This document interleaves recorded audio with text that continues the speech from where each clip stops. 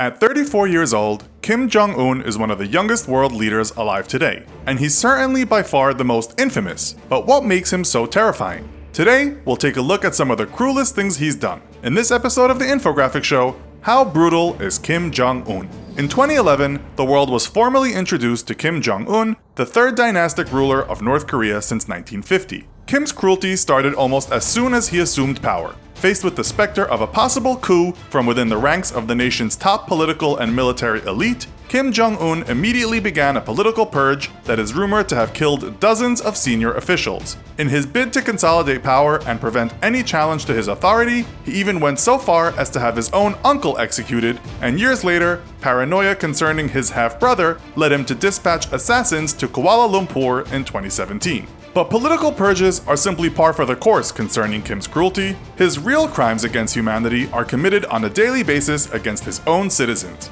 Wait until you hear about the laws they must follow and the penalties they incur for breaking them. The hallmark of North Korean cruelty is known as the Three Generations Rule, established in 1972 by Kim Il-sung, Kim Jong-un's grandfather. The Three Generations Rule mandates that any serious crime warrants punishing not just the offender, but 3 generations of his or her family as well. This is, according to Kim Il-sung, the only way to exterminate the seed of evil completely. What this means is that in North Korea, if your father committed a grave crime against the state, you and your children would also be sent to a prison camp alongside him for the rest of your life. The Three Generations Rule is supposed to be only for great offenses, but testimony from North Korean defectors and escapees shows that it has been enacted for offenses from political dissent to failing to remove dust from a portrait of any of the Kim ruling family members. Conditions inside the labor camps are purposefully cruel as well, with prisoners being fed barely enough to stay alive and forced to try to catch rats and insects to eat.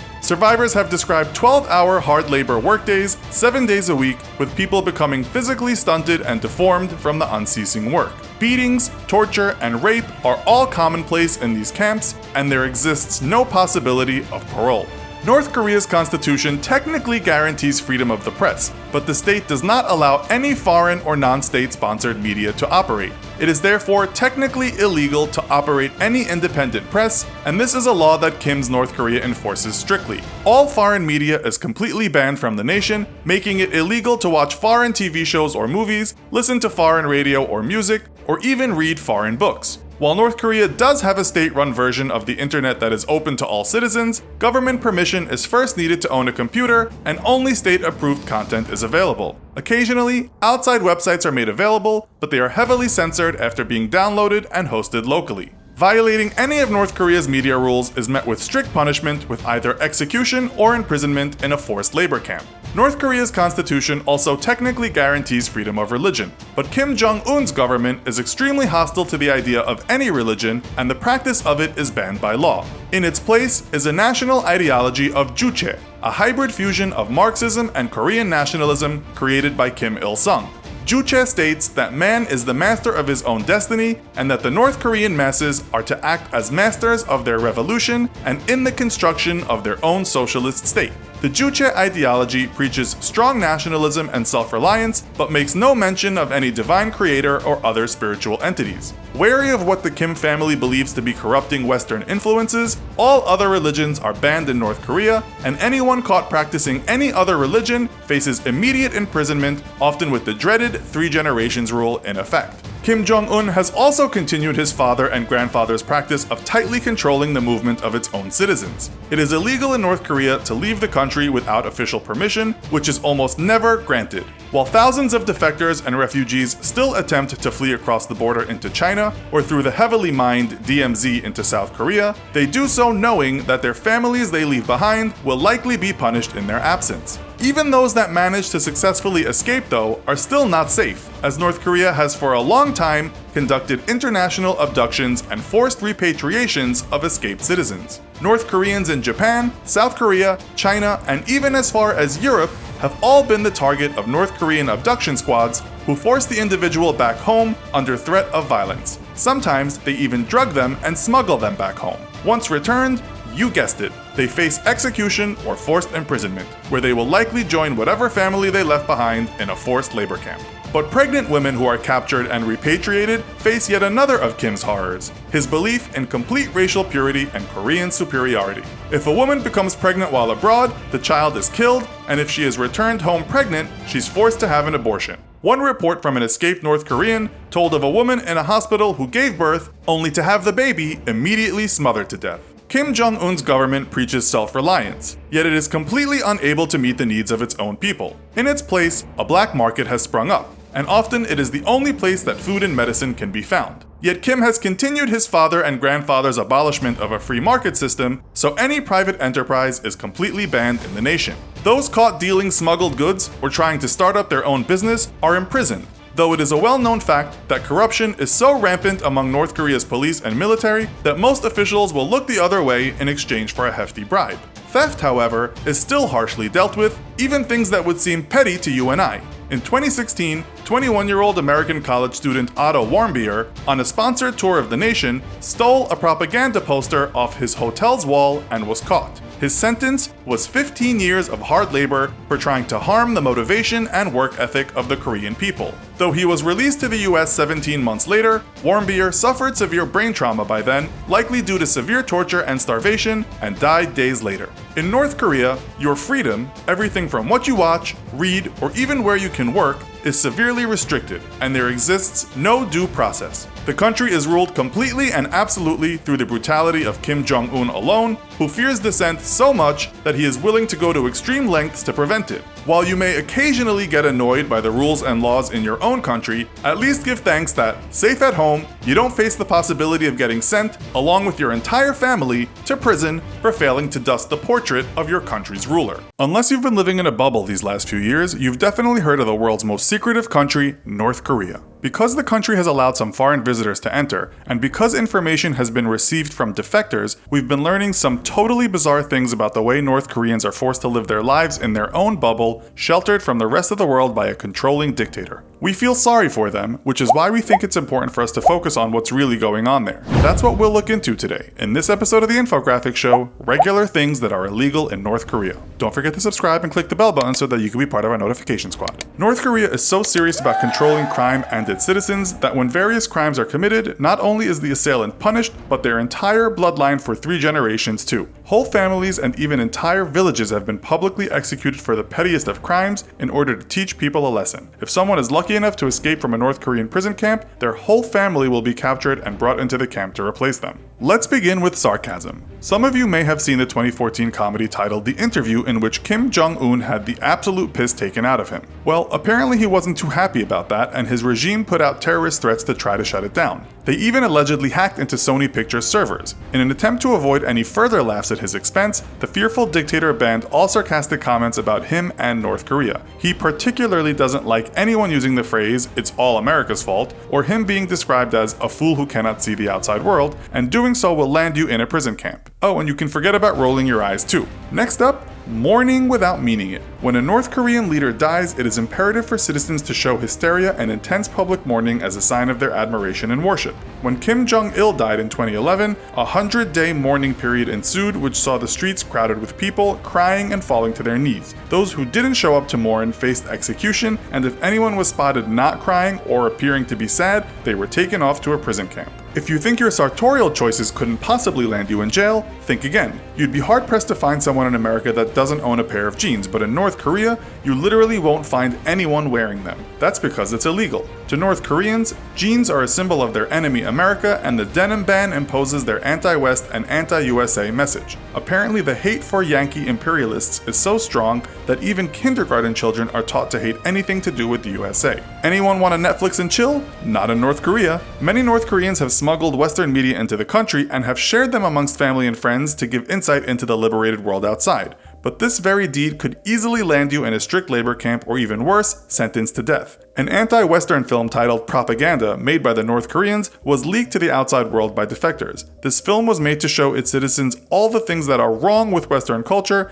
and it used hundreds of clips from TV shows showing cultural, moral, and political trends that have apparently weakened Western society. Even foreign music could land you in hot water. In 1992, a female former regime propaganda officer made the huge mistake of singing a South Korean song at a party. She was so badly beaten she couldn't walk for a month, and she was also thrown in jail for 3 years. All music that is played on the radio or by orchestras must be Kim Jong-Un approved, as well as praise him and communism. Forget about enjoying the new Coldplay or Rihanna album, even admitting you know the words to their songs will land you in deep doo-doo. Want to turn to the Bible in these tricky times? Think again. Despite there being between 200,000 to 400,000 Christians in North Korea, practicing religion is strictly against the law. Just owning a Bible can get you tortured, thrown into a prison camp, or publicly executed, perhaps along with your family too. As there is no right to religious freedom, citizens are forced to worship the Kim family, who have actually been found guilty by the United Nations of crimes against humanity for its persecution of Christians. In 2013, 80 Christians were publicly executed in a sports stadium in front of thousands of people just for owning Bibles, and it is estimated that there is up to 80,000 Christians held in concentration camps. After banning Christmas,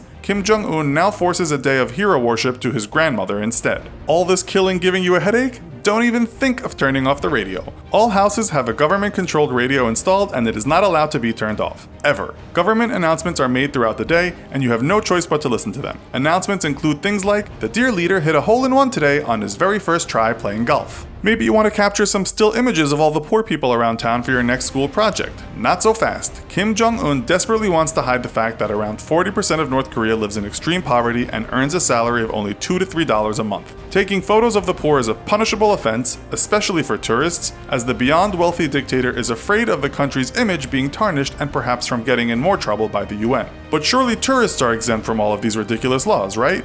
Wrong. Freedom of travel is a big no-no in North Korea for outside tourists, and anyone who tries to explore by themselves can get into big trouble. As a tourist in North Korea, you will have your every move planned, controlled, and watched by the government, so you can forget about any ideas of solo, independent travel at your own pace. You won't even be able to use the public transport system or get into your own taxi. Traveling around the country is only allowed as part of a guided, choreographed tour, which are usually run by the Korean International Travel Company. Their guides will show you around, but you are so restricted that you won't be able to leave your hotel without your guide, even if you just want to get something from the shop across the street, otherwise you and your guide will be punished. It is safe to say that unless you enjoy having extremely strict limitations and being watched like a hawk, it's probably better that you don't go on a soul-searching or relaxing holiday to North Korea. But fear not, dear audience. Just when we thought all hope was lost, we learned that marijuana, of all things, is legal in North Korea. In fact, it's not even considered a drug. You can easily find it being grown in fields and can buy it at local markets. Who would have thought? What would your life be like if you were born in North Korea? It's kind of hard for those of us on the outside to imagine. The country's official media present a bizarre picture of impossibly loyal, leader-adoring ranks of civilians and military alike. To some extent, Western media replay those images without enough skepticism for the stagey propaganda. For viewers outside the control of that secretive state, however, the glimpses convey the opposite of their intended effect. Instead of happy socialist cadres, the people depicted come across as an undifferentiated, freakish mass. And rather than focusing on human interest features, Western news stories now tend to show a rocket blasting off, perhaps followed by a map graphic showing the missile's potential radius. None of that has much to do with daily life in the Democratic People's Republic of Korea, as the isolated country is officially known. Even though the military and the Workers' Party of Korea remain central institutions, the focus of daily life for most North Koreans has nothing to do with politics or war. The government was once literally revered in the figures of Kim Jong-il, and especially the nation's founding father Kim Il-sung. Now the state is something of an economic means to an end at best, and more often an unavoidable annoyance, not to mention a continuing object of fear. For a generation now, most North Koreans have lived experiences that demonstrate the patent lies of the state media. They just have to be careful who they admit it to. There was a time when everyone in North Korea made their living working for the government, and many were happy to do it. In the 1950s, the DPRK's economy was actually stronger than that of their rival, US-allied South Korea. During the days of Japanese colonization, the northern part of the peninsula was modernized for heavy industry. The South, with more favorable agricultural conditions, started off their independent era with less industrial infrastructure. In the 1960s and 70s, North Korea continued along in economic security as their neighbors in China struggled to emerge from years of deadly famine. By the 1980s, the equipment, factories, railways, and power grid that North Korea depended on was aging, as was the case in many communist countries of the era. Pretty much everyone was poor, but few were genuinely destitute. And then the bottom fell out. The prevailing philosophy during the long reign of Kim Il-sung was juche, or self-reliance. It was a matter of pride that North Koreans were in control of their own economic destiny, growing and manufacturing most of what they needed domestically. Without a doubt, the people of North Korea were incredibly industrious, but what the country's leader didn't mention was the incredible amount of support that poured in the country from China and the Soviet Union. Trading goods at a loss amounted to an indirect subsidy from neighboring giants. Most crucially, North Korea's fuel supply depended upon assistance from the USSR. And when quite suddenly there was no USSR anymore, North Korea was in trouble. The loss of foreign trade and the fuel shortage in the early 1990s started a literal death spiral for the people of North Korea. Factory production slowed. Without sufficient fertilizers or machinery, farm production slumped. There was now simply less food to go around. In those days, wages were supplemented with direct food distribution by the state. That stopped. Raw materials stopped reaching factories, and workers, left with nothing to do, were now also receiving virtually no compensation.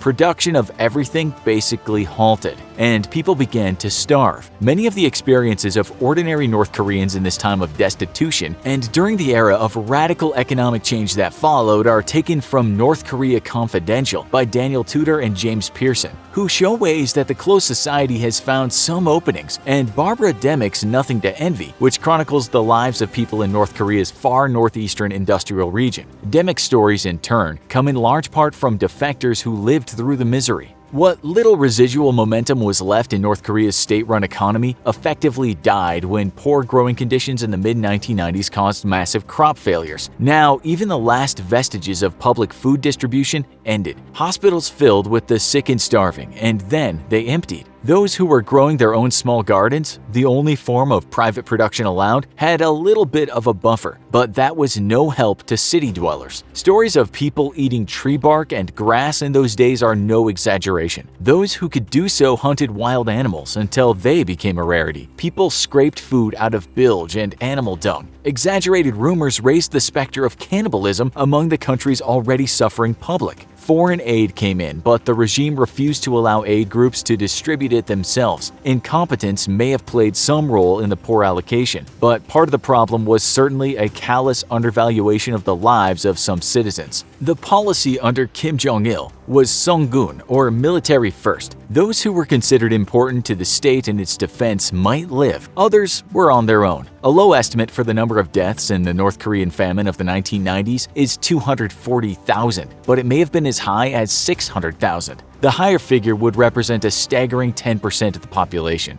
In a reference to a well-known story of Kim Il-sung's alleged victory over the Japanese in World War II, the era of economic depression in the 1990s became known as the Arduous March. It was in those days of misery among the ruins of the command economy that an unusual form of capitalism sprouted up. As a corollary to the acceptance of kitchen gardens, beginning in the 1980s, the regime reluctantly granted people the right to trade produce at outdoor neighborhood markets, known as Jangmadang. At the height of the famine, for many, an informal Jangmadang in one's village or neighborhood might be the only place to obtain food. People developed a system of bartering. It was illegal to sell newly manufactured products in an informal market, but people would bring in secondhand goods, and people with different skill sets would offer increasing range of services, like bicycle repair and hairstyling. Somehow, bags of rice from aid shipments found their way into the market stalls, and people were glad to buy this most valued commodity when they could, despite the specific ban on selling rice. In fact, as the Jangmadang expansion was going into the late 1990s, aside from the original garden vegetables, the whole thing was illegal. But there was nothing the government could do about it, since there was no alternative that could put food on people's tables. Beginning sometime around 2002, the DPRK leadership made legal recognition of the market's official policy. Vendors could receive approval to operate in exchange for a fee. For large sellers, this licensure was worth the cost, and they no longer needed to fear arrest or seizure of their merchandise. The receipts also provided the dead broke state with a source of revenue.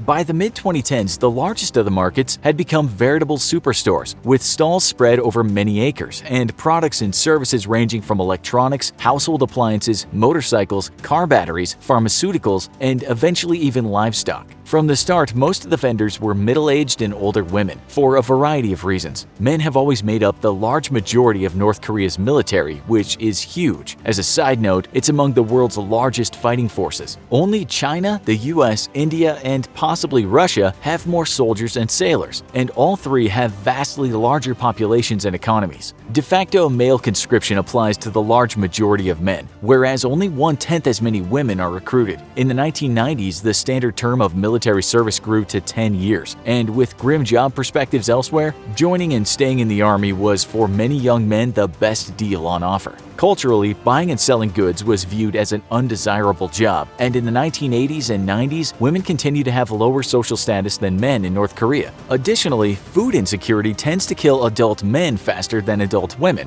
based on natural body fat percentages. And in 2015, Kim Jong-Un removed age restrictions on women marketers, while banning men under 60 from operating stalls. One result of markets run largely by women is a general rise in opportunity, a greater economic centrality for women in the income of families. Most people in the civilian sector still had day jobs, and those were still with the government, but by the early 2000s, most jobs paid far less than one needed to survive. This fact led to a second major economic restructuring. The reality was that you would likely have to make your living doing something other than your official job. Depending upon where you lived and your social standing, that could take various forms. By now, the state was effectively mandating that people grow their own food. Even soldiers spent a good deal of their time farming. If you are already working on a collective farm, you might sneak off to some marginal land to grow your own crops on the side. At first, this practice was likewise illegal, but utterly rational if you were looking at starvation as the alternative. In time, the government eased up on this issue too, allowing farm workers to cultivate some land for their own families, as long as they also hit their public quota.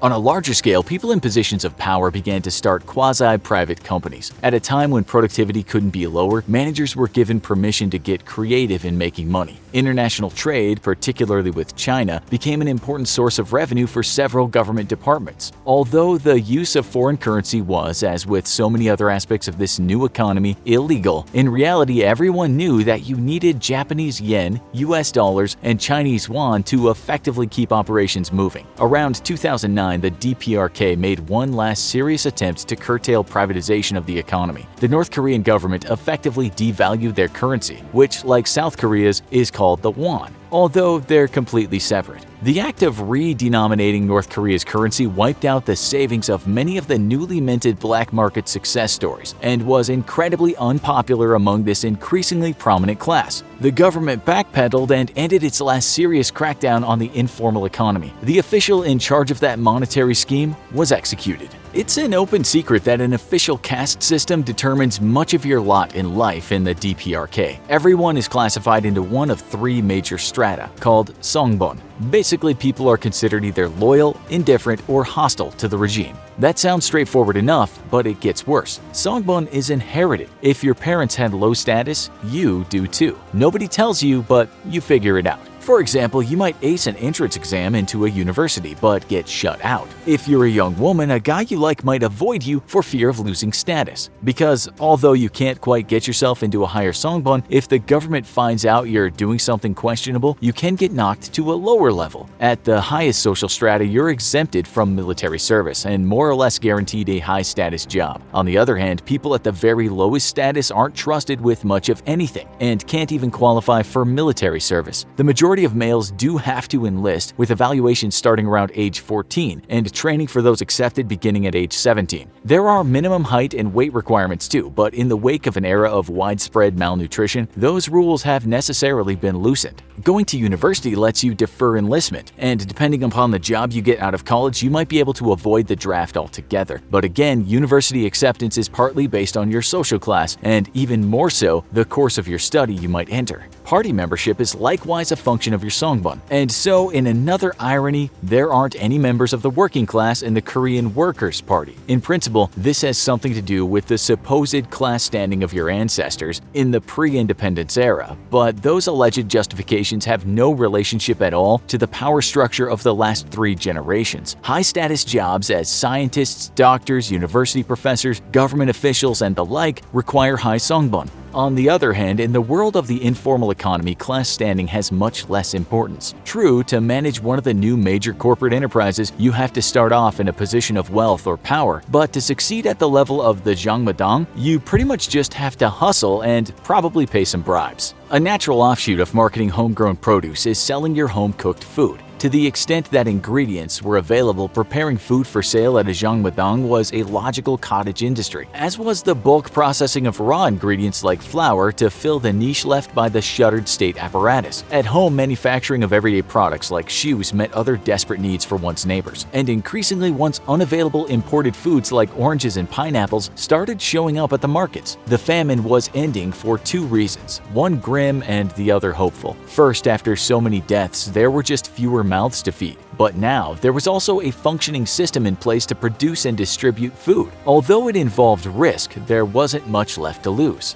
One of the key elements of the informal economy is smuggling. The border with South Korea is ridiculously well guarded, so that's a non-starter. But the Chinese border to the north is pretty porous, if you know how and where to cross. In the modern system, border guards effectively count on bribes from smugglers as a major part of their salary. All manner of product pours in. Foreign fashions are quite popular, as are South Korean films and TV shows. As memory sticks replace DVDs as the medium of choice for banned content, censors are increasingly unable to stem the flow. Even soldiers in North Korea enjoy watching South Korean movies, albeit discreetly. Young women in the northern region have taken to wearing black jeans, which are less obvious than blue jeans, if technically still illegal. South Korean brands are more highly valued than Chinese, in another upending of the traditional party line. Millions of North Koreans own cell phones on the country's own internal network, but if you live near the border and want to talk to people outside the country, you can buy an illegal Chinese phone and pick up their signal from across the river. Increasingly, people are finding ways to communicate outside the eyes of the censors. The state puts limits on domestic travel, and you're supposed to get permission before going on a trip. That's become less of an obstacle now that there are so many private bus and truck operators. Since trains are unreliable almost to the point of being non-existent in much of the country, the new buses are about the only option anyway.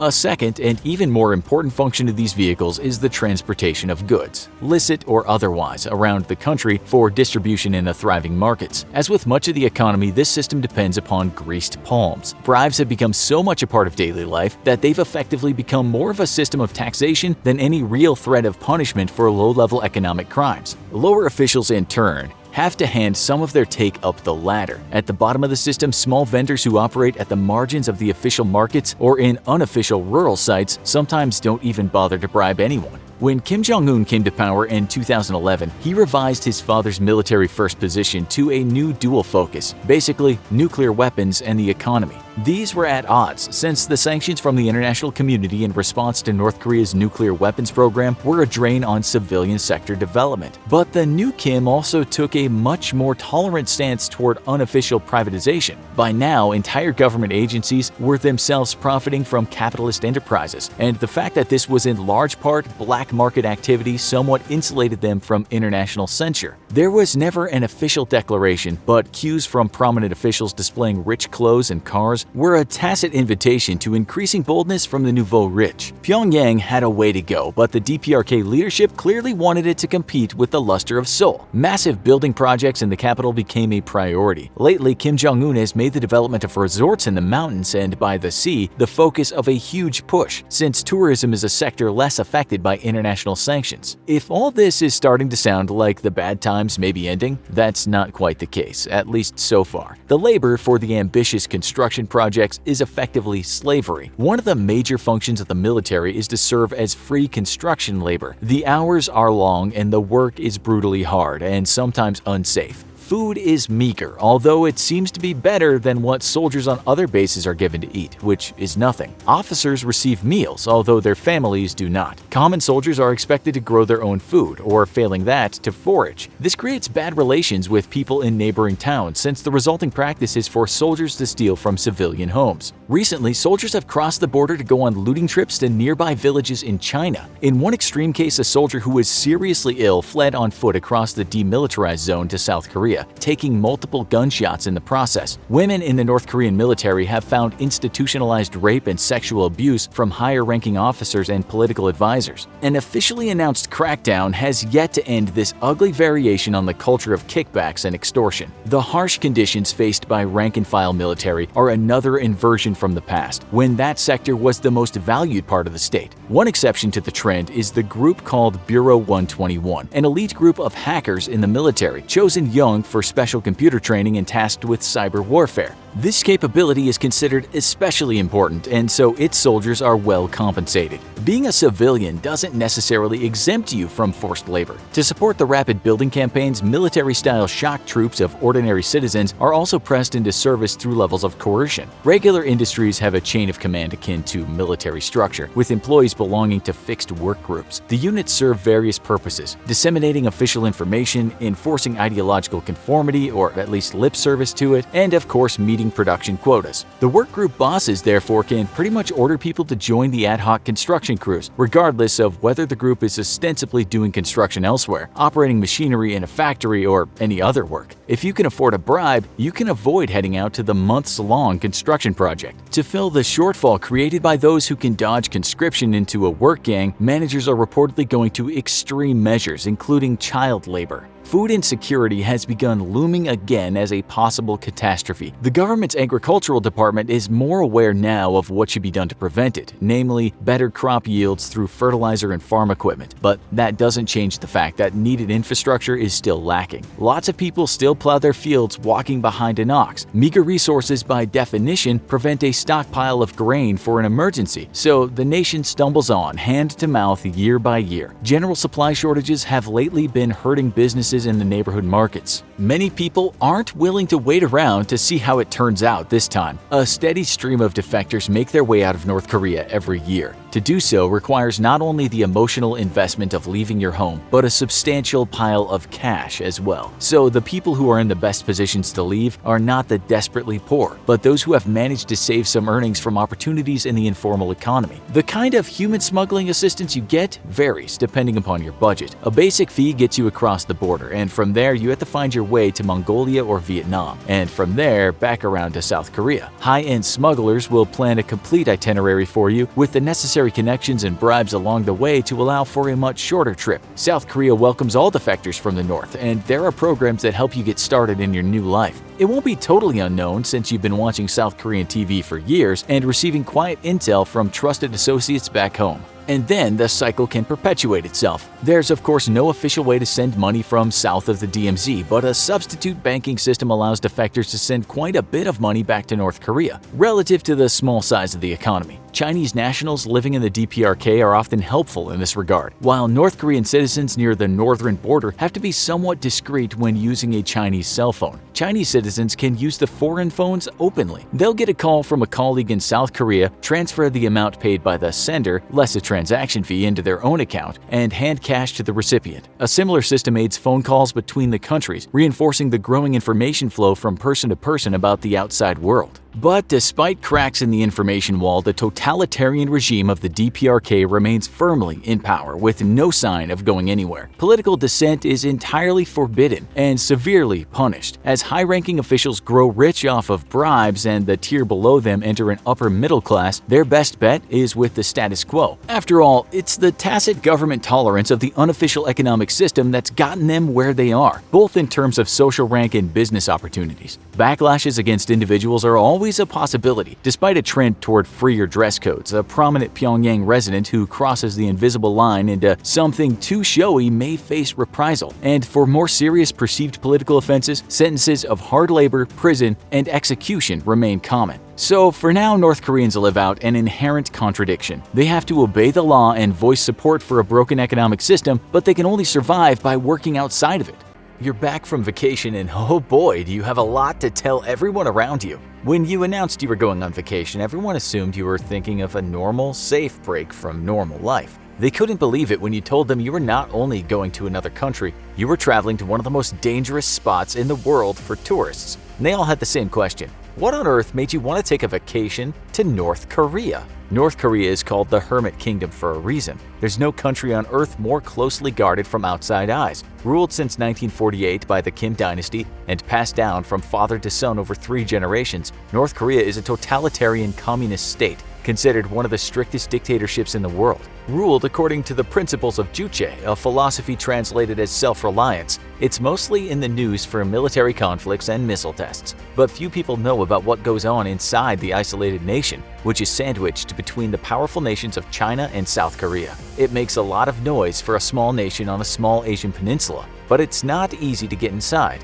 and that made you all the more interested to see it for yourself and all the bizarre things that only exist within their borders. The strange North Korean facts begin before you even get in the country, starting with their tourism process. They're the only country in the world where the tourism process is handled entirely through state-controlled bureaus. Companies like Korea International Travel Company and special companies aimed at bringing international athletes to the country approve visitors and lead them on guided tours, with very limited freedom to explore for yourself. Many countries, including the United States, warn or even prohibit tourists from their country from going to North Korea because of the regime's tendency to arrest foreign tourists for the slightest offense. A minor mistake, like walking in the wrong area or disrespecting the leader, can lead to a lengthy sentence in a North Korean labor camp. Most people can apply to visit North Korea, with one major exception based on profession: journalists. The North Korean regime does not want their secrets getting out too easily. Once you entered North Korea as a tourist, the cultural whiplash began quickly.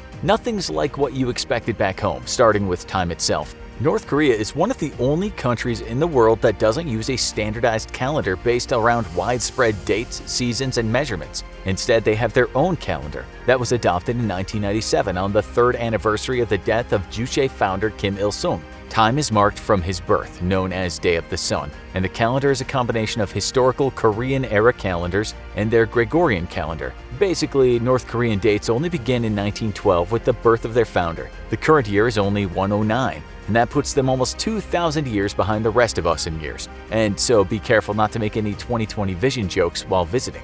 Those guards don't look like they appreciate puns. What's the first thing you do when you start a vacation? Probably take a selfie and upload it to all your social media channels. Not when you arrive in North Korea, because the internet, as you know, doesn't exist. Think about it. Have you ever chatted with someone from North Korea on Twitter? To even own a computer in North Korea, you need to get permission from the government. And each computer is registered with and strictly tracked by the government, more seriously than deadly weapons in some places. Few people in North Korea can afford computers, so the easiest way to access the internet is through computer labs and the internet cafes in big cities. But don't count on being able to surf all your favorite pages. North Korea has its own private intranet, which runs similarly to the basic internet from the 90s, and you'll only be able to access around 30 websites. And most of them are government information and propaganda websites running on slow dial-up connections. As a tourist, you just have to worry about keeping your head down, not making any waves, and learning what you can about the country. But for those who live here, proving your loyalty to the North Korean regime is a constant process, and you find yourself marked by how loyal you and your family are seen as. Ever since 1957, the population of North Korea has been divided into 3 classes,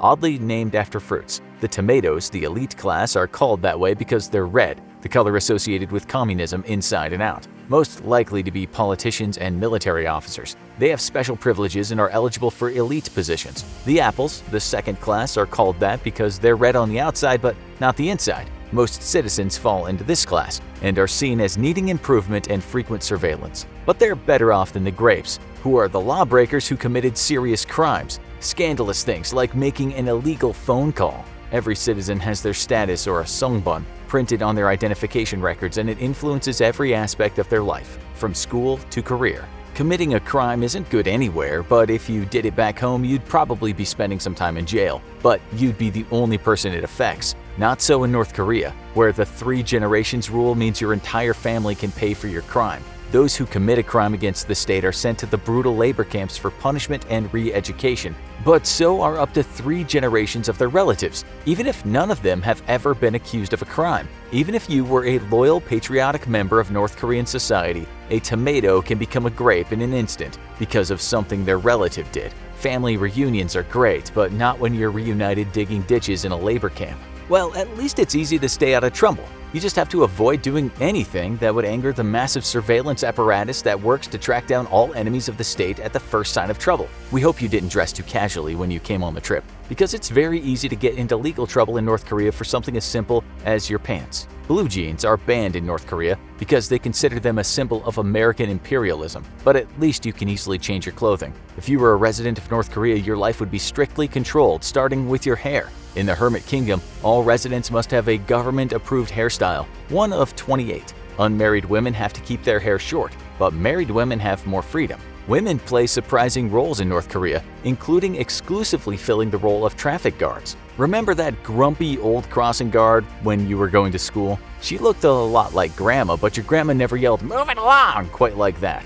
In North Korea, traffic police are very different. Staffed entirely by young, attractive women under the age of 26, this position has existed since the early days of the regime. Because the country didn't have traffic lights yet, they had humans direct traffic. The traffic women of North Korea are among the most prestigious positions people aspire to there, with the workers getting higher pay, free housing, and even military honors for doing their job well. We're a long way from the intersection by your elementary school. In your spare time, when you're not being taken on guided tours around the country with the other tourists, you figured you should take in some leisure activities. You heard a game of basketball was being played locally, and you love that game, but it doesn't take long into play to realize that this definitely isn't the basketball you know.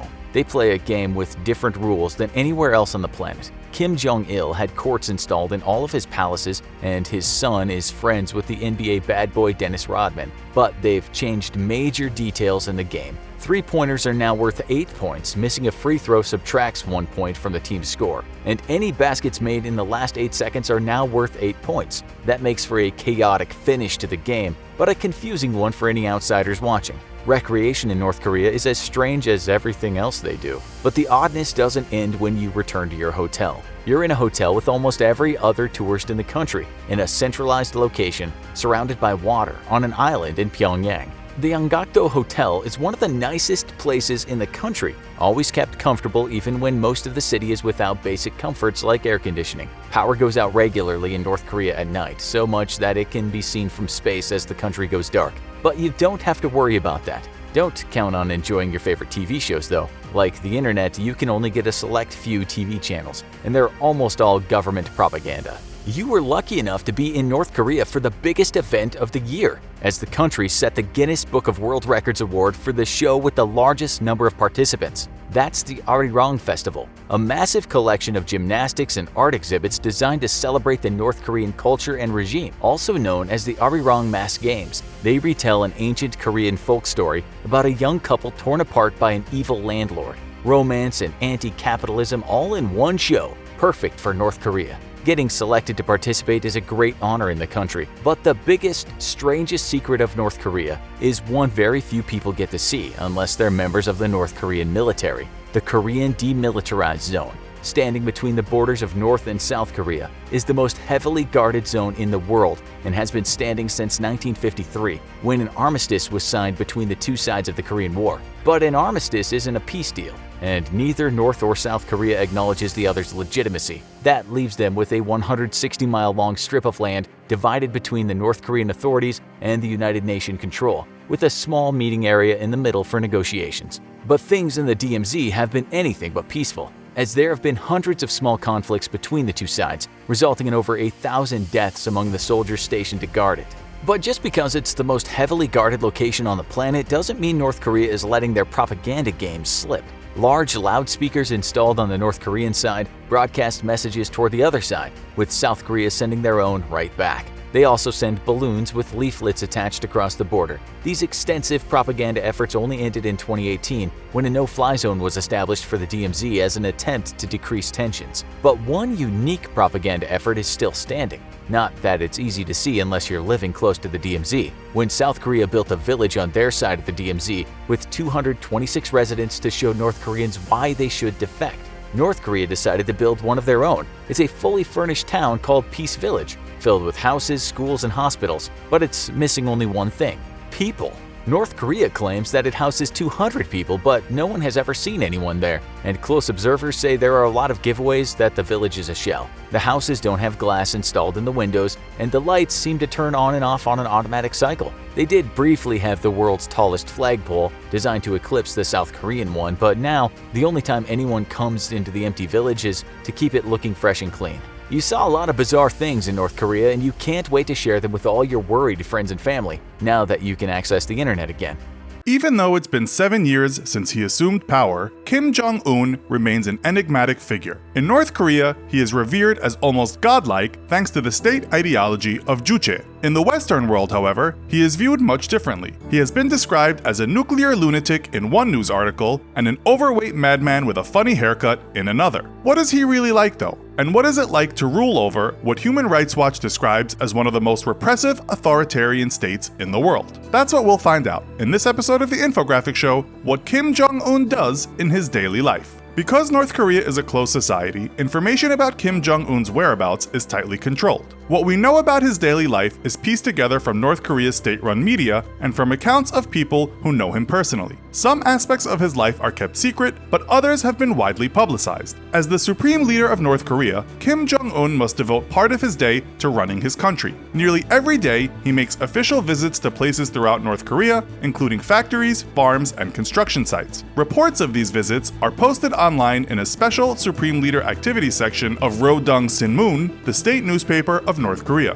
One reason for these visits is that they help to promote his political strategy of Byungjin, which a Vox article describes as developing both nuclear weapons and the economy equally. Some of the construction sites he visits are for what a CNBC article calls expanded tourism that would generate hard currency. Another article describes how a model collective farm with 400 families was benefiting from his economic reform of giving farmers control over what they could produce and sell as long as they could meet their state quotas first in Chinese-style reforms of the 1980s. Reliable information about the impact of his economic reforms is difficult to obtain, but economists estimate North Korea growth rates of between 1 to 2% since Kim Jong-un came to power. Newsweek reports that another purpose of these visits is also to give the impression that Kim Jong-un is devoted to his people. Unfortunately, it is mainly a false impression. Most of the time, he lives separated from them, spending most of the country's wealth on the military, about 24% of North Korea's GDP, and creating a cushy life for himself and his elite inner social circle.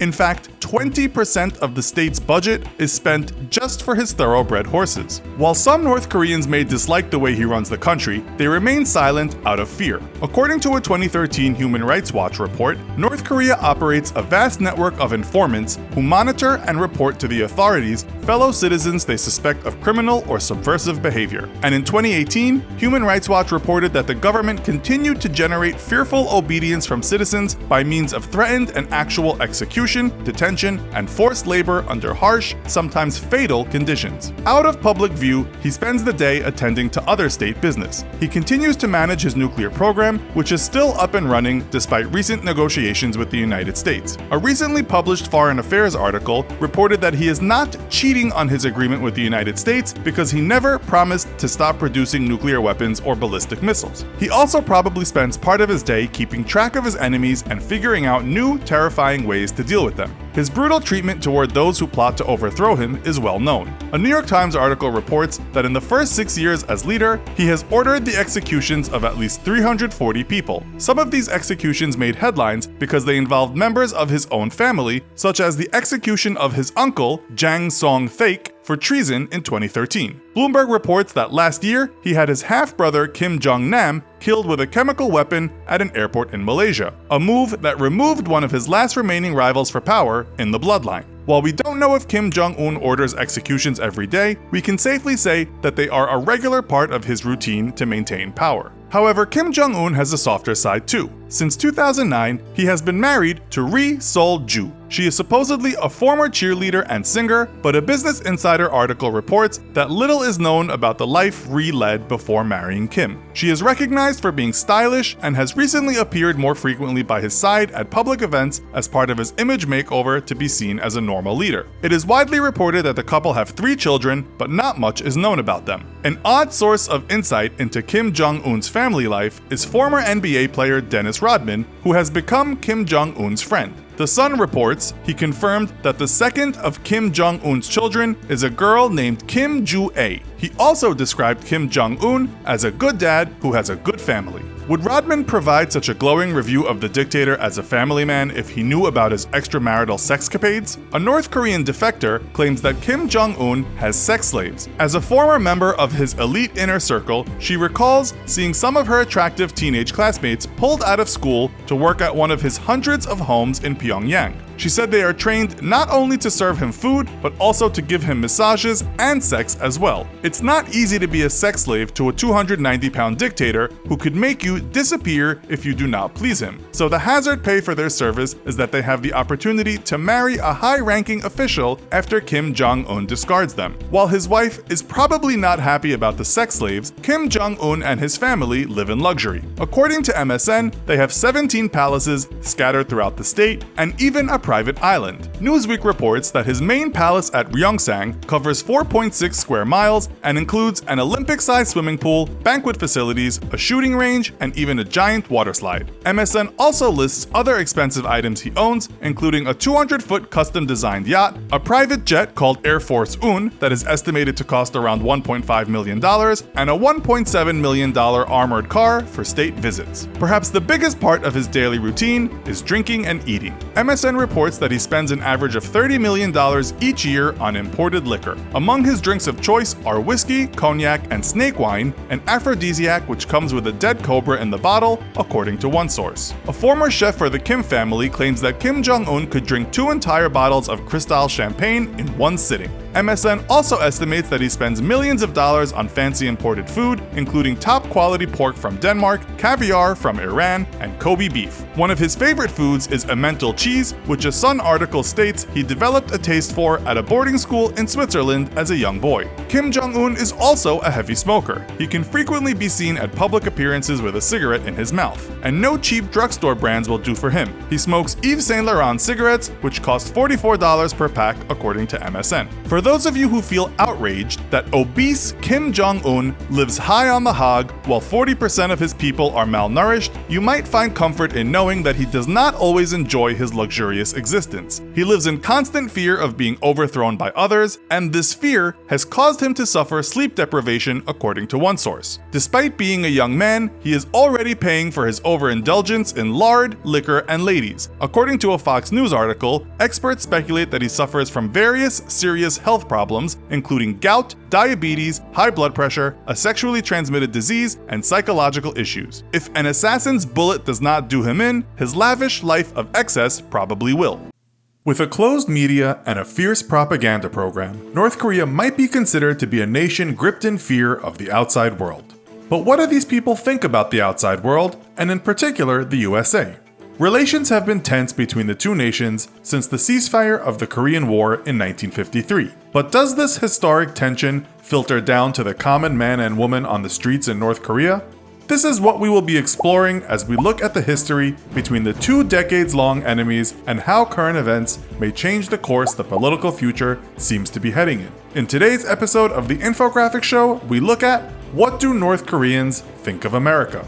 While most of those who live in Eastern civilization live in a collective society, Those from the West live in an individual society. Perhaps nowhere on the planet can we witness the extremes of collective and individual society as in the People's Republic of North Korea and the United States of America. Collectivism puts an emphasis on the cohesiveness among individuals to the extent that the group is more important than the individual. Collective societies work together towards a common understood aim. Individualism, on the other hand, puts the worth on the individual. This ideology believes that the individual's rights and beliefs should come before the rights of the state or social group. When understanding Eastern and Western civilization, it is important to make this distinction first and foremost. In 1910, Korea was annexed by Japan. After the Japanese surrendered towards the end of the Second World War, Korea was divided into the North, occupied by the Soviet Union, and the South, occupied by the USA. The two sides were unable to rejoin as a nation, and in 1948, separate governments were assembled. North Korea invaded the South in 1950, and a 3-year war followed until both sides agreed on a ceasefire. North Korea calls itself a self-reliant socialist state and has formal elections. State-run enterprises and collectivized farms are the means of the country's production. Healthcare, education, housing, and food production are state-funded. Following the election of President George W. Bush in 2001, the US considered North Korea a rogue state as the North Koreans worked hard at acquiring nuclear weapons. By the first term of President Barack Obama, a policy of strategic patience was adopted. North Korea's supreme leader Kim Jong-il died of a heart attack on December 17, 2011, and was swiftly succeeded by his youngest son, Kim Jong-un. On June 12, 2018, Kim Jong-un met with US President Donald Trump in Singapore. This summit, along with an earlier meeting between North and South Korean premiers on the militarized border, was considered internationally as a firm step towards peace between North Korea, South Korea, and the USA. The North Korean government censors art and media, but Western films are available at private showings to high-ranking party members, and certain Western films are allowed to be viewed. Titanic, for example, is often viewed by university students as an example of Western culture. Also, it is key to note that many more Western films are smuggled through as DVDs or aired by border TV and radio stations. So much of what North Koreans think about America comes from 3 sources. 1. From what the government tells and teaches them. 2. From what they see on television and hear on radio. And 3. From what they experienced themselves from the 1950s or what the elder generations tell them about Americans during the conflict. So what do most North Koreans think about the West, and in particular the United States? Well, many North Koreans assume North Americans have lots of guns, probably owing to the smuggled television shows and movies they get to see. Many think Americans are all gun owners. Many North Koreans also assume that all Americans are rich, live in big houses, and drive expensive cars. Americans will hold hands and kiss on a first date, which is not the done thing in a collective Asian society. And Americans are so individual that families might split the bill at a restaurant, unheard of in the collective East. How much of all this is put together from watching TV shows, we'll let you decide.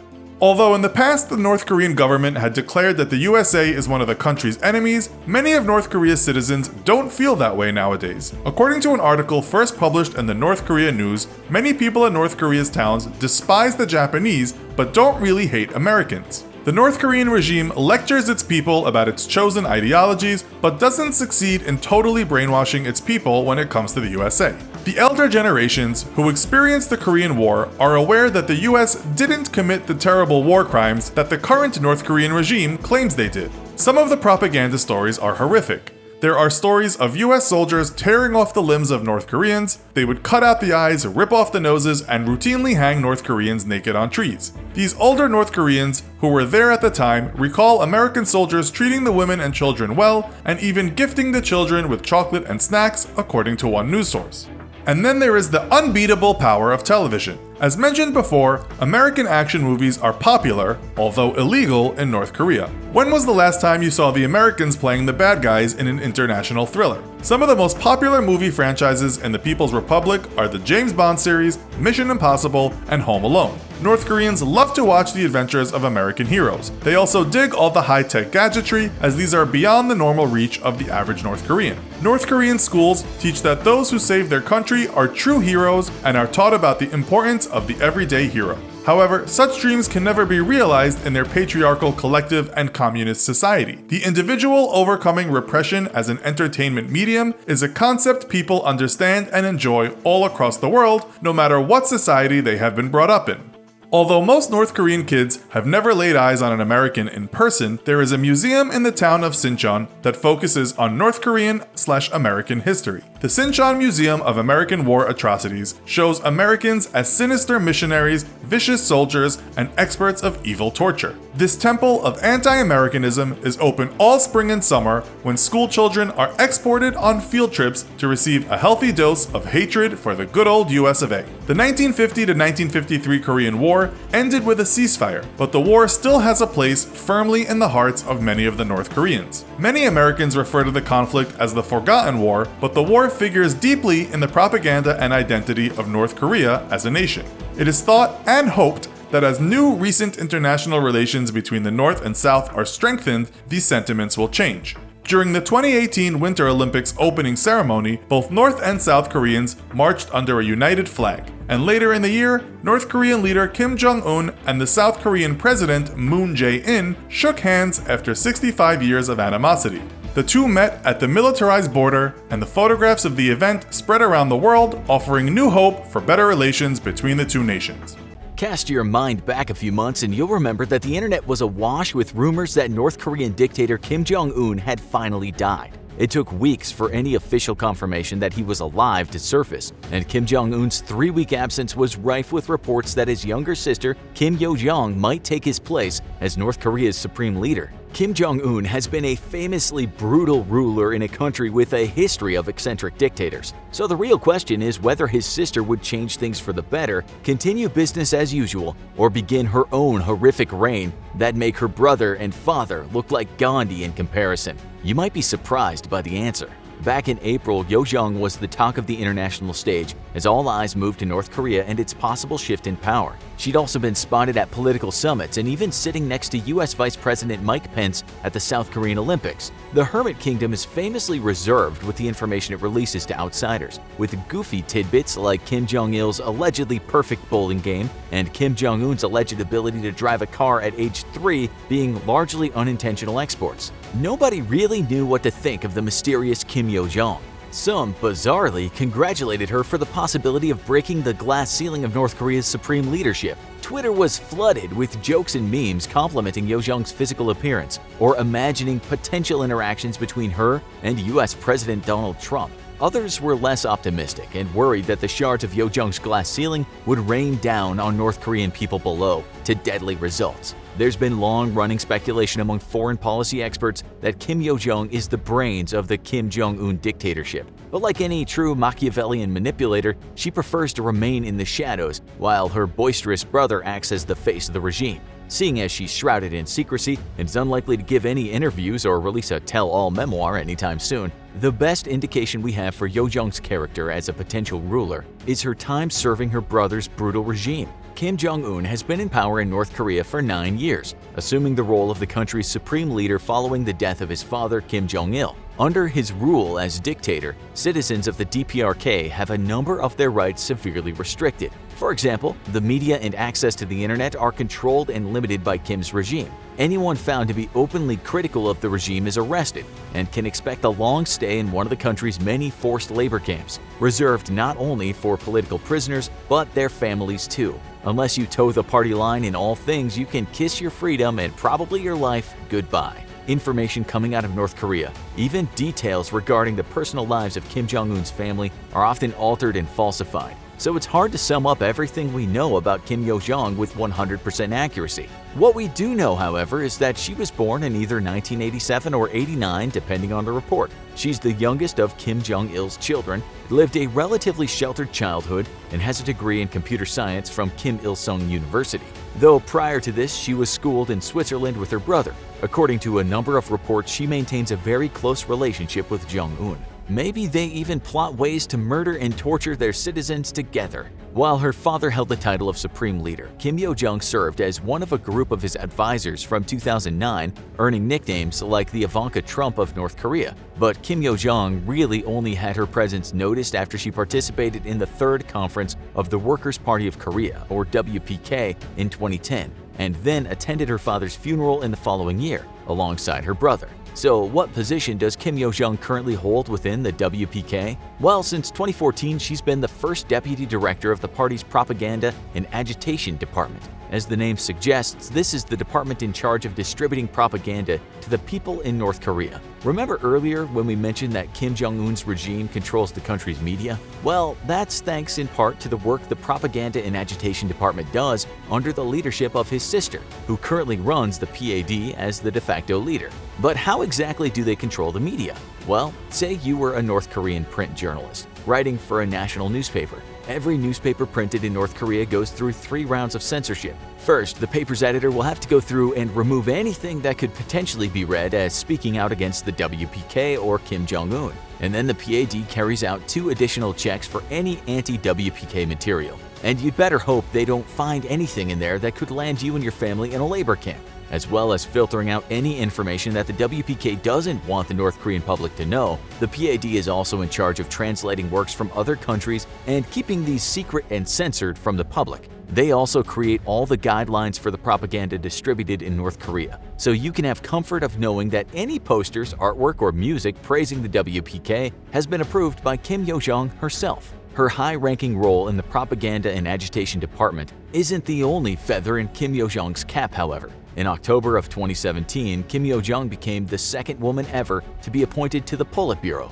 What's the Politburo? Its full title is the Political Bureau of the Central Committee of the Workers' Party of Korea, and it is the highest authority in decision-making in the entirety of North Korea, as well as a real mouthful to say out loud. Comprising important state and military leaders, the Politburo is in charge of overseeing the day-to-day running of the WPK. It's Kim Jong-un's inner sanctum, his Jedi Council, his most trusted politicians and generals elected by the Central Committee. They're not only the highest authority within the WPK, but also have absolute ruling power over the Democratic People's Republic of Korea, and their decisions become automatically enforced by law. In 2017, it was speculated that Yo-jong's appointment to the Politburo was an indication that her brother wanted her to replace the first woman to previously hold the position within the bureau, that being their aunt, Kim Kyung-hwa. While their aunt and Kim Yo-jong were rumored to have a good relationship, it's been hinted that Kim Kyung-hwa wasn't playing an active role in the WPK's regime. And this is likely a reason why Kim Jong-un might have wanted his sister to replace her. Yo-jong, after all, had made a reputation for herself as someone he could trust to act with the regime's best interests in mind, given her role with the propaganda and agitation department. However, like many official appointments within North Korea, Kim's involvement in the Politburo was not exempt from a state of perpetual fluctuation within the ranks of the WPK. In April of 2019, Kim Yo-jong was removed from the Politburo only to be reinstalled a year later in April 2020, around the same time that rumors of Kim Jong-un's death began circulating online. From this, it's easy to infer that Yo-jong knows her way around the art of political maneuvering and is actively pursuing power in the event of her brother's untimely death. In spite of this, there appears to be a real bond of trust between Yo-jong and her brother, making it seem like the shrewd and manipulative Cersei Lannister to his violent and unpredictable Joffrey. Given the numerous high-profile and high-power positions Kim Jong-un has bestowed upon her, it's a safe assumption that he trusts her and her dedication to the regime of the Workers' Party of Korea. That certainly ranks her higher in Kim Jong-un's treatment than their other siblings, especially their eldest brother Kim Jong-nam. After being prevented from becoming his father's successor in favor of Kim Jong-un, Kim Jong-nam was then assassinated in Malaysia in 2017. He had been openly critical of his brother's regime, and that earned him an assassination by his own brother. But you'd never believe how it played out. While Kim Jong-nam was waiting to catch a flight in Kuala Lumpur International Airport, 2 women approached him claiming to be filming a prank TV show. They sprayed him in the face with a deadly nerve agent, and in minutes, Nam was dead. It was never entirely clear if the women were groomed assassins or unwitting pawns who had no idea what they were actually doing.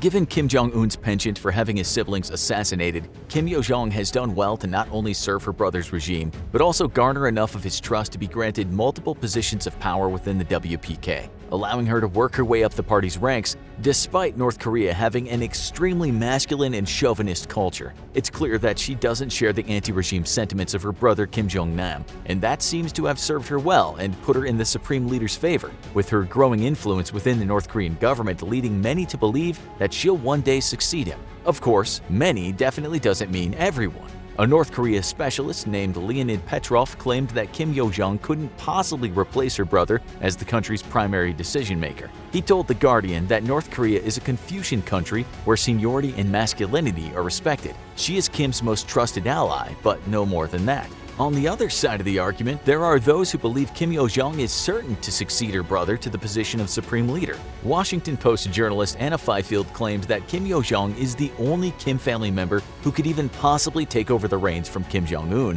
In a tweet made around the time rumors of the supreme leader's death were widespread. There is some merit to this, as the only other sibling among Kim Jong-il's infamous progeny is Kim Jong-chul, who, according to most reports, has no interest on ruling the country and prefers to instead devote his time to learning guitar and obsessing over Eric Clapton. Yeah, you thought your family was weird. Given how quickly Kim Yo-jong has climbed the WPK's ranks, taking on more responsibility and control within the party, spreading her influence and her public profile in recent years, it seems entirely plausible that she could succeed her brother in the event of his death. How she would rule over North Korea is something on which we could only speculate. Currently, it's hard to imagine anything worse than life under the oppressive regime of Kim Jong-un and the WPK. And seeing as she's proved herself a dedicated enough member of the party to join the Politburo, it seems highly likely that Kim Yo-jong would at least continue to rule North Korea in her brother's image. Life in North Korea is almost unimaginable for a person in the West. The hermit nation is so closed off that some people there still aren't aware that humans have been to the moon. Because the DPRK is so secretive, it's hard to separate myths from facts when it comes to citizens' daily lives. In the past, we've looked at how the average North Korean person compares to people in both South Korea and the US. But what about dating? If you're single and ready to mingle in North Korea, how do you go about finding a hot date? North Korea is a country that is in many ways stuck in the past, and romance is no exception. Officially, the country's stance on love is highly conservative and utilitarian. Public displays of affection, however small, are largely frowned upon, and citizens are encouraged to reject decadent capitalist notions of romance in favor of treating your partner the same way that you treat all your fellow revolutionary comrades. But as one anonymous defector explained in the Guardian article titled "Dating North Korean Style," although the government succeeded in getting rid of these basic human rights, it couldn't prevent its people from falling in love. Over time, the state's attitude towards romance has softened, and most younger citizens no longer hold such restrictive ideas in courtship. In fact, North Korea has even started allowing romantic comedies. In 2012, the British-Belgian-North Korean co-production Comrade Kim Goes Flying, the story of a coal miner joining the circus and falling in love with one of her fellow acrobats, was a smash hit when it premiered in Pyongyang. However, this isn't to say that finding love in the DPRK is as easy as it is in the state-approved movies. It's still a largely impoverished nation ruled over by an oppressive communist regime that restricts and controls almost every aspect of human life. For example, if you're a North Korean teenager and you want to take your crush out after school, you'd better be sneaky about it because relationships are expressly forbidden for young people. There is little to no sex education in schools, and most teenagers in the country rely on information from their parents, siblings, and friends to figure out the birds and the bees. Some aren't even lucky enough to get that. Dr. Andrei Lonkov, a professor of Korean studies and columnist for the Korea Times, explains in an interview for The Mirror, some North Korean females who became young adults in the 1970s and 1980s recall that until their early 20s, they thought that holding hands with a male for too long could lead to pregnancy. But regardless of what country you live in, teenagers are teenagers, and many of them get around the no dating rules by scheduling dates in the park after nightfall or in the basements of their apartment complexes, and in some cases hooking up at larger social gatherings like birthday parties where friends can easily cover for them. Once you're out of school, restrictions on dating become less strict. But there's another hurdle to jump over for any lonely North Korean looking for love: military service. True to form for a highly militarized communist nation, North Korea has mandatory conscription for all males and selective conscription for females between the ages of 15 and 30. In 1993, the length of mandatory service was extended from 8 years to 10, meaning that once you've been drafted, you're in it for the long haul. The anonymous defector writing in the Guardian article cites this as the reason his first relationship fell through. Despite our good relationship, she ended up joining the military and I was left behind. Even though both men and women serve in the military, celibacy is expected of all enlistees for at least the first 10 years of voluntary service.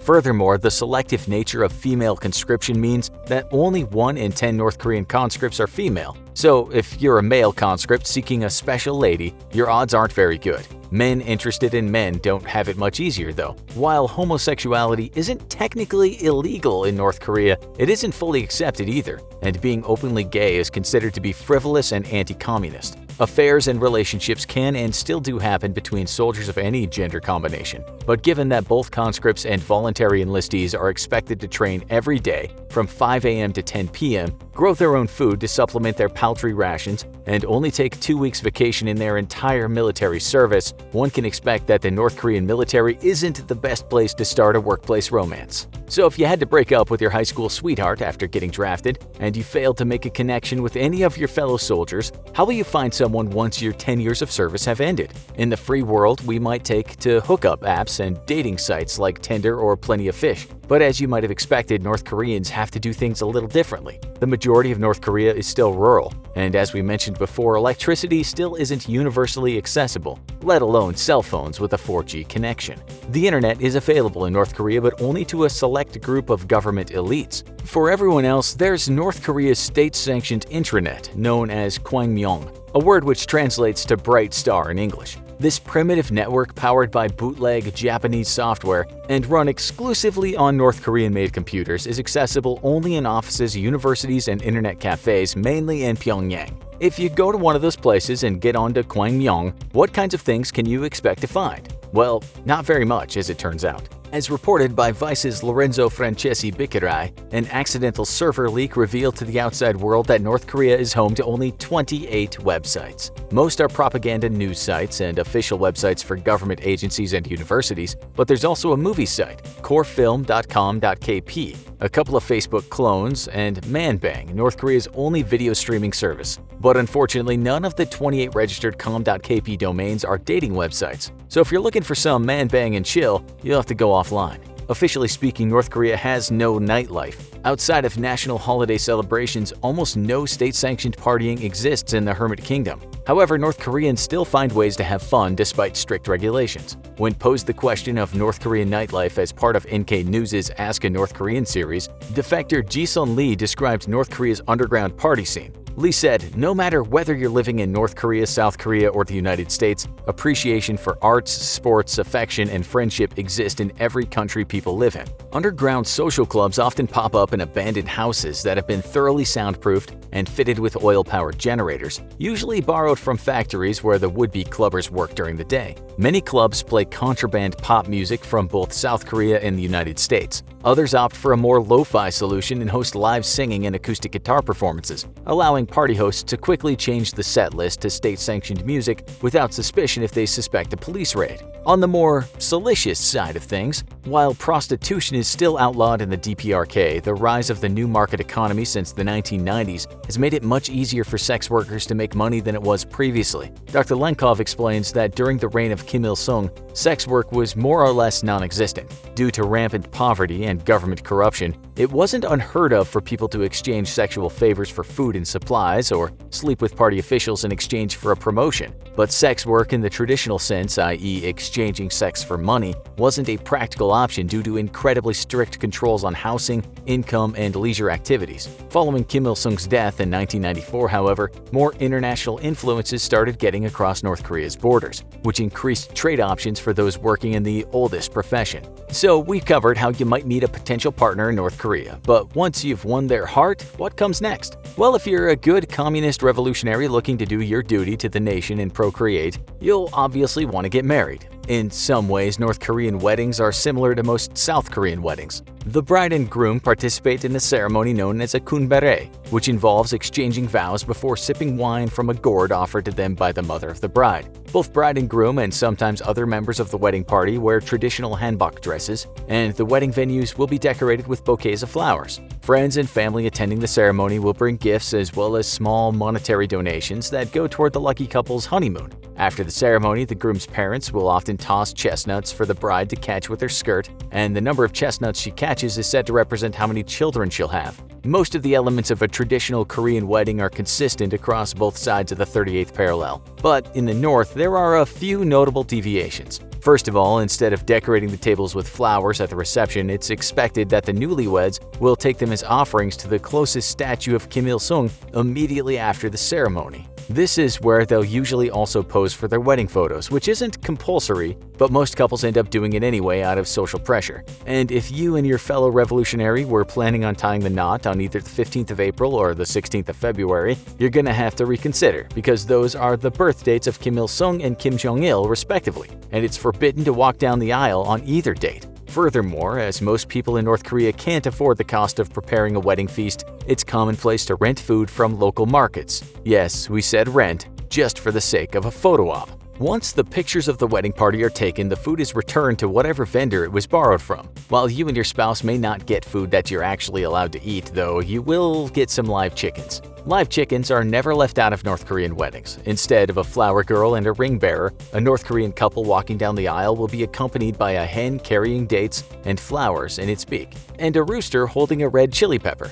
As for that honeymoon fund we mentioned earlier, well, you're out of luck once more, because a newly married couple in North Korea will still be expected to come to work the day after the ceremony. NK News contributor Kim Yu-sung says in an Ask a North Korean article that he had never even heard of honeymoons until after he defected in 2005. For party officials, the wedding day is a much more lavish affair. As a way to demonstrate their wealth and importance, the ceremony will be held on a huge scale, with long lines of cars parked outside the venue. The monetary gifts given by guests to the wedding will often be in US dollars, another way to show off the couple's power and status. After the special day, what is married life like for North Korean people? Well, if you find out that you jumped in a little too soon with your fellow revolutionary and it's not really working out, you're not alone. Divorce rates in North Korea are steadily rising as more and more women are seeking economic independence outside of marriage. Alternatively, if you're a party official or elite businessman, you could always have an affair. In sharp contrast to the conservative attitudes held by the majority of North Koreans,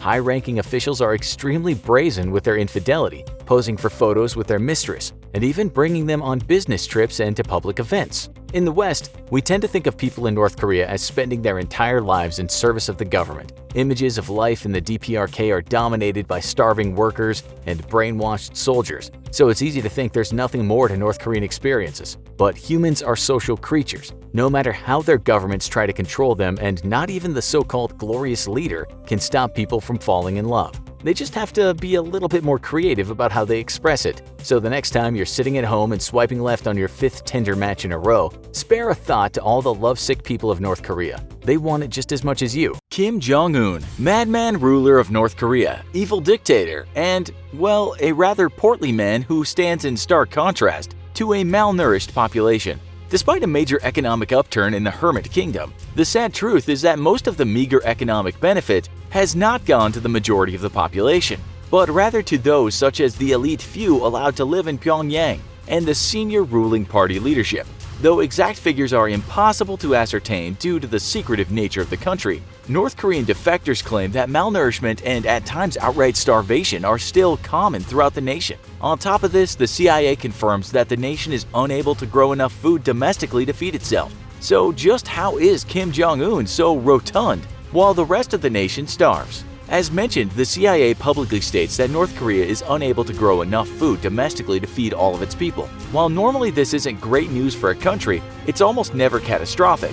Plenty of nations around the world don't grow enough of certain crops to feed their own people's demand for those items. Those shortfalls are made up with international trade. For example, the US produces far more wheat than it consumes, and it is in fact the world's largest exporter of wheat, making up over 15% of global wheat exports, which it sends to nations lacking this crop. Unfortunately for North Korea, however, international sanctions against the nation have stopped the import of many foodstuffs, leaving the nation mostly to fend for itself. During the Cold War, North Korea was in effect a client state of the Soviet Union and heavily relied on Soviet imports to feed its people. However, after the collapse of the Soviet Union in 1991, food and fuel imports were stopped, and worst luck of all, just before a major natural famine struck the nation. Estimates range from between several 100,000 dead to as many as 3 million, and North Korea quickly began looking for new support.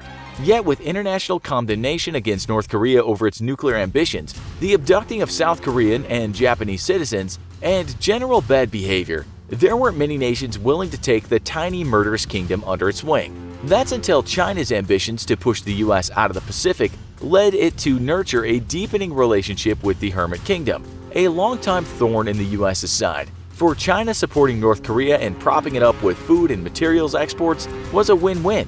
It prevented the nation from descending into chaos, which would prompt a massive refugee crisis across its own border, and it made sure this stubborn thorn would stay permanently lodged in the US's side. Yet, even China and its international ambitions have their limits, and after North Korea's successful nuclear tests, not even the Chinese would withstand the international backlash against their pet state, and so they too began to cut off trade with North Korea. The effects were devastating and sadly, just like UN sanctions, impacted most of the poorer populations living outside of the gilded city centers. Kim Jong-un dug his heels in, however, and turned to that age-old North Korean pseudo-religion of Juche to encourage his people. Juche is a philosophy of self-reliance enacted by Kim Jong-un's grandfather Kim Il-sung, an international villain from its inception. North Korea had faced sanctions and trade restrictions from the start. While Soviet aid poured into the country every year, Kim Il-sung was determined that the nation would stand on its own 2 feet.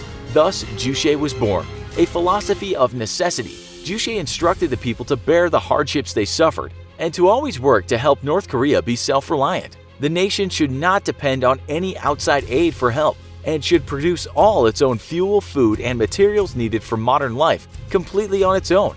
Sadly, this proved to be unrealistic, yet Juche continued to thrive and in fact helped ensure the Kims would stay in power. Thanks to Juche, mass starvations and hardships were not the fault of poor leadership, but rather an indirect attack by a hostile world. By appealing to nationalistic fervor, Juche helped the Kims hold on to the reins of power. Yet North Korea was never truly as broke as it would appear to be. In the 1970s, Kim Il-sung created a secret government organization that would come to be known as Office 39. By setting up a string of companies around the world, Office 39's goal was to bring in hard currency to the nation.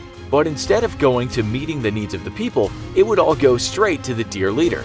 This secretive organization continues to operate around the world, bypassing international sanctions against North Korean businesses by posing as other nationalities and engaging in both legal and illegal trade. Today, it's estimated that Office 39 brings in up to $2 billion a year.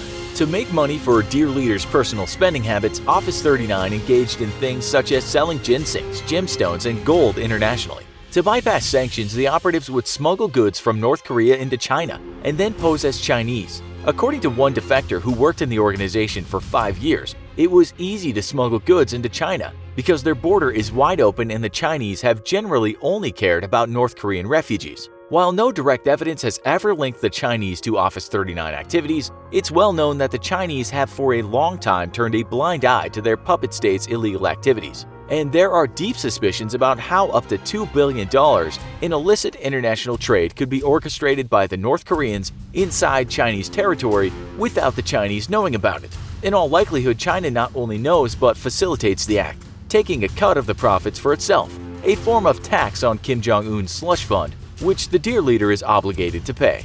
Office 39 also engages heavily in counterfeiting, narcotics, and arms sales. North Korea's forgery of US $100 bills were the most accurate fakes in the world and came to be known as super notes. The massive forgery forced the US to immediately issue a new $100 bill with improved security features. Office 39 also engages in the sale of narcotics such as amphetamines and opioids, which are produced domestically and shipped all around the world, even to the US. To round out the drug trade, Office 39 also ships weapons to buyers around the world, including the sale of items banned by international law, such as ballistic missiles. In 2013, a ship was detained in the Panama Canal when it was discovered to be smuggling weapons and parts of ballistic missiles. And while its Chinese owners feigned ignorance, it's widely believed that they were simply yet another front for Office 39. Office 39 is estimated to account for 30 to 40% of the total North Korean economy, And it's not content with simply exploring both illegal and legal goods. As the world has wised up to Office 39 schemes, it's become harder for them to generate money, which has led to the organization now turning its eyes inward. It's reported that Office 39 has seized on every profitable sector of the North Korean economy, everything from marine produce to mining to textiles, and has monopolized it, sending a sizable portion of the profits to the dear leader. In exchange, this money goes to fund Kim Jong-un's nuclear program and helps ensure that he remains in power by the time-honored and thoroughly corrupt tradition of North Korea's gift politics, a practice which ensures that the current dear leader stays in good graces of potential political adversaries and enemies. Gift politics involves the giving of lavish gifts by the dear leader to subordinates, funded by the government itself. In essence, the Kims have for years been buying the loyalty of the politically powerful around them, with funds meant to see the needs of the North Korean population. With the world's largest collection of liquor and lavish decadent parties and ceremonies, it's no surprise Kim Jong-un is still packing away the pounds even as his people suffer and starve. North Korea has for decades suffered under the most grievous levels of internal corruption imaginable, with each subsequent dear leader lining their own pockets while the people starve. You've probably already seen our first episode, 50 Insane Facts About North Korea. Did you think we were done? Not even remotely. This is, after all, the #1 mass producer of crazy in the world we're talking about. There's always something new and most likely insane to learn about the Hermit Kingdom. And with dear leader Kim and President Twitter fingers potentially at each other's throats again, we might as well learn as much as we can about North Korea before the nukes get us all. Hello and welcome to another episode of the Infographic Show. Today we're taking a look at 50 even more insane facts about North Korea. 50. North Korea is the world's only necrocracy, a nation that is still governed by the rules of a former leader, now dead leader. Not to be confused with necromancy. That's when you bring dead dinosaurs back to life with science to open up a theme park for children. 49. North Korea has conducted 5 nuclear tests since 2006, despite Western intelligence agencies doubting they would be able to achieve a nuclear breakthrough for another decade. 48. Their last test in 2017 was of a device thought to be 100 kilotons and collapsed the mountain under which it was tested. 47. North Korea's nuclear tests have caused fear of radiation leaks being carried by the wind to Chinese border cities and towns, which lie as close as just 60 miles from the North Korea test site. 46. Further underground tests are feared to cause a volcanic eruption at Mount Paektu, which could be devastating for the North Korean and Chinese countryside. 45. The largest stadium in the world is in Pyongyang. The Rungrado First of May Stadium occupies an area of 51 acres and can seat 114,000 people, though has held as many as 150,000 in the past. It's also known as the Mayday Stadium. 44. In the late 1990s, several North Korean generals implicated in a plot to assassinate Kim Jong-il were executed in the stadium by burning to death. 43. In 1995, the Japanese New Japan Pro Wrestling and American World Championship Wrestling Leagues held the Collision in Korea pay-per-view event in the Mayday Stadium, though its official title was the Pyongyang International Sports and Culture Festival for Peace. 42. When not executing traitorous generals or hosting beefcakes fighting each other in their underwear, the Mayday Stadium is best known for the annual Arirang Festival, or as it's known in North Korea, the Grand Mass Gymnastics and Artistic Performance Arirang, because North Korea loves being extremely specific about everything. 41. Taking place annually between 2002 and 2013, with the exception of 2006. The Games were cancelled in 2014, but returned in 2018 under the name The Glorious Country. Not enough adjectives if you ask us. 40. North Koreans are handpicked to be part of the Arirang as young as 5 years old, and expected to serve in this fashion until retirement age. 39. In August 2007, the Arirang Mass Games were recognized by Guinness World Records as the largest gymnastic display, with 100,090 gymnasts performing at once. 38. Besides not starving to death, other popular sports in North Korea include football, soccer for American viewers, basketball, speed skating, hockey, and of course gymnastics. North Korea even has a small domestic football league that plays all its games in the Kim Jong-il Stadium. 37. June 25th is the start of North Korea's struggle against U.S. imperialism month. We bet you can't guess what the central theme is. 36. North Korean propaganda routinely features fictional scenes from the Korean War of Americans committing atrocities. The Sinchon Museum of American War Atrocities commemorates the deaths of more than 35,000 people North Korea claims Americans slaughtered at the start of the Korean War. A completely fabricated event or fake news, it's unknown if the death toll of 35,000 is greater than the U.S.'s Bowling Green massacre. 35. In 2014, Kim Jong-Un described Americans as cannibals and homicides seeking pleasure in slaughter. 34. In 2017, U.S. President Trump took to the most hallowed of international diplomatic tools known as Twitter and called Kim Jong-un Little Rocket Man and alluded that he was short and fat. In response, Kim called President Trump a mentally deranged U.S. dotard on a televised broadcast. And that's how the world works now. 33. Despite this exchange of nuclear insults, Kim invited President Trump to a face-to-face meeting and removed a great deal of anti-American propaganda from their prominent displays all over Pyongyang. 32. After an initial bromance for the ages, things however seem to have cooled down considerably, and Kim Jong-un is widely reported to be secretly resuming his nuclear program while lying about his intentions. Foreign policy experts around the world were in shock at the revelation that a murderous dictator who maintains his grip on power through fear and violence was not being honest about his intentions. 31. A key feature of North Korean propaganda is the on-the-spot guidance, a tool meant to further the image of a caring, omniscient, and great leader offering benevolent guidance to ordinary workers and citizens. Typically, these take the form of highly choreographed visits to factories and farms around the nation and serve to further build a cult of personality built around the Kim family. 30. Every year, state-owned publishing houses release several cartoons called Giram Chake,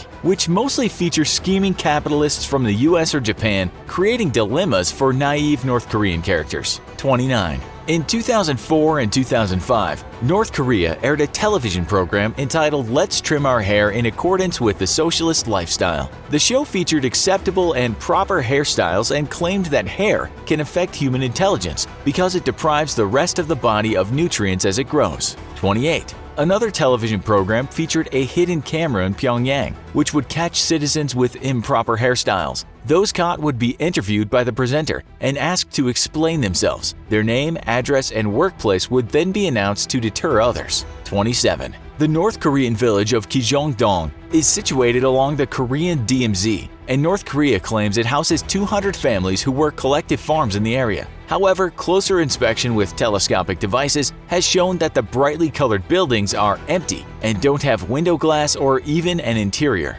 26. The village, also known as Propaganda Village, is meant to entice South Korean defectors. To date, only a few dozen have tried to defect to North Korea, while many thousands have fled to South Korea. 25. In 2013, 6 men and 1 woman defected to North Korea after one of them posted a series of pro-North Korean messages online, which were shared by the country's main newspaper. Thinking he would be welcome into the country, he and 6 others made the trek into the north. 24. Upon entering the country, all 7 defectors were thrown into prison for up to 45 months. One man claimed he was kept in solitary confinement the entire time, and another of the men strangled his wife and then tried to kill himself in a suicide pact. North Korean officials claimed the woman died because of a quarrel with her husband. 23. After being returned to South Korea, the survivors faced up to 10 years imprisonment for their attempt to defect to the north. 22. North Korea maintains a secret network of informants that spy on their fellow citizens and report criminal or subversive behavior, such as listening to non-state radio or TV broadcasts or watching foreign films. 21. North Korea's most popular tourist attraction is visiting Kim Jong-il's preserved body. 20. It is a widely known fact in North Korea that Kim Jong-un learned how to drive at the age of 3 and is a skilled composer and musician. 19. Kim Jong-il's birth was prophesied by a swallow and signaled by a double rainbow over Mount Paektu and the appearance of a new star in the sky. 18. Kim Jong-il started walking at 3 weeks old and began speaking at 8 weeks. 17. While attending Kim Il-sung University, Kim Jong-il authored 1,500 books in 3 years and composed 6 full operas. The operas are naturally widely recognized as the greatest in the history of music, both past, present, and future. 16. Kim Jong-il also invented completely on his own a delicacy called gogiggyeopbang, which is described as double bread with meat. In the rest of the world, it's called a hamburger.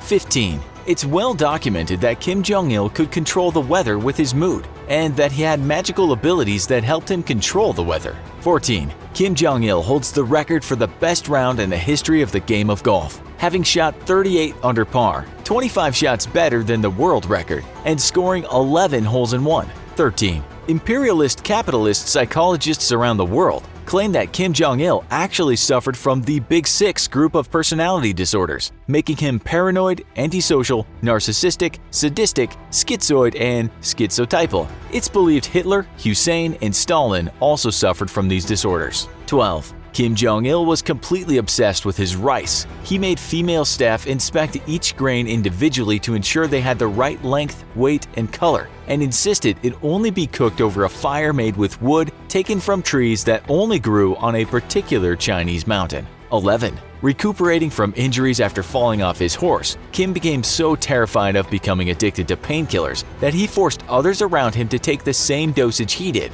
so he wouldn't get hooked alone. 10. In 2016, North Korea claimed to have produced a miracle drug made of rare earth elements which could cure AIDS, most cancers, and destroy the Ebola virus. Unfortunately for us, North Korean scientists declined to share details about the ingredients or how to manufacture the drug.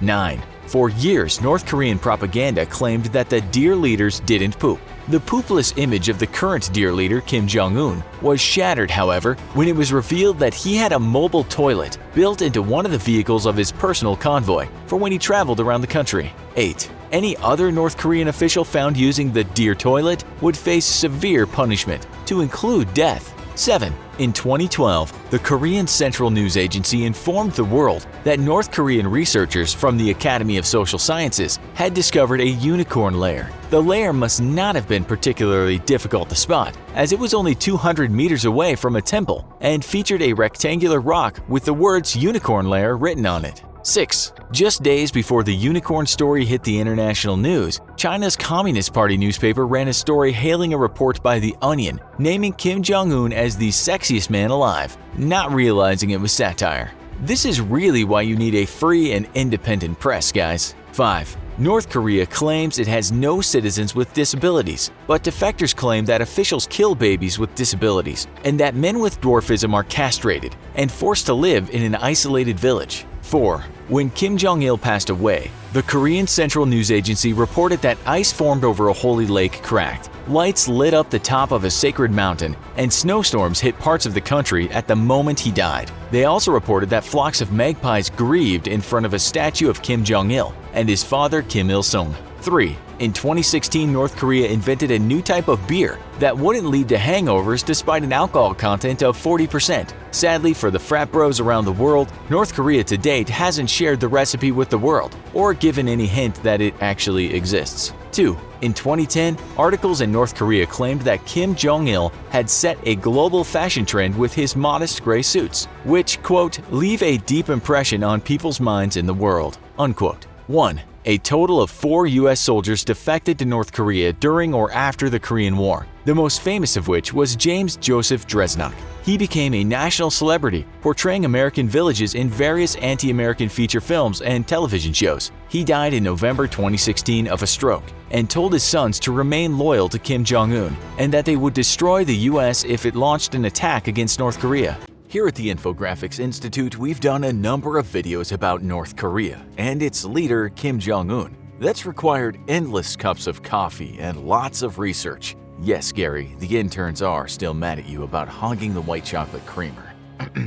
During our many hours of pursuing news stories about the DPRK, we began to notice something interesting. Though an article would be about something else, it would happen to mention a detail which provided insight to daily life in North Korea. We found these snapshots of ordinary moments fascinating. We wanted to dig a little deeper and try to figure out how teenage life is in North Korea. Just like everywhere else, issues of class and wealth play a role in the lives of teens in North Korea, although the gulf between the haves and have-nots is much wider than in several other countries. Aside from having lots of moolah, citizens are part of the elite when they have notable political, government, and military connections. A large part of being a teenager is figuring out your sense of style, how you like to dress, and your identity. It's not easy to do that when you live in a repressive country. You may have seen posters for allowed North Korean hairstyles on the internet. While it's not true that North Korea forces citizens to have a particular hairstyle, the government does encourage people to have state-approved hairstyles. Many teens are exposed to makeup, fashion, and a variety of hairstyles through foreign movies and music. South Korean skincare routines are popular too. Little makeup and skincare is sold in shops. Most devotees purchase their goods at the Jangmadang or local North Korean markets that sell everything from food to household products to clothing. These marketplaces also sell illegal products smuggled into the country, such as USB drives containing Western movies, music, and South Korean soap operas, as well as makeup and foreign clothes. While there are not any official appearance rules that we were able to find, North Korea places a strong emphasis on a tidy, clean, and appropriate appearance, assuming they have the money to purchase expensive smuggled goods. In private, North Korean teens experiment with a variety of non-permanent looks. However, publicly, women wear minimal makeup such as lightly tinted lipstick, never red, because, as one defector explains, wearing red lipstick is unimaginable in North Korea because the color red represents capitalism. It's unacceptable for males to wear any makeup. Fashion is definitely a subtle form of resistance due to the widespread influence of foreign media and young citizens willing to push the boundaries. In recent years, North Korea's unspoken rules regarding appearance have loosened slightly.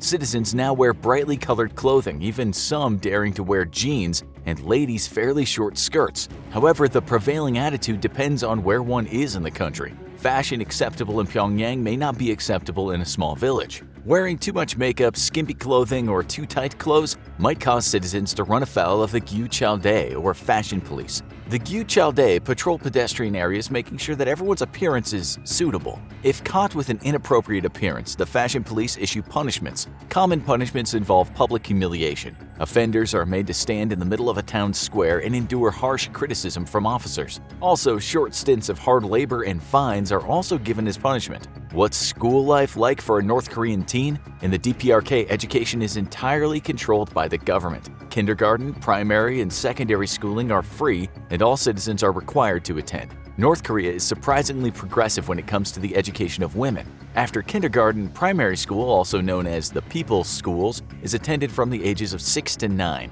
Then from 10 to 16, pupils attend a secondary school, which may concentrate on a specialty such as music, art, economics, or foreign languages. Children of the elite may go to a secondary school which focuses on training them for leadership positions or to be officers in the Korean People's Army. North Korea claims their school system is top-notch. According to UNESCO, North Korea's literacy rate for people 15 and older who can read and write is 98 to 100%, but then this statistic is self-reported. Throughout the school years, all information taught to students is carefully censored. Many subjects are taught in a way that promotes allegiance to Kim Jong-Un and the Kim family. Other commonly taught propaganda is military nationalism and Juche, or the North Korean concept of self-sufficiency. While school for city dwellers and the elite may well be funded by North Korean standards, reports have leaked out of underfunded rural schools with not enough resources and poorly trained teachers. In recent years, students have been forced to cover school costs such as workbooks or helping to heat their schools in the winter. Impoverished families have a hard time coming up with the money to pay school fees, and teens sometimes drop out. While more middle-class families are able to hire tutors for their children as an alternative to school, which can actually be cheaper than school fees, poor kids are left in the lurch. The dropouts take menial jobs to survive. The government seems to turn a blind eye to dropouts, especially since their work often provides supplemental money and food to keep poor households going. After finishing secondary school at age 17, citizens must serve in the military. Men are conscripted to the military for 10 years and women for 6 years, until age 23. Conscripts can be drafted into elite special forces depending on their social class, or if they have outstanding athletic abilities. There are exemptions to joining the military, though. Teenagers with good grades from elite families may be invited to sit for entry exams at one of the North Korean universities. If they're accepted, they may delay, shorten, or even bypass military service. Certain skilled workers and technicians may also bypass or shorten military service. Many North Korean teens don't have a lot of free time. When they aren't at school or studying, many teens work, helping their families to make ends meet. The types of jobs available to teens are mainly informal work, such as selling charcoal door-to-door, selling smuggled goods in the marketplace, or tutoring and childcare for younger children. During their free time, if teens are lucky enough to live in an area that has a cinema and they can afford it, you might find them at the movies. However, North Korea's cinemas only have 1 or 2 screens and often have the same few movies showing for months. Some of the larger cities have a bowling alley, arcade, or mini-golf, but it's quite expensive and the average middle-class teen may visit such places infrequently. The same for roller rinks and ice skating arenas. But they're expensive too, and since so few of them exist, they stay crowded. Teens who are in Donju or part of the 1% may receive an allowance. That may not sound like a big deal, but in a country where in 2018 the official salary is roughly $10 US a month, it is. Having an allowance makes for a great social life. Donju teens likely live in the capital of Pyongyang. They hang out at 24-hour coffee shops and drink lattes, which at $4 US a drink is incredibly out of reach of most North Korean citizens. They also frequently visit water theme parks, ski, hang out in pool bars, and have gym memberships. They may eat out both at fast food restaurants and fine dining where they eat expensive cuts of steak,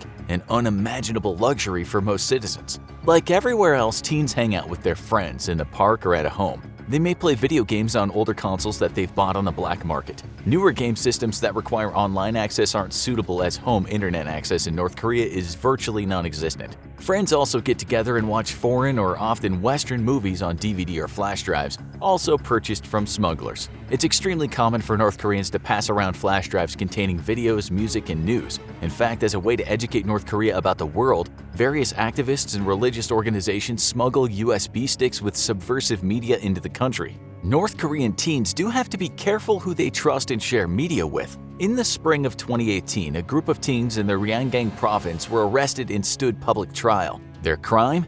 Dancing and distributing K-pop music. 6 teens aged 16 and 17 were convicted. 4 of them were found guilty of anti-national conspiracy and received a year of labor. The sentence for the other 2 teens is unknown, however, all were sent to an offenders institution after the trial. Ironically, about 2 weeks later, several K-pop bands visited Pyongyang to perform for Kim Jong-Un and North Korean government officials. Ultimately, the case is a sad yet perfect illustration of how North Korea is run. Kim Jong-un and government officials at the top can do whatever they like, but they will punish ordinary citizens if they try to do the same. The repressive nature of North Korean society causes anger, depression, and disillusionment among its people. Many citizens turn to drugs and alcohol to mitigate the pain. In 2016, an institute interviewed defectors about life in North Korea. Many of the defectors said that around 30% of North Koreans, including teens, are addicted to drugs. While it's hard to gauge how accurate this claim is, in the winter of 2019, North Korea began making a concerted effort to crack down on teenage drug use, especially use of opium, which is readily available. There have been a few incidents where a roving band of high teens caused a disturbance or brawled in the street with police. North Korea's drug issues are a problem of their own making. For many years, the production of opium was a state-run industry where North Korea sold drugs on the international black market as a way to get around sanctions. Middle school students were mobilized to harvest poppies and produce opium powder on poppy farms. It was inevitable that citizens would begin to try the product. In 2013, North Korea implemented a death penalty for illicit drug manufacture. In recent years, they've also created harsh laws targeting drug runners who sell to minors. Dating in North Korea is somewhat taboo. Society, especially older people, frown upon it. Young women are expected to remain chaste, marrying young and then having lots of children for the sake of the great nation. There's no sex education taught in school. Porn is illegal, and if caught with it, a citizen will be sent to a re-education camp. College campuses have strict rules against dating. Arranged marriages are still common in North Korea, but increasingly due to the influence of foreign movies, it's becoming more common to marry for love. Teens get around society's disapproval by having group dates and assignations. When couples go out alone, there's no public display of affection. Even just holding hands is not acceptable. However, some parents turn a blind eye to their teens dating as long as they don't shame the family. Correspondence passed between sweethearts to set up dates can be tricky, especially if parents do not approve. The majority of North Koreans don't have telephones, although increasingly cell phones, especially smartphones, are popular. It's estimated that around 25% or 6 million people in North Korea have a cell phone. Locally made smartphones are popular with teens of the Donju, but as they're rumored to cost upwards of $400, rarely do ordinary citizens own them. They can't be used to call overseas or connect to the internet. Instead, they connect to the country's internal state-run intranet on 3G. Despite the internet, for apps, North Korean smartphone users do have to visit a physical store where they can download apps approved by the North Korean government. Also, it's rumored that the government accesses them to spy on people. Recently, business has begun to boom for smugglers of Chinese-made phones. Using smuggled phones, North Koreans can not only call locally but stay in contact with relatives who have defected to South Korea. Apps such as WeChat are used to bypass having calls monitored by the Ministry of State Security. More and more, as the youth of the DPRK become aware of the outside world, they're changing North Korean society. There's only so long that Kim Jong-Un is going to be able to rule with an iron fist. There have been some great prison escapes over the years, as prisoners made a run from captivity using raging waters and perilous forests pursued by trained guards and ruthless dogs. But how would you escape from prison if your prison was a whole country? That was the challenge facing one man who found himself in the most tightly controlled dictatorship in the world, North Korea. Imprisoned in one of the most notorious prison camps in the world, he faced a seemingly impossible task: become the only person ever to escape from the total control zone. Shin Dong-hyuk was born a prisoner at the Kaechon Internment camp, also known as Camp 14 in North Korea. North Korea is full of prison camps, but Kaechon is a total control zone, a labor camp reserved for the prisoners they want to subject to the harshest treatment. In North Korea, that's not just the political dissidents who question or challenge the Kim regime, but their relatives and even their descendants who weren't born at the time of the crime. The crimes of Shin Dong-hyuk's family were unknown, but his parents had displayed good behavior in the camp. His father told Shin that his wife had been given to him as a reward for his work in the machine shop. Because so much of the day was devoted to hard labor, Shin almost never saw his father, and food was so scarce that he had to compete with his mother and brother for limited rations. The cruel guards constantly told Shin that he had to work to prove himself, and that any disobedience could get him executed. In Camp 14, family wasn't family, they were rivals and threats. The closest thing Shin had to a normal childhood experience was when he went to school, but even there, the harsh reality of life in a total control zone was inescapable. Lessons did not even mention the country they lived in. And as for physical education, forget about dodgeball and running laps. Students were sent out as laborers to keep the camp looking clean and to work on industrial products. Even in school, the threat of harsh punishment or worse was inescapable, as Kim once saw a girl beaten to death for hoarding food. Why was the Kim family's cult of personality completely missing from the Kaechon internment camp? Because the families trapped there weren't being rehabilitated or taught to be loyal citizens, they'd already been written off for the society and weren't part of Kim's ideal society. From an early age, Shin learned that he had to fight to survive, and death could lurk around every corner. They only got enough food to survive, barely, and starvation-level hunger was a constant. The only option was to forage for food and pick weeds or capture small animals for eating, unless you were willing to work as an informant. The guards were always on the lookout for inmates committing minor infractions that, in a prison camp in North Korea, were death penalty crimes. Shin witnessed dozens of executions during his childhood, many of whom were reported by other inmates for food rewards. Shin started telling the guards what he saw, but it didn't save him from punishments, including harsh beatings for mistakes during work detail. He even lost part of a finger when his supervisor chopped it off after he broke a sewing machine. Unlike most North Korean labor camps, Kaechon was for those deemed completely unredeemable, and no one there had any hope of release. Even those born in the camp were considered irredeemable for their bloodline, and the only purpose the inmates had was labor. You chose an industry, worked hard, and hoped the guards didn't object to anything you did. The ultimate goal was to be chosen for a position in livestock because you had access to the animal food and could steal a few bits away when the guards weren't looking. Some inmates were even desperate enough that they would root through the animal droppings hoping to find a few grains of undigested corn. Yum. Shin had never experienced life outside the camp and didn't know anything else, but his mother was a different story. She was desperate to escape, and she began plotting an escape with his older brother. One day, 13-year-old Shin overheard them talking about the escape plan, and he became jealous that she had prepared a better meal of rice for his brother instead of the soupy corn porridge he had eaten. Resentful, he saw an opportunity to better his situation in the camp and decided to tell his teacher. But the teacher at the school wasn't available, so he told the night guard at his school. This backfired horribly, as the night guard claimed he had discovered the information on his own. Instead of being rewarded, Shin was arrested along with his entire family. He was tortured horribly for 4 days as the guards demanded to know what he knew and used fire and hooks to force information out of him. He was left with horrible scars all along his body and was left in a tiny cell for 7 months. Finally, the guards realized that Shin and his father weren't part of the conspiracy. They were taken out of their cells and placed in a car and driven back to the camp. When they arrived, there was a horrible surprise waiting for them. It was the execution of Shin's mother and brother. He and his father were forced to watch, and for the first time, Shin realized the gravity of what he had done and the horrors of the camp he lived in. He knew he had to get out. Shin's eyes had been opened, and everywhere around him he saw terror and violence. He was allowed to return to his job at the textile factory, and there he met a man who would become his partner in the next stage of his journey to freedom. His name was Park, and he wasn't like Shin. He hadn't spent his entire life in the camp. A former citizen of Pyongyang, he was one of North Korea's more well-traveled citizens, having traveled to the communist countries of East Germany and China. While both countries were oppressive, there was much more freedom to learn there, and different things to experience. He claimed to have shook Supreme Leader Kim Jong-il's hand, and Shin was fascinated by his stories. Park told Shin all about the world that existed outside the camp, especially about the food. Virtually every meal Shin had eaten in his life had been the same gruel of corn and cabbage, maybe with an insect or rat he caught.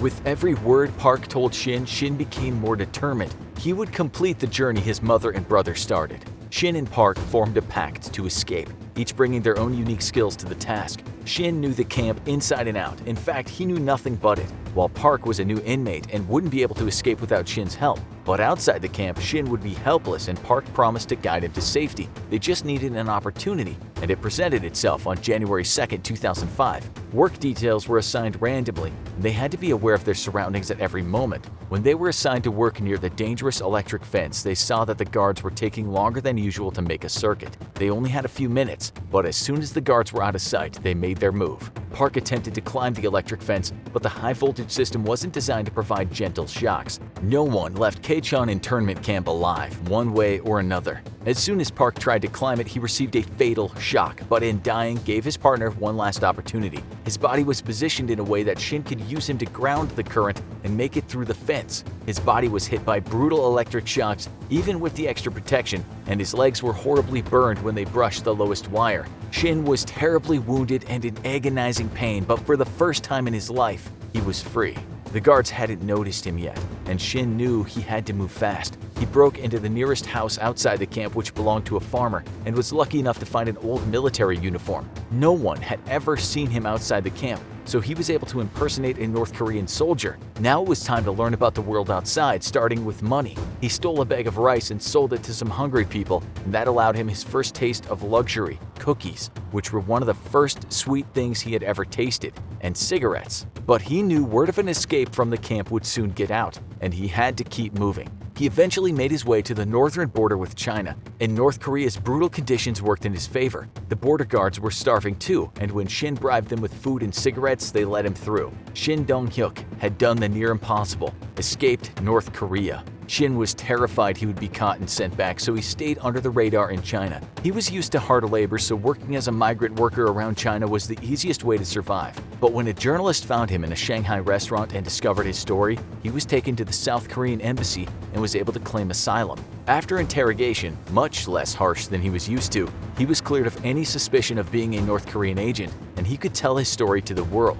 He released a Korean memoir, moved to America, and told his story to journalist Blaine Harden. He became famous, worked for the nonprofit Liberty in North Korea, and even spoke before the United Nations. For the first time, people outside of North Korea were hearing a first-hand account of the horrors inside the Kim regime's prison camp. His memoir, Escape from Camp 14, One Man's Remarkable Odyssey from North Korea to Freedom in the West, became essential reading around the world. But there was one more twist to the story. As Shin Dong-hyuk's story spread, the North Koreans realized that he was spreading their darkest secrets. In 2012, they released their own version of the story. At first, they denied he had ever been one of their prisoners, and later identified him as having been born Shin In-gwen. They aired an interview with his father and other witnesses who claimed that his story was false or exaggerated. His father claimed Shin hadn't been born in Camp 14 and was sent there not because his family were dissidents, but because of a terrible sex crime. He claimed that Shin's mother and brother weren't accused of plotting an escape, but were convicted of murder. Shin claimed that he had heard those rumors, but they weren't true. The North Korean propaganda effort continued as they worked to discredit Shin's story, until one fateful day in 2015. Shin contacted Blaine Hardin, and a new edition of the book was released. Shin now revealed in a foreword that he had embellished his story for dramatic purposes and revealed new details. He now claimed that he was born in Camp 14 but spent years at the less harsh Camp 18. He admitted to falsely implicating his mother and brother in a murder, which he says is something he'll regret to his dying day.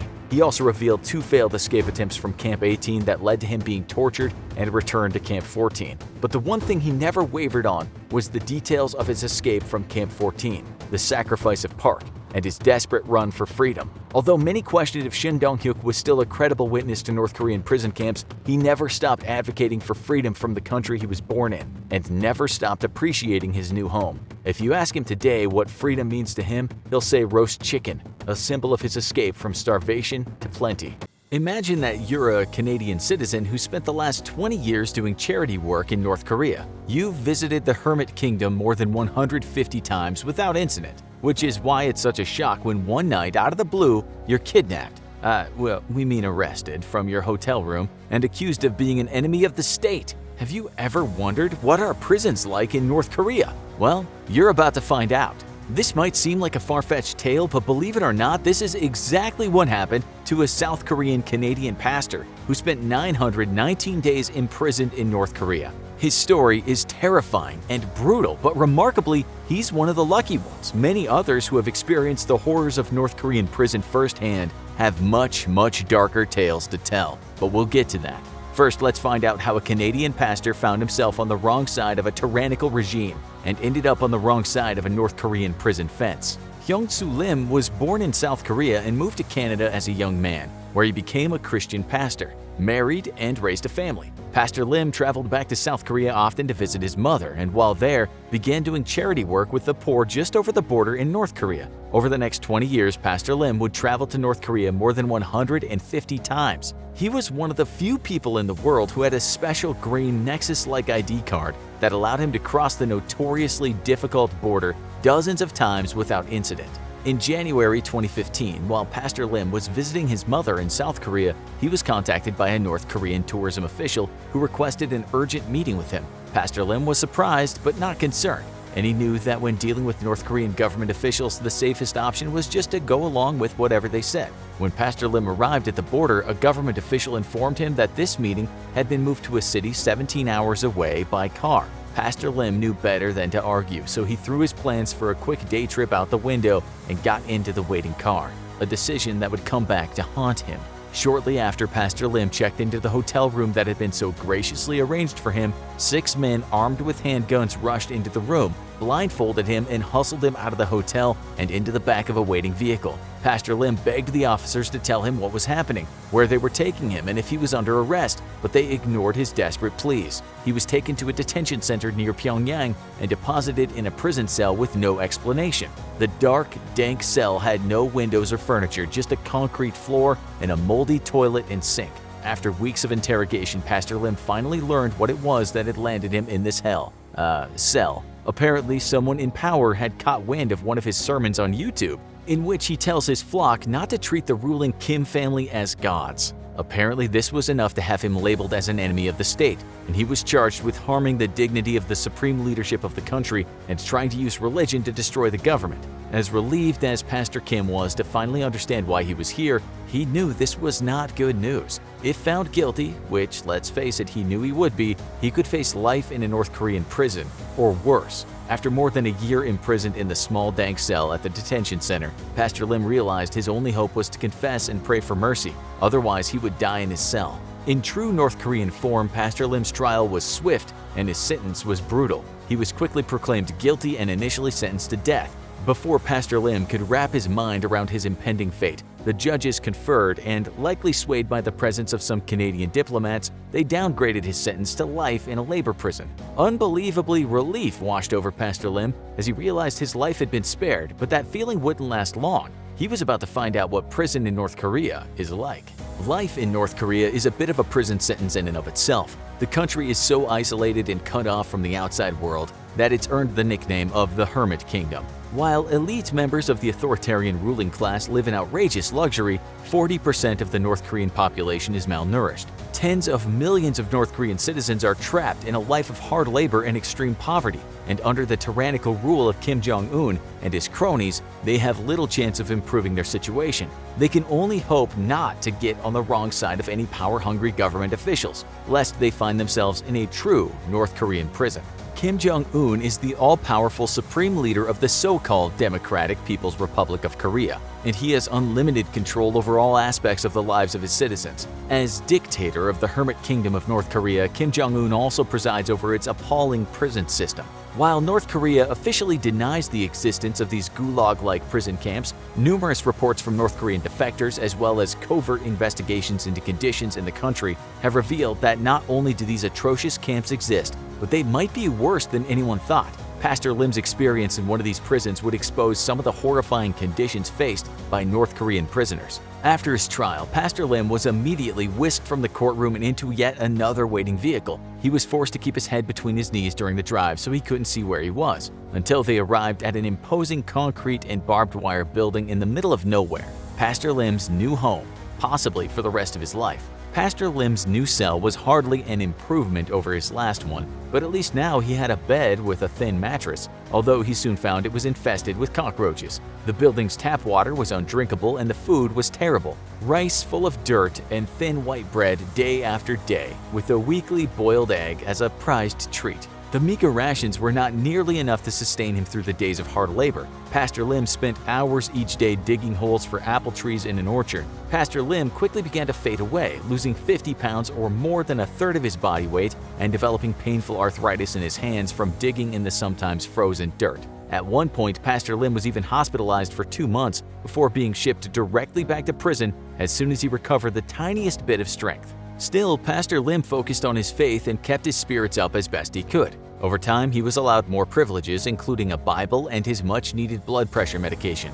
He was soon allowed some limited contact with his wife, connected with some Canadian officials, and even gave a carefully controlled and government-approved TV interview. Pastor Lim even developed relationships with some of the guards, even helping one of them learn to connect with his teenage son. August 9, 2017 began like any other day. Pastor Lim was digging holes in the orchard when a guard came to him and told him to return to his cells and pack his things. He hardly dared to believe his dreams were coming true, as he was ushered into a hotel conference room full of Canadian and North Korean officials, signed his release papers, and boarded a plane headed for home. After 919 days in a North Korean prison, Pastor Lim was free. As horrifying as his ordeal was, Pastor Lim knows that he was one of the lucky ones. He didn't see a single other prisoner during his time in the North Korean prison, and he suspects that his Canadian citizenship spared him the worst of the harsh treatment experienced by North Korean prisoners. He even says he would consider going back to North Korea if allowed, and that seems insane to us, but to each his own, we guess. Even foreign citizenship isn't always enough to protect someone who finds themselves in a North Korean prison. In June 2017, an American student named Otto Warmbier died after he was found unresponsive in his cell in a North Korean prison. He had been serving a 15-year hard labor sentence for allegedly attempting to leave the country with a propaganda poster. Many others who've witnessed the horrors of a North Korean prison firsthand have much darker stories to tell. A former guard at one of those infamous prisons who defected to South Korea has exposed some of the most horrifying details of what goes on behind the barbed wire gates of a North Korean prison. She explains how the guards were manipulated and brainwashed to look at the prisoners as less than human. They were told that the prisoners were horrible monsters who had committed terrible crimes, though she was later devastated to learn that in many cases their crimes were no worse than foraging for food to feed their starving family or simply just being a Christian. In many cases, multiple generations of entire families were imprisoned together for the crimes of one family member in an effort to weed out the bad seeds. Once the guards could dehumanize the prisoners, they were able to treat them with a new level of brutality. On top of severe starvation and extreme physical labor to the point of collapse, guards would often brutally beat prisoners for the slightest indiscretion. Once, the former guard recalled an entire family, including children, being brutally beaten in retaliation for 2 of their family members escaping. The escapees were later caught and paraded through a crowd of prisoners who were forced to throw stones at the pair before they were publicly executed by beheading. In case you're trying to convince yourself that North Korean prisons couldn't possibly be as bad as the rumors and stories make them sound, you can rest assured that in reality it's actually much worse than we could have imagined. In 2017, the International Bar Association, that's the global professional association of the world's lawyers, so pretty legit, released the findings of their extensive investigation into the Democratic People's Republic of Korea's Kwaliso prison system, and the report is sickening. Seriously, if you're squeamish, you might want to skip ahead about a minute or so. We're not kidding. Okay, so here it goes. Don't say we didn't warn you. According to the IAB's report, these are just a few of the worst atrocities committed in North Korean prisons. The report cites numerous incidents of prisoners being beaten and even executed for hiding food or digging for edible roots in the forests near the camp. There were countless reports of routine public executions of prisoners by hanging, beheading, or firing squad designed to subdue and demoralize the prison population. In one camp alone, a reported 1,500 to 2,000 prisoners, many just children, are starved and overworked to death each year. The report goes on to list many more accounts of similar atrocities at North Korean prisons. If you skip that last bit, we don't blame you. The truth about what prison is like in North Korea is not for the faint of heart. Thomas Bergenthal, one of the 3 judges on the IBA's panel, has a half-century of experience working on human rights cases, and he himself is a childhood survivor of the Auschwitz concentration camp. He has witnessed firsthand some of the worst human rights violations in recent history, and even he was shocked by the brutality of North Korea's prisons. He said, "Conditions in the North Korean prison camps are as terrible or even worse than those I saw and experienced in my youth in the Nazi camps and in my long professional career in the human rights field." That's pretty damning to say the least. As long as Supreme Leader Kim Jong-Un maintains absolute control over North Korea and the lives of its people and prisoners, daily life in North Korea will continue to resemble a prison sentence, and those unlucky enough to find themselves behind bars in North Korea will likely face the most inhumane conditions imaginable. Now that you know what prison in North Korea is like, perhaps you'll rethink that summer vacation to Pyongyang. It doesn't take much to get arrested in the Hermit Kingdom. All it takes is watching the wrong thing, or saying the wrong thing, or smiling? Here are some more crazy, regular things that are illegal in North Korea. Have you ever been in one of those work meetings where the boss goes on and on and on?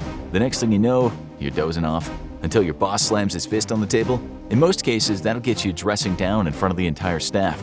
If you've done it before, it might get you fired. But in North Korea, falling asleep in a meeting while the country's boss, Kim Jong-Un, is talking is a much more serious affair. It can carry the death penalty, and in 2015, an unfortunate defense minister was publicly executed with an anti-aircraft gun for dozing off. Respect for the Kim family is serious business in North Korea. It's a scenario no one wants to contemplate. What do you save in the event of a fire? That was the choice facing one unfortunate North Korean mom in 2020, and the first thing she did was save her children from the blaze. Unfortunately, that left her facing jail time, because every family is required to hang a portrait of North Korea's founder Kim Il-sung in their home, and allowing any harm to come to it is considered a crime. One would think a fire counts as special circumstances, but even failing to dust it properly can get you a visit from the police. And don't even think about talking about these weird rules to your friends on the internet. That's because the internet, as we know it, does not exist in North Korea.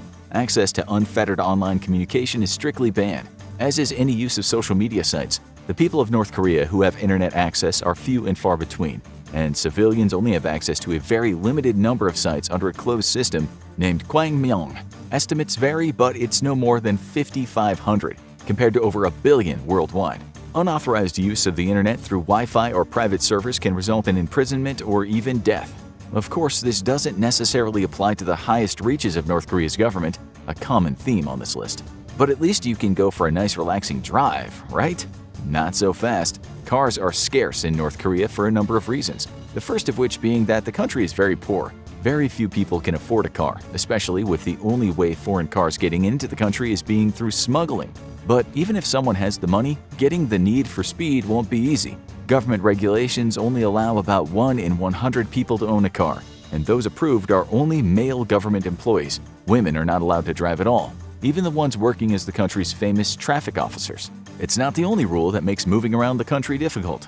Like all countries, North Korea has border controls, but in most countries, moving from state to state is easy. You don't need to fill up any paperwork to get approved to move from Pennsylvania to New Jersey. But in North Korea, everyone's whereabouts are strictly determined by their status and relationship with the government.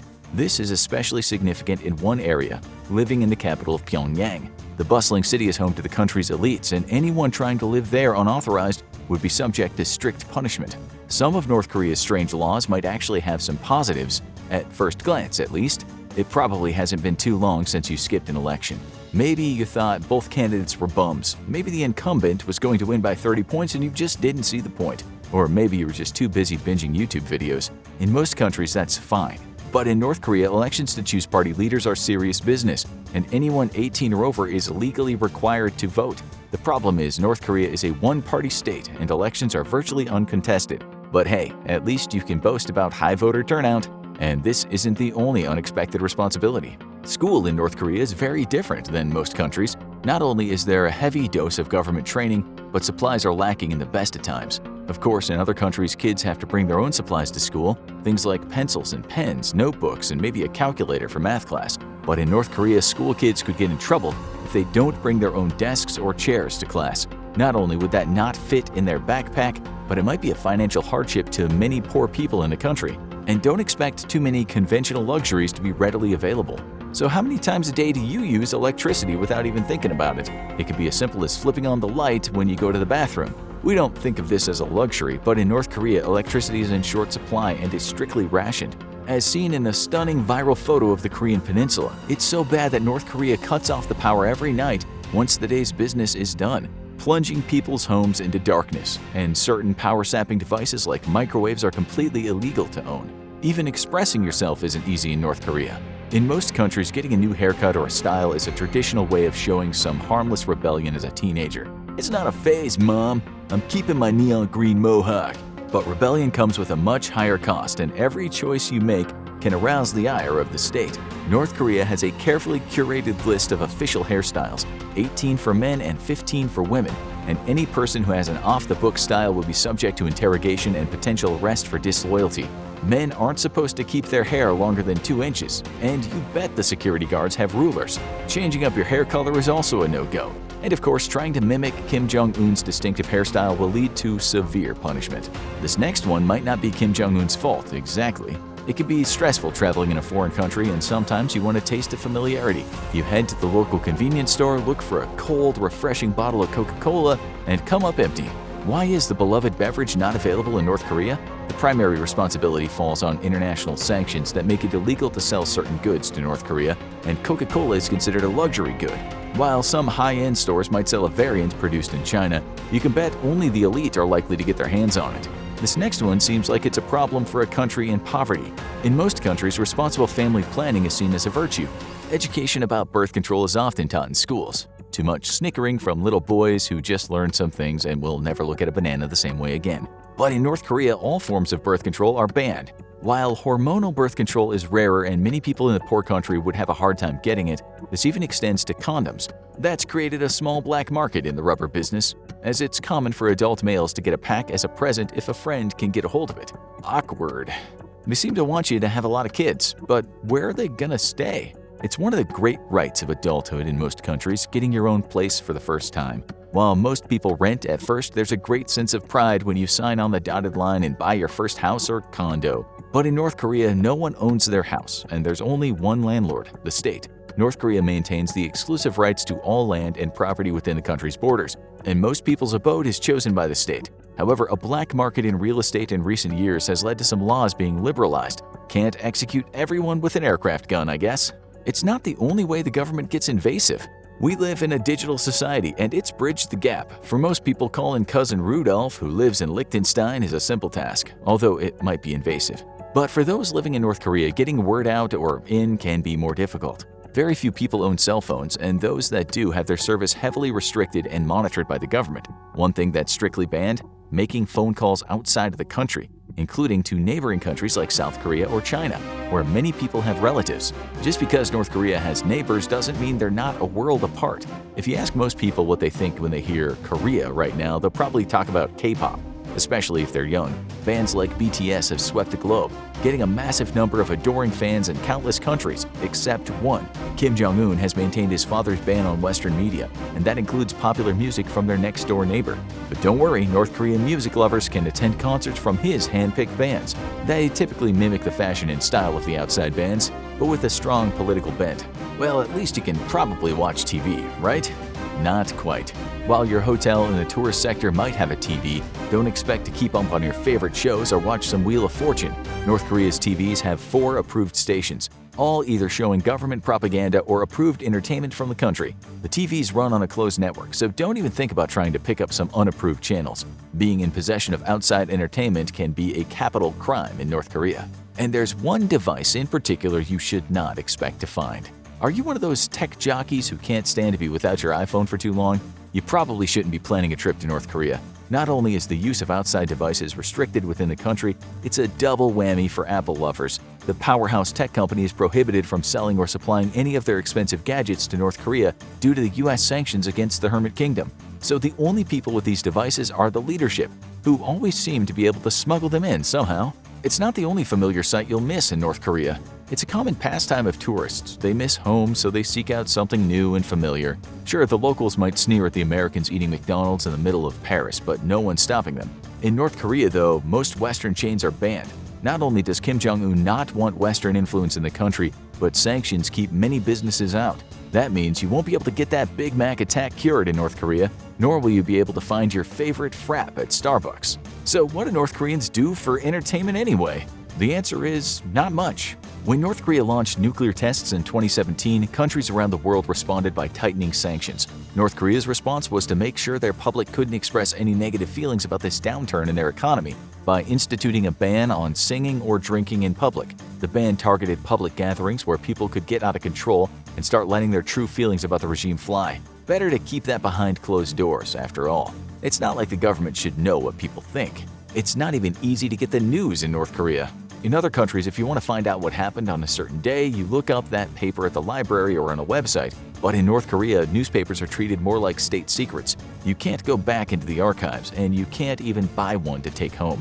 Like many North Korean policies, this might be due to the government wanting to maintain strict control of the flow of information and not to have anything exist to contradict them. So how do you read the newspaper in North Korea? They're put on display in subway stations and people gather around public boards to get a look. I wonder what North Korean Garfield will be up to in the comic pages. But not even the normal holidays we celebrate are the same in the Hermit Kingdom. North Korea is officially an atheist country with a ban on all religions and a state-sponsored mythology surrounding the Kim family.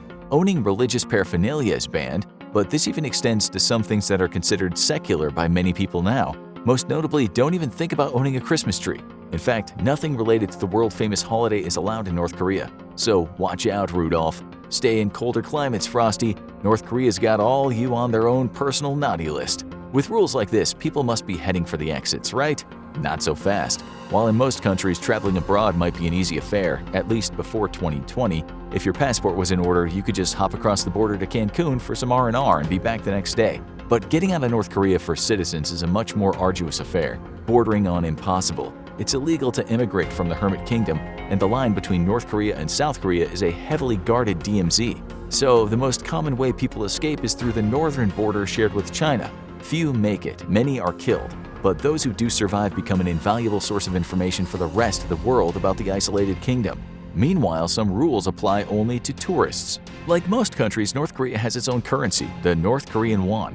Unlike many other currencies, it doesn't have much of a counterfeit problem because it's not allowed to be brought in or out of the country. It's only for internal use, and they take its secrecy seriously. So seriously that it might be the only currency in the world that tourists aren't allowed to use. Tourists have to use the currency of their home country, usually dollars, euros, or Chinese yuan, and don't even think of trying to get some won out of the country as a souvenir. So I guess you're stuck. Better make the best of it. How about a game of b-ball? Just make sure you know the rules, because basketball as you know it is illegal in North Korea. Kim Jong-Un likes to separate himself from Western ways as much as possible, and he's even gone so far as to change the rules of the game in some bizarre ways. Not only do slam dunks now carry an extra bonus point, but the game speeds up massively at the end with shots going from 2 points to 8 points in the last 3 minutes of the game. And watch your aim. Teams lose a point if a player misses 3 shots in a row. It doesn't take much to stand out as an outsider in North Korea. Sometimes all it takes is getting the date of the year wrong. That's right, North Korea even has its own calendar. While much of the world goes by the standard Gregorian calendar and some cultures like China and Israel go by ancient traditions where the new year starts on a different date, North Korea uses the Juche calendar, one which starts at a unique point, April 15, 1912. That's the date Kim Il-sung, the founder of the Juche system, was born. So, if you're paying a visit to North Korea, it's probably best not to wish anyone a happy April Fool's Day. If there's one thing that defines North Korea, it's that they take their leadership seriously. One of the strictest rules in North Korea is that any sort of insult toward Kim Jong-Un or the rest of the Kim clan is considered the highest of crimes. In the US, it's common to see people on Twitter openly insulting the president as he tries to lay out policy, and he used to insult back. But in North Korea, something as simple as calling the supreme leader fat can get you sent to a labor camp. And this applies whether you're a citizen or a guest. Attempted theft of an in-room poster was enough to get an American tourist arrested and sentenced to hard labor, where he later sustained fatal injuries in 2017. And it's not the only way patriotism is compelled. Universal national service isn't unusual in countries around the world. The United States drafted soldiers in multiple wars, and in countries like Israel and South Korea, they have a universal draft. But few make it harder to get out of the draft than North Korea, and few demand more from their young soldiers. North Korean mandatory service applies to both men and women and ranges from 7 to 10 years. Most of these soldiers will wind up serving the government, but many might be sent to the harsh DMZ region where war is just one wrong move away. And it's not the only time your fate isn't in your hands. How do most people in other countries choose their profession? It's either after an exhaustive look at possible majors they want to learn about, or it's by scanning the wanted ads to find something that pays enough. But in either case, they make a choice. Not in North Korea, where the government will typically choose someone's profession for them based on their aptitude shown in school and where the government needs them, as well as their family stature. For those who object to their assignment, there's usually another one waiting for them: forced labor. For women in North Korea, things can be especially dicey. It's taken for granted by women in most countries, although purchasing them can be awkward when dad or the boyfriend gets sent instead.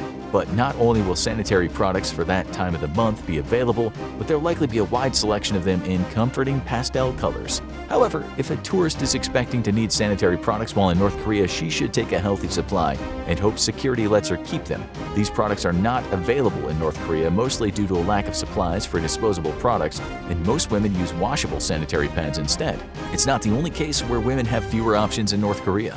Reproductive freedom is strictly curtailed in North Korea, as the contraband condoms probably made clear. But it goes further than that. Due to Kim Jong-un's obsession with the women of North Korea producing more socialist soldiers, abortion is totally banned in North Korea. But the restrictions don't end there. Women are required to give birth alone and are kept from meeting their husband for a week after birth. And it's common for children to be taken by the state for training and adoption if the mother is deemed to be undesirable or the children are multiples. Like most things in North Korea, children are often considered to be the collective property of the state. And don't expect flowers either, Mom. Mother's Day is a popular holiday all around the world. At first, it seems like one brief dose of normalcy in North Korea. The holiday was introduced in 2012 and became popular with the public, and that couldn't stand. First, the government decided it should honor all mothers, including the metaphysical mother of the Workers' Party, which they commonly call the Mother Party. The holiday became increasingly focused on celebrating the party instead of mom, and now is prohibited to send personal messages to your mother that day when you could be celebrating the deceased members of the Kim family instead. Sometimes things get weird on one specific day of the week. Sunday Fun Day, right? Not so much in North Korea. While the weekend might be sacred for many workers in the rest of the world, things are very different in the Hermit Kingdom. While the day is officially a day off from standard jobs, it's also known as a collective labor day. That means workers are often assigned to complete large-scale jobs like paving sidewalks and cleaning up trash. Making this worse, all cleaning must be done without the use of tools. And don't even think about calling in sick. The boss has a pretty strict attendance policy. But one day probably holds the biggest risk for people. Don't smile. Don't even think about it. Does thinking about it make you want to smile? Imagine if for one day a year smiling was considered a crime against the state. That's the law in North Korea every 8th of July, the anniversary of Kim Il-sung's death. Both the birthday and death day of the Juche founder are seen as holy days in North Korea, and any sense of frivolity in the latter is seen as a sign of a lack of mourning. It's prohibited to smile in public or even talk too loudly, and the police have their eyes open for anyone who doesn't seem to be mourning the departed leader sincerely enough. But one banned item in North Korea made national news in 2021. It was the Korean TV show seen around the world, Squid Game. Influenced by classics like Battle Royale, the South Korean drama became a sensation for its tense plot, which saw ordinary citizens competing in a series of twisted life-or-death games for a chance at a fortune. Not only did people love seeing classic children's games turned into death traps when it streamed worldwide on Netflix, but many people praised its incisive look at the failings of South Korea's capitalist economy and how it leaves many of its poorer citizens behind. Anti-capitalist satire? North Korea probably loves the show. The bent of the show, condemning South Korea's secular capitalist culture as decadent and harmful to the poor, might have met with Kim Jong-un's approval.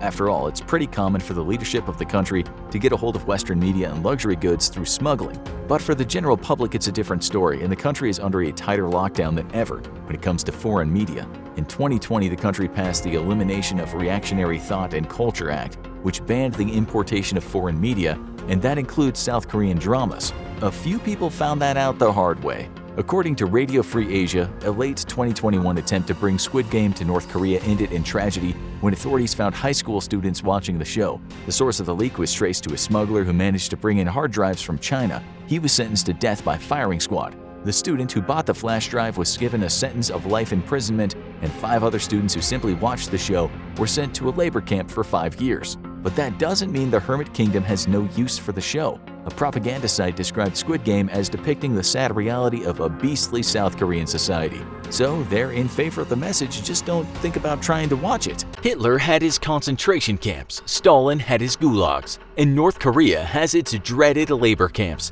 Every evil dictatorship has historically had a place to send any dissidents or perceived enemies of the state. And while many horror stories have circulated about the cruelty and brutality of North Korea's prison camps, exact details have been hard to confirm due to the secretive nature of the Hermit Kingdom. Yet as more North Koreans escape the brutal regime, never before heard details paint a grim picture of life inside one of the most hellish places on Earth. Hello and welcome to another episode of the Infographics Show. Today we're going to remind you to be grateful that you live a comfortable first world life as we answer the question, what do we know about North Korean labor camps? For most of our viewers, watching our show is nothing but an afterthought. But did you know that in North Korea, watching the Infographics Show can get you sent straight to a labor camp for 10 years? Not just our show, of course, but anything on the public internet. In fact, just owning a computer can be offense enough to warrant a trip to a labor camp, as computer ownership requires explicit permission from the government itself.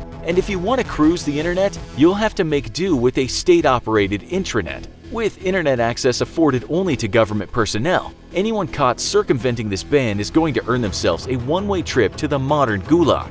But don't worry, because you won't be lonely in your new prison home. And that's thanks to North Korean founder Kim Il-sung's belief that evil could only be expunged from a family if you punished 3 generations of that family. So if your dad gets sent to a prison camp, then you're going right along with him, along with your sister, mom, and any immediate family, even if you're the model North Korean citizen.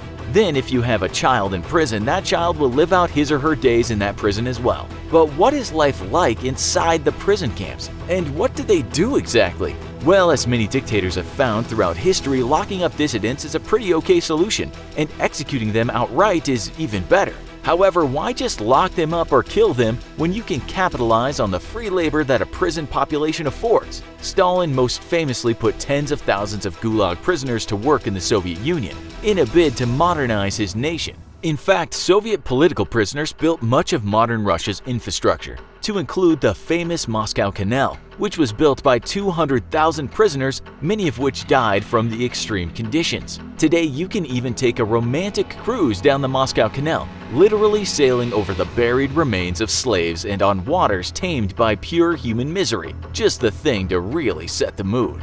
For North Korea, free labor is a very appealing prospect, especially since the nation is so economically impoverished. Prison laborers are often used in North Korea's mining industry, working without power tools and usually just pickaxes and shovels, and with absolutely zero safety regulations. Prisoners also farm food which is sent to Pyongyang, though of course they're not allowed to eat any of it, and if caught, they can be shot. Many camps include consumer goods such as furniture which goes on sale in Pyongyang department stores, while others create building materials to be used around the country. While this free labor pool must seem like a pretty convenient system for North Korea's dictators, the reality is that study after study shows that slave labor is far more inefficient than paid labor, and in actuality often costs more both in direct cost of security and in lost revenue due to inefficiency. Russia's famous Moscow Canal is estimated to have actually cost Russia millions of rubles due to the poor workmanship and slow progress of slave labor. So what are the conditions actually like inside the camp? Thankfully, the flood of North Korean defectors has revealed the secrets of these literal hells on earth. First, the camps resemble villages more than actual camps, with guards and their families living next to the camp itself. While some are fenced, many are not, and the extreme remoteness and hostile terrain coupled with the terrible nutrition of its prisoners is often enough to keep people from trying to flee. Then there's also the fact that guards will shoot on sight if anyone even appears to be running away, and if they can't catch you, they'll kill your family members which are left behind. Though guards are extremely motivated to catch prisoners because often if a runaway succeeds in escaping, the guards themselves will be executed, all in the name of preventing the secrets of forced labor camps from escaping the country. Guards themselves routinely physically and sexually abuse prisoners. Rape is rampant, and much like in the Soviet Gulag, female prisoners may trade sexual favors for a few bits more to eat, or simply be forced into the act by a guard. Prisoners are routinely beaten for even the most minor infractions, though the abuse isn't limited just to the guards. Because the families of guards often live at the camps themselves as well, family members happily get in on the abuse. One prisoner at a mining camp explained how family members of prison guards would order miners to kneel before them with their mouths open, and then they would spit phlegm directly into their mouths. If a prisoner spit it out, they would be beaten. But this prisoner said that you would gag immediately upon receiving a big wad of mucus in your mouth, which would be excuse enough for the tormentor to beat you. Sometimes, though, the beatings come from your fellow prisoners. One prisoner recounts how she and several other prisoners were forced to sit in the lotus position and not allowed to move or stretch their limbs. After several hours of this, someone would inevitably move, which prompted the guards to order the other prisoners to beat this person. Grateful for the opportunity to stretch their own limbs, the prisoners would beat the offending prisoner mercilessly, knowing this was the only exercise they would get. Letting prisoners punish themselves is a favorite tactic for prison guards, and often prisoners would be punished as a group for the offenses of just one prisoner. One former prisoner explained how guards would withhold food, or in winter would not provide heating, nor allow the prisoners to build a fire. The stressed and angry prisoners would then vent their frustration on the offending prisoner, often beating them to death. Sanitation is all but non-existent in the camps, and running water is not available at all, even for the plumbing. One prisoner explained how prisoners would collect their own urine, which they would then use as water to soften their hardened stool, which they rubbed and pressed by hand.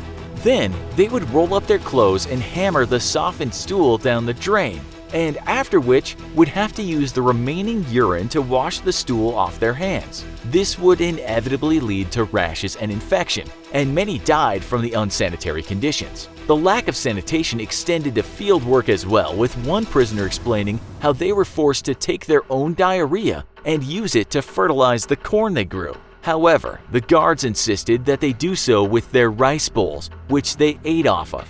They would only have ditch water with which to rinse their bowls in, and then at lunchtime would have to eat off that same bowl. Not that there's much food for prisoners to eat anyways. Prisoners are served 3 meals a day, but meals typically consist of around 150 corn kernels that are lightly salted. Prisoners will then supplement their diets any way possible. And one prisoner recalled how despite the unsanitary conditions, there were no rats or insects to be found inside the prison because the prisoners ate them all. Dragonflies, butterflies, and pretty much anything that flew into the camp was caught and eaten, with pregnant rats being a delicacy because of the fetuses the rats carried inside it. Sometimes prisoners will light small fires with which to cook their caught rats or lizards, but if caught, they could be severely beaten by the guards. Therefore, most prisoners simply ripped their meals apart with their own hands and let the meat dry, then ate it raw. The forced labor in a camp typically consists of a 16-hour workday, matched by a quota that each prisoner was expected to achieve. This could be anything from pull X amount of weeds or mine X amount of coal, and if quotas were not met, then prisoners would forego food. Without food, prisoners would grow weaker, and thus new quotas would be even harder to achieve. Eventually, prisoners would simply starve to death. For prisoners, labor starts as young as elementary school age, and children to send into the mines or harvest lumber are in no short supply, thanks to the 3 generations rule. While on the job, injuries are common, with medical treatment completely non-existent.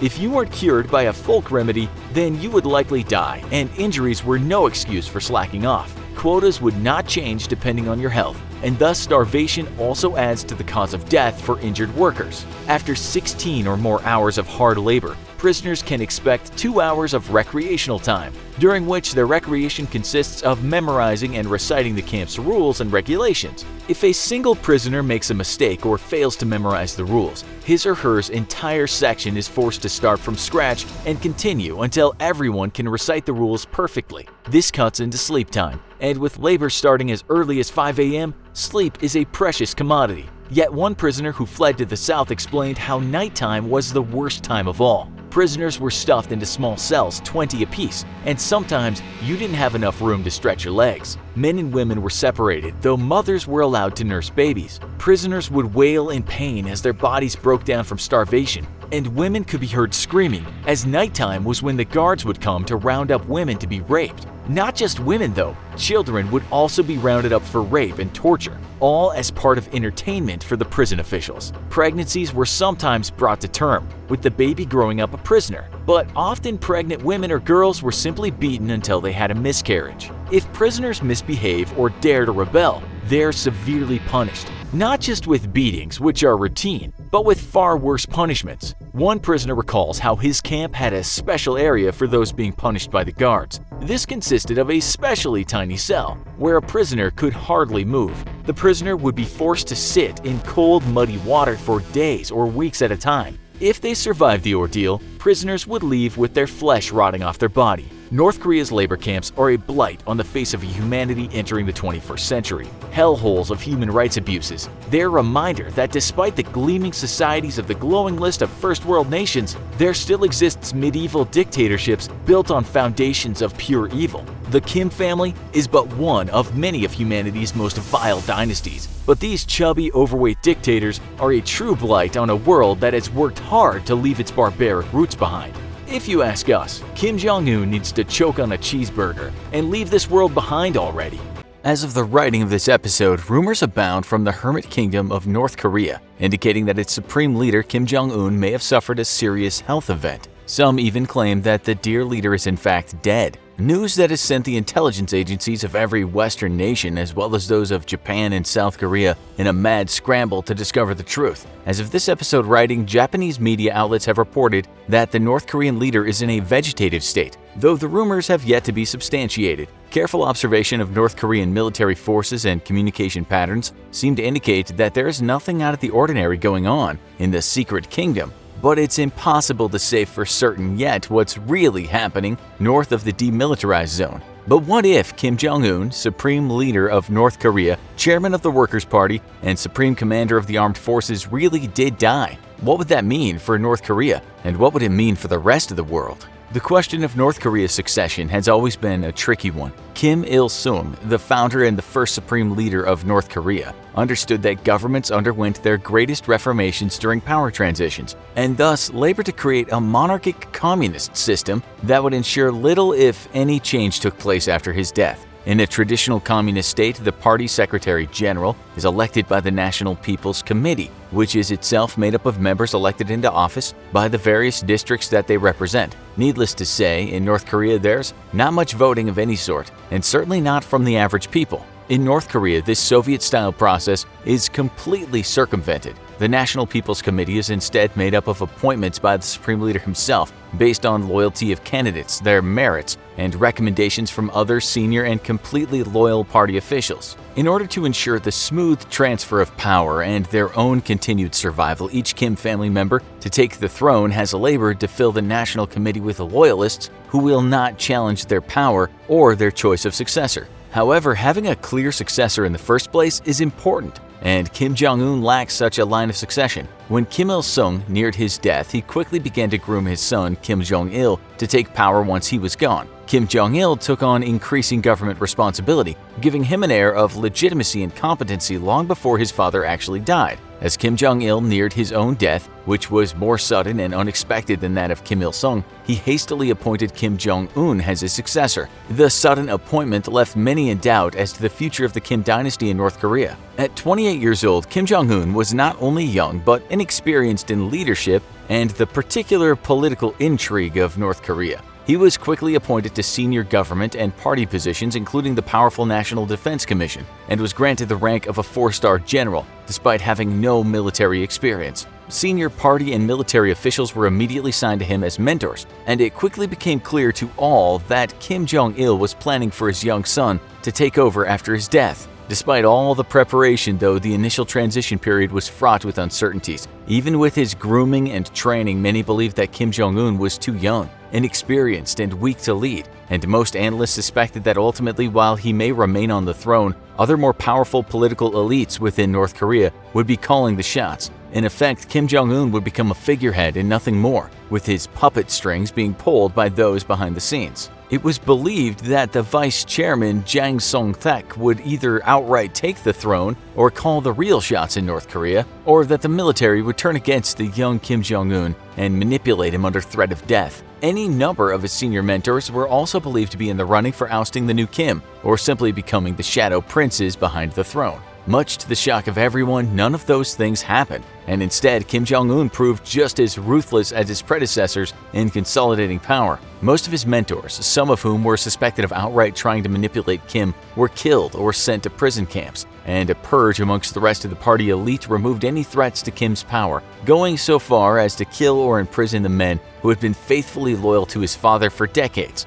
Even Kim's own family members weren't safe. Kim Jong-nam, his brother-in-law, had no interest in political power, yet that did not save him from Kim Jong-un sending assassins to kill him while on a trip in Malaysia. While Kim Jong-nam might have had no aspirations for power, Kim Jong-un likely feared that the political elite within North Korea might use him as a figurehead to install on the throne after overthrowing Kim Jong-un. He likely also feared that Kim Jong-nam would be installed by South Korea and US forces after a war against the North. Kim Jong-un very quickly eliminated all his rivals and possible successors to his father's throne, cementing himself as the top leader in North Korea. In order to fend the powerful North Korean military off, the biggest threat to his power, Kim Jong-un also instituted a military-first policy that saw the military receive priority treatment from the new government. While successful, Kim Jong-un's transition to power had the benefit of 2 years of careful grooming by his father, and under a new succession would not. If the supreme leader died today, North Korea may look very different tomorrow.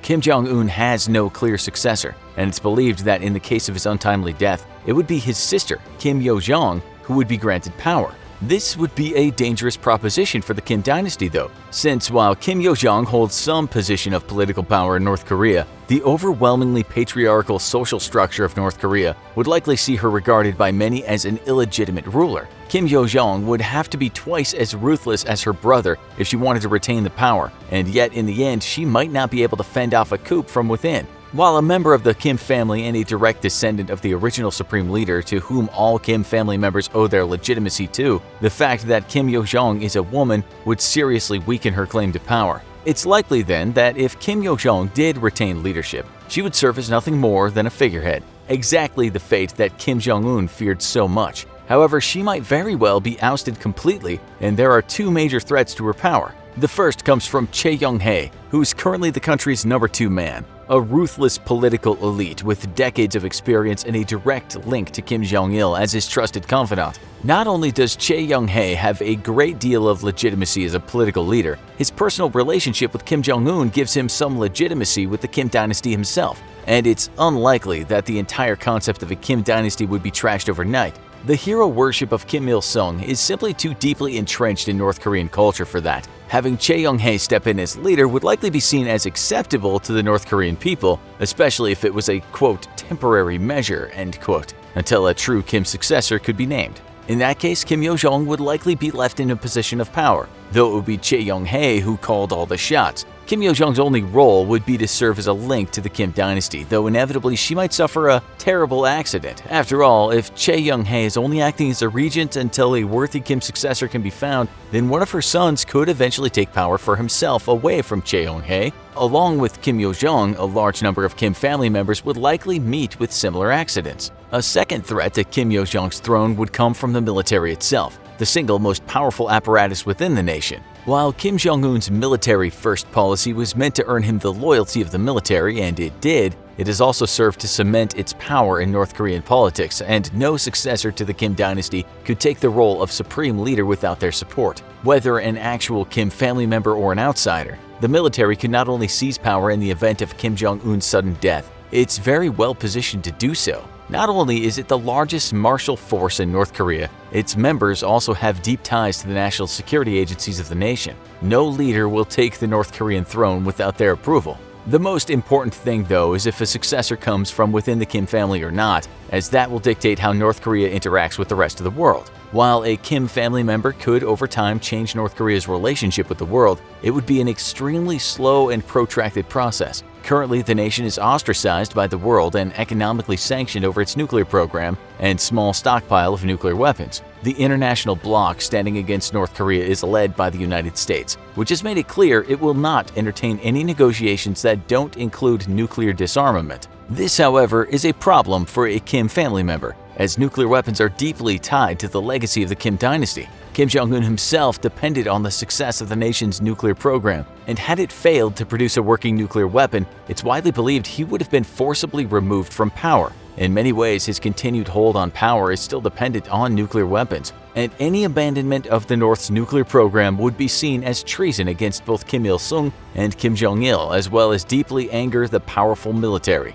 If a new Kim family member were to take power, abandonment of the nuclear program would be tantamount to suicide. In a sense, a new Kim ruler has their hands tied at the international negotiation table with regard to nuclear disarmament. And for now, the issue of North Korean nuke development is a moot one. National policy will likely never change as long as a Kim rules. However, an outsider such as Chae Young-hae could afford to institute major reforms if he wanted to. That is, of course, if he could find a way to keep the military from immediately removing him if he threatened to disarm their nuclear weapons. The prospects of having sanctions lifted and the massive economic benefit and international aid that would come as a result could be very appealing to many party officials, though, and even some senior military leaders. It would certainly be so for the average North Korean citizen, who could see their lifestyle radically change thanks to an influx of foreign aid and investment as the Hermit Kingdom rejoins the world. Certainly, the prosperity of South Korea is a powerful lure to a possible successor to Kim Jong-un. And even if the military did not support nuclear disarmament and other major reforms, the citizens who would at last receive international aid and economic revival could make it very difficult for the military to replace a reformist leader. Whatever happens in North Korea's future, it's clear that the only real chance for change is if a non-Kim family member were to take power. North Korea is often called the world's most secretive country. When Western journalists have been allowed inside, they said what they saw was a kind of show rather than reality. The Western media routinely reports on North Korea's nuclear capabilities, while inside North Korea, the big bad wolf is the West. In 2017, the country was blamed by the US and the UK for the massive WannaCry cyber attack, while North Korea said this was nonsense and the accusation was just to foment more hatred against the country. One thing that is certain, though, is that North Korea is hidden somewhat behind a curtain of secrecy. Today we will attempt to make some things more clear, at least in terms of who matters most in the realms of North Korean leadership, in this episode of the infographic show, Who Runs North Korea? Don't forget to subscribe and click the bell button so that you can be part of our notification squad. The Democratic People's Republic of Korea is under communist rule. The 24.5 million people that live there do so under what is called the Supreme Leader.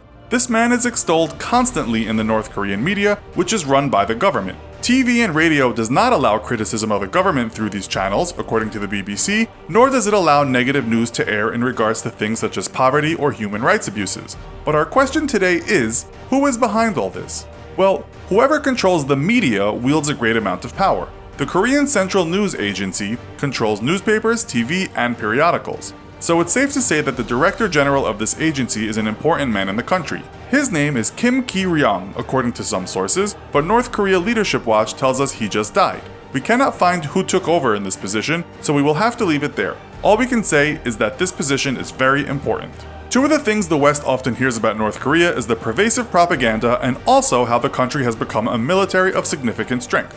Who runs the military? Well, that is the supreme leader, but he has backup in the form of the defense minister. His name is Pak Young-sik. This 67-year-old took over the position in 2015 after the former minister, Haeun Young-chol, was executed for insubordination. The BBC reports that hundreds of people watched as the man was shredded by anti-aircraft guns. South Korea's National Intelligence Agency reported that 2 other men were executed at the same time. One of them was killed because he had disagreed with the supreme leader over a matter regarding members of an orchestra. Holding a lesser position in the North Korean military is the Chief of General Staff. That position is held by Ri Myung-soo, and it is reported by the Western press that he also took the place of a man that had fallen from the graces of the great leader and was executed for corruption. This was confirmed by South Korean sources, although the same sources later retracted the execution story and said he was still alive. The current chief is one of the top guys when it comes to launching missiles, and he is overseeing North Korea's nuclear tests and running of the army. He's said to be 82, which makes him well past retirement age. According to NK News, there is no retirement age when you can collect a government pension in North Korea. Let's now take a look at the government and how laws are formed. North Korea has a Supreme People's Assembly which is filled by elected deputies from 687 constituencies around the country. While this is made up of many people, it's ruled over by what's called a presidium. The president of the presidium is another guy that looks like he should have hung up his gloves sometime in the 90s. His name is Kim Young-nam.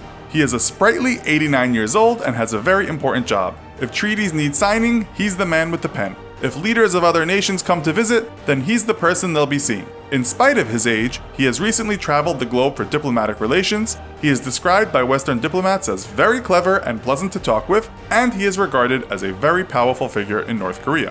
Another bigwig holding almost as much power in politics is Ko Tae-bok. He's the chairman of the Supreme People's Assembly and has been an advisor to the Supreme Leader, present and past, for many years. He is also described as very intelligent, being fluent in English, German, and Russian. He spends a lot of time traveling the globe and could also be said to be a mature man as he is 87 years old. That didn't stop him visiting Iran in 2017 to improve relations with that country. Under him is the vice chairman of the Supreme People's Assembly. That position goes to Kim Won-soo, who is, relatively speaking, a young buck at just 78 years old. He was also the former president of the Central Bank of the Democratic People's Republic of Korea, which is another big position to have in the country. The present president of the central bank is Kim Chong-gyun. This man has been modernizing the country's banking systems and recently has been helping North Korea's citizens to receive loans and credit cards. Another position next to military matters, money, and making laws is the person who presides over the country's courts. That goes to the Supreme Court president, and his name is Pak Myung-chol. He is the man at the top when it comes to matters of civil and criminal law. If you've turned your back on the country's propaganda, you can expect that the sometimes unjust sentence you receive had something to do with him. So now we come to the biggest names in who runs North Korea. The man under the supreme leader is the premier of North Korea, Pak Pang-ju. The 78-year-old plays a huge part in the country's economic policies, its military, and basically implements all policies that are determined by the Workers' Party of Korea's Central Committee. There is only one man bigger, and that's the supreme leader, an almost godlike figure that is the face of the country. Right now, that is Kim Jong-un, a man who could be either 33, 34, or 35, depending on what you are reading. He is the chairman of the Workers' Party of Korea, but also holds a slew of different positions. He went to a private school in Switzerland and later in life was awarded an honorary doctorate in economics. Inside the country, he's described as a great person born of heaven, and outside, he's seen more appearing in comedic internet memes. As we said, he has too many titles to recount, but he is no doubt the most powerful person in the country. This list has only contained men so far, so we could say this is a very patriarchal leadership. While most countries follow this structure, North Korea has been criticized and mocked for being a country run by very old men on death's door. So, we have an honorable mention on this list, and that person has been called the most powerful woman in North Korea. Her name is Kim Yo-jong, and she is the younger sister of the supreme leader. She's 30 years old and said to have a very good relationship with her brother compared to some other family members. Some of those were reportedly executed, and one even fed to dogs. That itself tells you something about her power, but she also holds a position in the political bureau of the Central Committee of the Workers' Party of Korea. She is currently her brother's chief of staff, or chief secretary, whereby she pretty much organizes his time, security, and movements. She's the main woman for the main man, and a trusted family member to the leader in a family that is seemingly torn apart. Some people go to the Caribbean or Europe to enjoy a relaxing holiday. Others choose North Korea. Little did Otto Warmbier know that less than 2 years later he would be leaving the country in a vegetative state. It was supposed to be a fun budget tour of the country, but one day Otto went too far. He didn't get blackout drunk or punch a military officer. He did something arguably even worse. Stole a propaganda poster, at least so the allegation goes. When the powers that be found out, he'd be sentenced to 15 years of hard labor in North Korea's prison system, a reasonable sentence for such a treacherous crime. Yet it didn't take long for Otto to be so worn down that he'd be carried into a plane on a stretcher, boasting deformed limbs, serious brain damage, and incapable of eating. What about North Korea's prison system could be so harsh that it would break this prom king and bright college student in a matter of months? Let's rewind to the start of this ultimate fall from grace. Otto was in the Pyongyang airport ready to leave the country when officials pulled him aside after seeing his passport. A tour buddy made a joke that it'd be the last time they'd see each other again. Little did he know that his words would be true. The good news is that foreign prisoners in North Korea have special treatment compared to locals who are arrested. The government sees the value of foreigners as human bargaining chips who can play a part in easing the punitive sanctions the country faces. But there's bad news too. Less awful is still awful. First, foreign prisoners go to a guest house, or if they're lucky, a budget hotel, while they await trial. It's basically still a prison since they can't leave and are watched constantly by North Korean secret police, but that's preferable to a labor camp. While there, they're hardly left alone to mope around all day. Detainees can expect to face interrogation for up to 15 hours a day for weeks on end. It's all part of the process to wear prisoners down psychologically and manipulate them into confessing they're guilty of whatever they've been accused of. The interrogators have zero interest in discovering accurate information or figuring out what really happened. They already know what your story is, they just want to make sure that you know it too. If you want to keep both your life and your sanity, it's best to just go along with it and confess everything. All ready for a false confession during your so-called trial. North Korea appoints some prisoners their own lawyers to go through the motions, but those legal professionals serve the function of scolding the detainees rather than protecting them. Expect accusations of insulting the Kim dynasty or conspiring against the state, rather than discussions about what's happened and whether you're guilty. The purpose of the exercise is most likely to trick the accused into confessing for their sins. But we have to give credit where credit is due. Most past North Korean prisoners have admitted that the country treated them reasonably well. Foreign prisoners may receive beatings when they're first captured, but as soon as their nationality is established, the state doesn't lay a hand on them. Ultimately, North Korea accepts that they will someday have to send their prisoners back to their home countries, and they want the world to know how benevolent and reliable they are. So if this is what we call special treatment of foreigners, you might be wondering what exactly the locals have to go through. In 2 words, beatings and torture. Locals are treated like animals for having the audacity to defy the state they grew up in. Firstly, they're placed in rooms that often have nothing other than a mold-covered toilet and sink, not even a bed. Their rounds of interrogation are far more likely to get physical, and they're forced to cooperate without even a fake lawyer. In terms of food, they can expect delicious delicacies like rice mixed with dirt and gravel. Yummy. Once a week, they might get the chance to wash themselves using a bucket of hot water. There's no form of entertainment other than sitting and thinking. Occasionally, inmates might be allowed luxuries such as pencils and paper, or even better, biographies of Kim Jong-il and his father. There's nothing like learning about the inner life of your oppressor to distract you from your oppression. Psychological torture, however, is in the cards for everyone, North Koreans and foreigners alike. North Korea likes its prisoners to remain feeling isolated and hopeless so they can be more easily controlled and manipulated. Inmates have no contact with the outside world, and the foreigners are told their countries are doing nothing to try to rescue them. Even if negotiations to release prisoners are actually coming close to a conclusion, the prisoners have no idea until the moment they're about to be released. So, if you ever go to North Korea and face arrest, don't believe a word they tell you. It's unlikely that local prisoners get any kind of meaningful trial, but foreigners at least get to pretend they do. Delegates from their home country are present, although they have little power over the verdict. The whole process is extremely short. Judges make their decisions almost instantly about what'll happen based on the false confessions of the accused. A life sentence in a labor camp is pretty standard, but if you're unlucky, you could face the death penalty. Otto received a sentence for 15 years of hard labor during his trial. He appeared on the screen in a news conference confession where he broke down sobbing on camera and said that stealing the poster was the greatest mistake of his life. That would be the last time that most people would see him still capable of standing up and talking. Finally, Otto was taken to prison. There are currently around 150,000 to 200,000 people detained in North Korean prisons, or maybe even more. Amongst them are a few foreign nationals, mostly South Koreans. Inmates can expect to work on projects like coal mining while facing debilitating conditions and surviving on starvation rations. As before, foreigners get things slightly easier since their deaths would be bad press.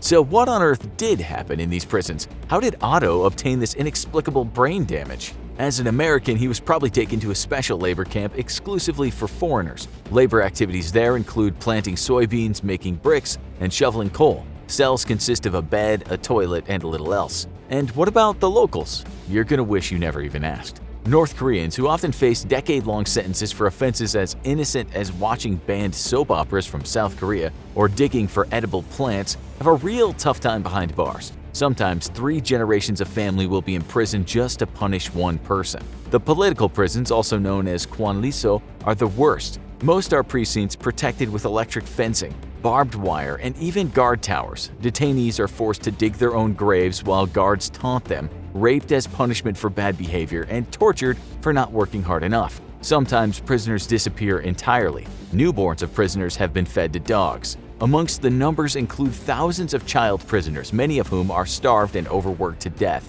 Even for the soft foreign prisoners, life in a labor camp is harsh. Inmates are held in stinky, unkempt buildings infested with mosquitoes, cockroaches, and insects. The dilapidated structures feature undrinkable tap water and broken lights. They're surrounded by guards, but completely isolated from any other prisoners. Wake-up time is at 6 a.m. when a loudspeaker rudely awakens the prisoner, alerting them that they should get dressed. As a bonus, they might also get screamed at by guards, who call them by their number rather than their name and tell them they'll be stuck behind bars forever. Breakfast is a meager portion of white bread and some water. Then it's off to work, from 8 a.m. to 6 p.m., all alone, of course. Cameras and guards watch every move of the prisoners during their labor to make sure they don't make a single wrong move. For lunch and dinner, it's back to rice with gravel. But once a week, there's a real treat: a boiled egg. I guess the officials accepted that some form of protein might be necessary for non-stop hard labor. Sometimes prisoners also get their hands on potato or salted cabbage, because apparently cabbage is supposed to be something to look forward to now. The weirdest part of prison time is in the evening, or so-called cultural time. You might expect this involves learning about the wonderful culture of North Korea, maybe some music or art. Nope. Prisoners are simply left alone with no stimuli, perhaps to dream up the culture in their head. Even foreign prisoners are offered minimal protection from the elements. Winter gets cold in North Korea, yet prisoners are expected to use their bare hands to dig through frosty ground and to wander around without proper shoes or warm clothing. And that's right, I've been only talking about the easy ride the foreigners had up until now. Nationals have things way worse. After waking up at 5 a.m. at the latest, the prisoners must carry out hard labor until 7 p.m. And you thought the 9 to 5 was bad. The only break is for 1 hour at lunch, which consists of a measly portion of salt and corn. Hardly the most filling meal at the best of times. Never mind when you're performing 11 hours of grueling tasks. It's not surprising most people resort to eating mice, insects, frogs, and anything else they can find to protect themselves from malnutrition. When times got really desperate, they might even turn to corn left out for the animals or even beans stuck in animal dung, and I'll let that one sink in for a while. Even worse, the prisoners have to walk more than 12 miles just to reach their workplace, usually a field of some kind. If you thought the foreign prisoners had it bad for needing to dig using their bare hands, try plowing a field while carrying a cart like a horse expected to run instead of walking. Pregnant women are made to do particularly strenuous work, like going up and down hills to ensure they suffer miscarriages. Then again, they're the ones who have it lucky because it's not unheard of for newborn babies to be fed to the dogs, while the mothers are made to watch. As the detainees work, North Korean officials hurl verbal abuse at them. Despite the desperate conditions, there's no room for error. Make a minor mistake or step out of line and you can expect to be subject to beatings or torture, or worse. Once a month, there are public executions for the most problematic prisoners. Sometimes they're killed by their fellow prisoners who are forced to throw rocks at bodies hung alive from scaffolds. In the evenings, there are meetings until late at night, meaning most prisoners never manage more than a few hours sleep. Not that they have a bed to sleep in anyway. Whoever you are, North Korean prisons are brutal, but most people don't end up in a vegetative state, at least not as far as we know. So what really happened to Otto, the American tourist? How did he end up with brain damage after his arrest? North Korean officials claim Otto suffered an unexpected reaction to a sleeping pill, which caused a rare condition called botulism. But the US officials say the young man's injuries were from beatings and torture. What's the truth? Strangely, reports suggest that Otto never even made it to a labor camp or prison. Just one day after his trial and press conference, the staff at the hotel detaining Otto reported he became unresponsive. He had to be resuscitated, given oxygen, and put on a ventilator to save his life. At that point, he most likely went directly to the place he was cared for until his return to the US. If this is true, the cause of his condition becomes even more mysterious. How could Otto be completely normal one day yet fall prey to a fatal condition before he even faced the horrendous North Korean prison conditions? Once Otto reached the hospital, it seems healthcare professionals cared for him extremely well.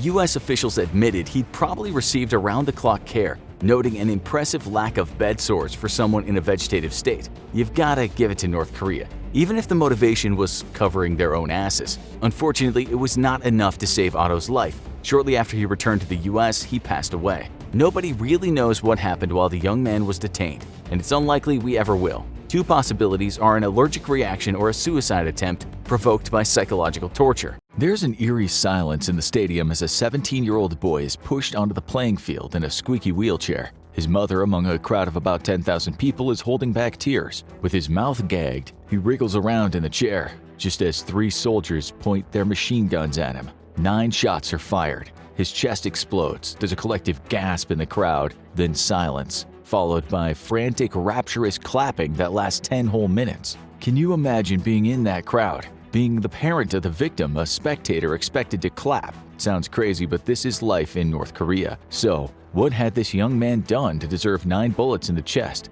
The answer is K-pop.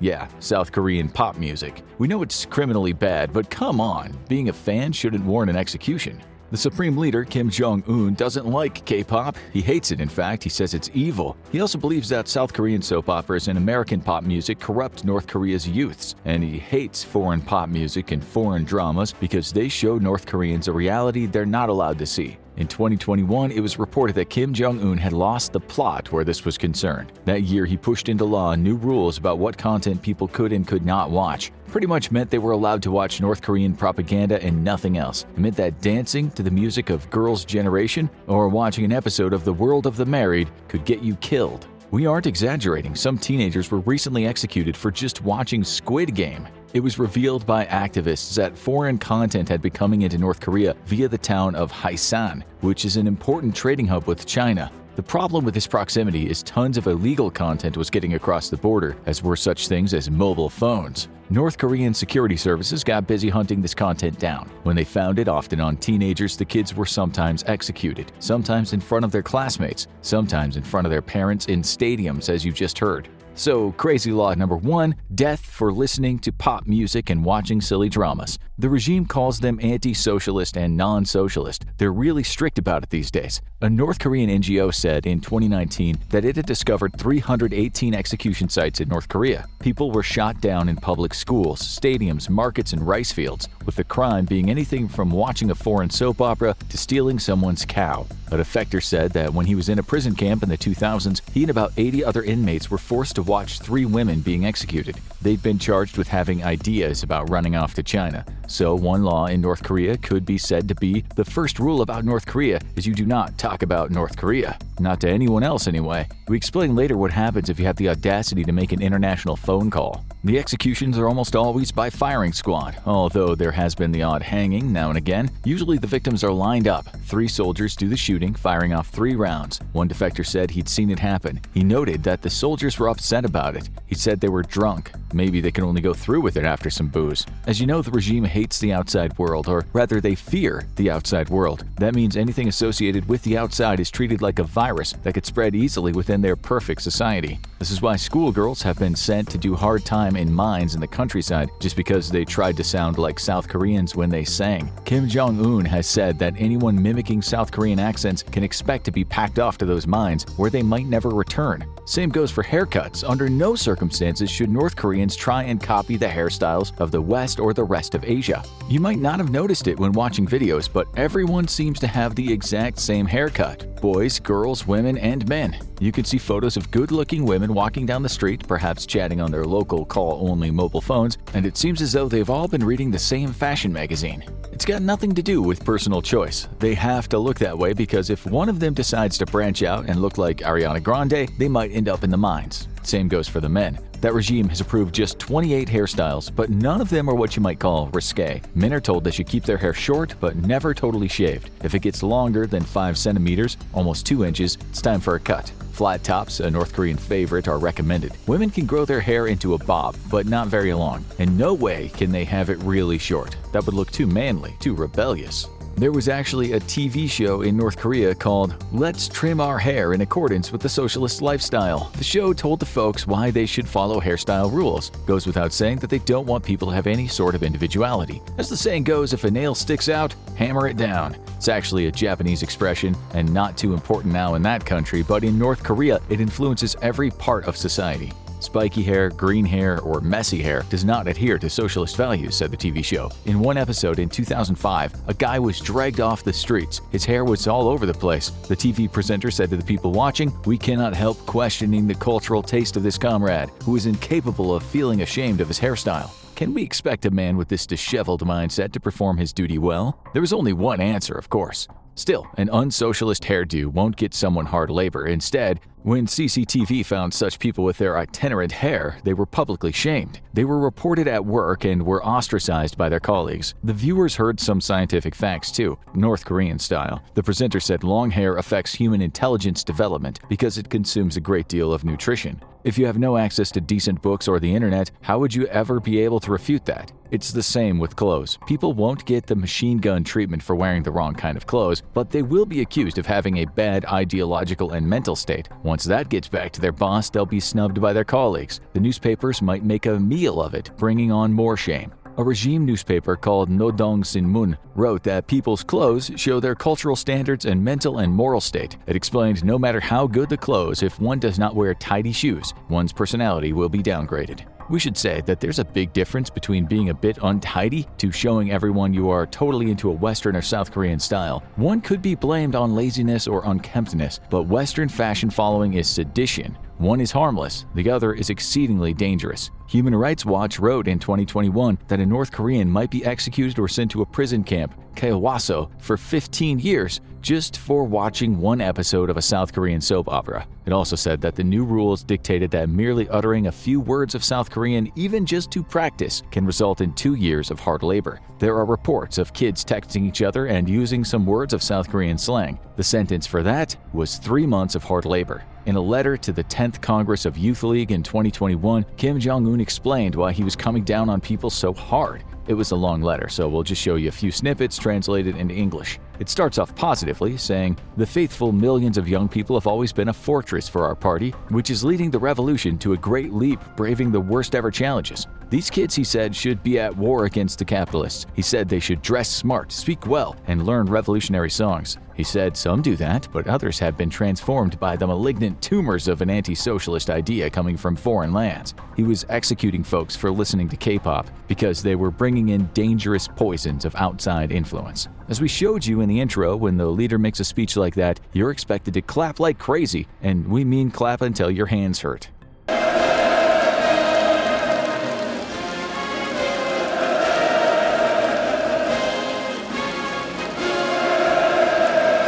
People have been executed in the past for not clapping enough, for looking like they didn't care about the immortal speaker on the podium. This is nothing new. It happened in the Soviet Union under Stalin, but you can imagine what would happen if you fell asleep when the leader was speaking, just as happens all the time in the West. Napping in British Parliament is the norm.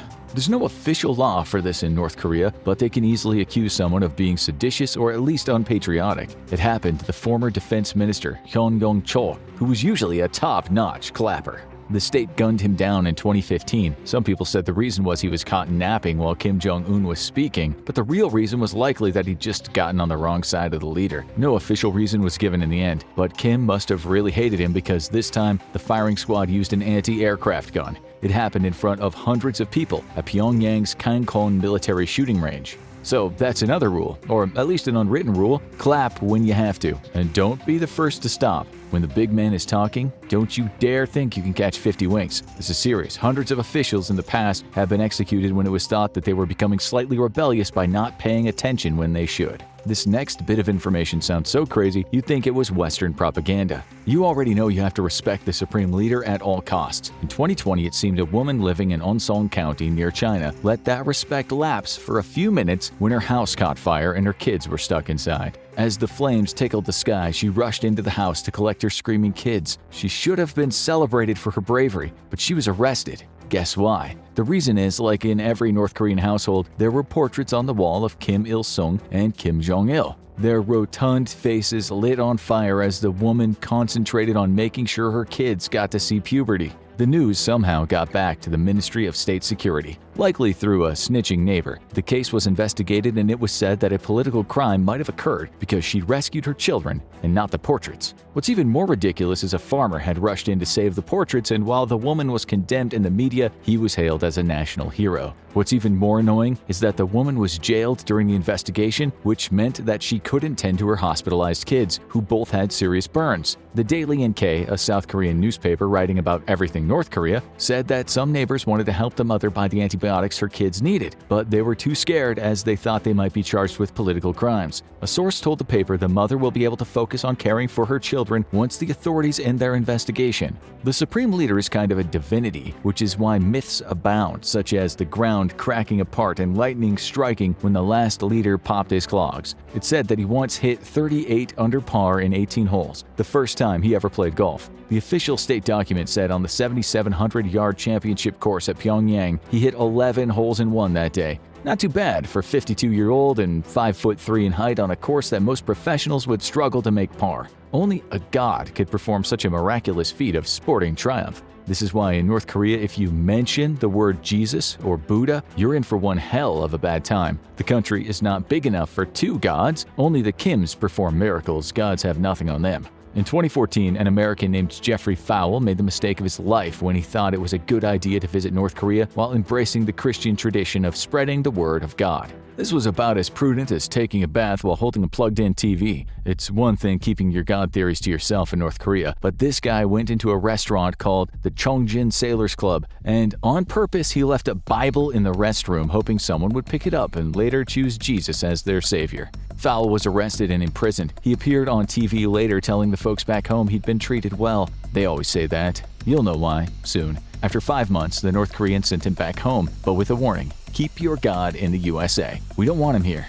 He's persona non grata. Had Fowle not been used as a diplomatic bargaining chip, he'd likely have been executed or at least spent a few years doing hard labor. Around that same time, the American-Korean Kenneth Bae, an evangelical preacher, was sentenced to 15 years hard labor, also for spreading the good word.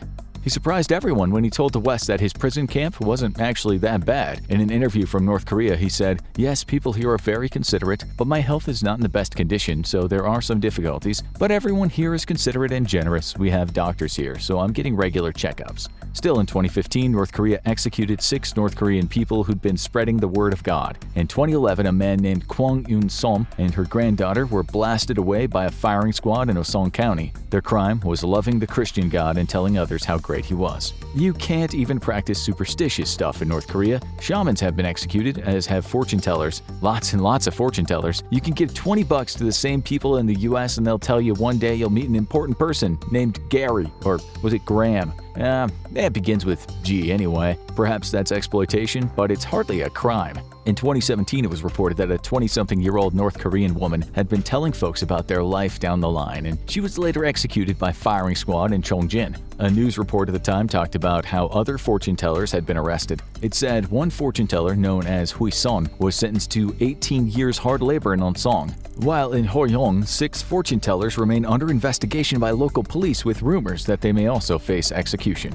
In 2019, the news said 2 young fortune tellers were executed by firing squad in front of tens of thousands of people, factory workers, students, and office workers, at a location in Hamgyong's Chongjin City. Another person got life in prison labor camps because they'd been accused of superstitious activities. In another case, the condemned fortune teller had used a 3-year-old and a 5-year-old, saying they were possessed and so they could see into the future. The media reported that people were starving and desperate, so they looked to anyone who could help, even a scammer who allegedly talked to ghosts. Each one of the fortune tellers was accused of anti-socialist behavior, which affected the preservation of social order. Now, you might wonder what happens if North Koreans get on the phone with South Koreans and are told that their lives are actually terrible and that they live in a place of sheer madness where their brains are washed as often as their hands. If that happens and the person is caught, they'll likely die. Many North Koreans have been executed for the crime of talking on the phone to someone outside the country. As we explained in another show, North Korea runs a tight ship where the truth is concerned. Just one phone call to someone outside will likely get you executed, regardless of what's said. Remember the first rule of North Korea Club. In 2007, a South Pyongan province factory chief was executed for this crime in front of 150,000 people at a local stadium. The giant lid on North Korea's can of worms was to remain closed. It does, for the most part, which is why most people go along with stories of their leaders attaining golf scores that would make Tiger Woods envious. But just a quick phone call to the South can undo such ridiculous lies. Another thing you're not supposed to do in North Korea is look at pornographic material. North Koreans might be living in a never world, but their brains work the same as everyone else where sex is concerned. Like many of you guys and gals, they're suckers for images and videos of naked bodies getting down with a bit of coitus. It's said that while North Koreans might not have access to porn websites and hustler-type magazines, people still share illegal videos of women dancing while wearing not so many clothes. The possession, distribution, and production of this kind of thing can lead to many years in prison and even death. News stories in 2021 told us about how a teenage boy caught watching porn got in big trouble. The stories don't explain how he was caught, but it said when his parents were away at the house in North Pyongan province, the kid put on a video and indulged in the age-old tradition of the five-knuckle shuffle. This was said to be anti-socialist behavior. Truth is, it tore at the threads of North Korea's tapestry of lies. Foreign porn exposes a different life, even if it's just as terrible actors picking up horny svelte hitchhikers. As per Article 29 of the law, the 15-year-old kid was sent to a labor camp. His parents and even his high school principal were also sent to the labor camp. More and more pornographic videos or smutty content on USBs have been making their way across the border from China of late. Kim Jong-Un says this is a threat to society and has cracked down on such behavior. Even worse, some folks have had the gall to make porn in North Korea. Defectors smuggled one video titled "The Secret Story of the Republic" out of North Korea not so long ago. Although the film isn't available online. We tried to find it, for research purposes, of course. Kids have apparently been getting their hands on sexy CDs and renting them out in school, with reports saying such CDs were going for about $80 in the past. That's a lot in North Korea. More recently, people have smuggled content on Chinese phones, and with those, they can watch homegrown Chinese stuff online. The North Korean regime, as much as they hate it, seems to understand how natural it is, so usually if someone's caught with just North Korean smut, they might get 2 to 5 years in the labor camps. The problem is when the porn is foreign, which means opening up that can of worms. As you know, people get executed for watching South Korean dramas, so American or Japanese hardcore is a big no-no. As Article 194 of the Conduct of Decadent Acts says, a person who watches or listens to music, dance, drawings, photos, books, video recordings, or electronic media that reflects decadent, carnal, or foul contents, or who performs such acts himself or herself, shall be punished by short-term labor for less than 2 years. In cases where the person commits a grave offense, he or she shall be punished by reform through labor for less than 5 years. This doesn't count for the regime's top officials. It seems those guys can beat their meat to the heart's content, or at least that's what some researchers said in 2017. They said deep within the highest offices at Pyongyang, top officials watched American porn sites, such as Pornhub. Those same guys were even going on Twitter and Instagram and Facebook, maybe even befriending some of you guys watching this video. As for if someone in North Korea likes people of the same sex, well, that's actually not illegal. But it seems most people don't even have a concept of homosexuality, even if they feel it in every inch of their bones. In 2015, a guy named Ju Sung-ha, who had defected from North Korea after studying at its best university, told the New York Times about homosexuality, "In my university, only half the students may have heard of the word. Even then, it was always treated as some strange, vague mental illness affecting subhumans, only found in the depraved West." Also in the Times, another guy said, "I was too embarrassed to confess that I came here because I felt no sexual attraction to my wife. I couldn't explain what it was that bothered me so much, made my life so miserable in North Korea, because I didn't know until after I arrived here that I was gay, or even what homosexuality was." So while there is no law that outright bans homosexuality, coming out would certainly be taboo, and we imagine might raise a few eyebrows. Article 193 talks about decadent behavior, and it's speculated that a gay person could be charged with this, but it's hard to say. In totalitarian societies, laws are deliberately very vague. A gay defector named Jang Yong-jin said after he jumped the fence, he experienced more discrimination in conservative South Korea. Still, since homosexuality isn't even talked about in the North, it's unlikely there will be discrimination. Even the little things can get a person in trouble. Households are expected to be clean and tidy, and people are absolutely expected to have pictures of their leaders on the wall, past and present.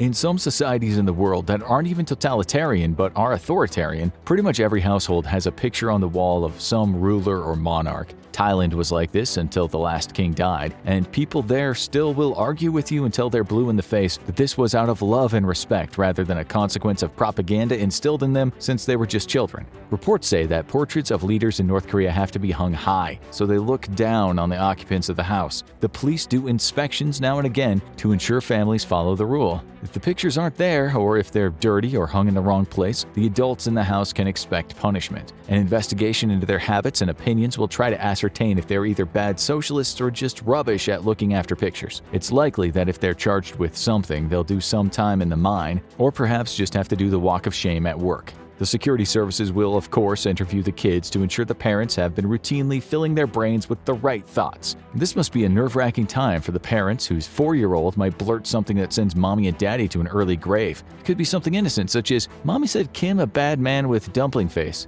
This kind of thing would seriously affect the family's songbun, social status ranking. Westerners don't often feel the wrath of the regime for acting or speaking out of line, but sometimes they do. Merrill Newman, an 85-year-old guy from California, made the mistake in 2013 of telling his North Korean tour guide that he'd fought on the wrong side in the Korean War. This was enough to get him arrested and later appear on CNN confessing his crime.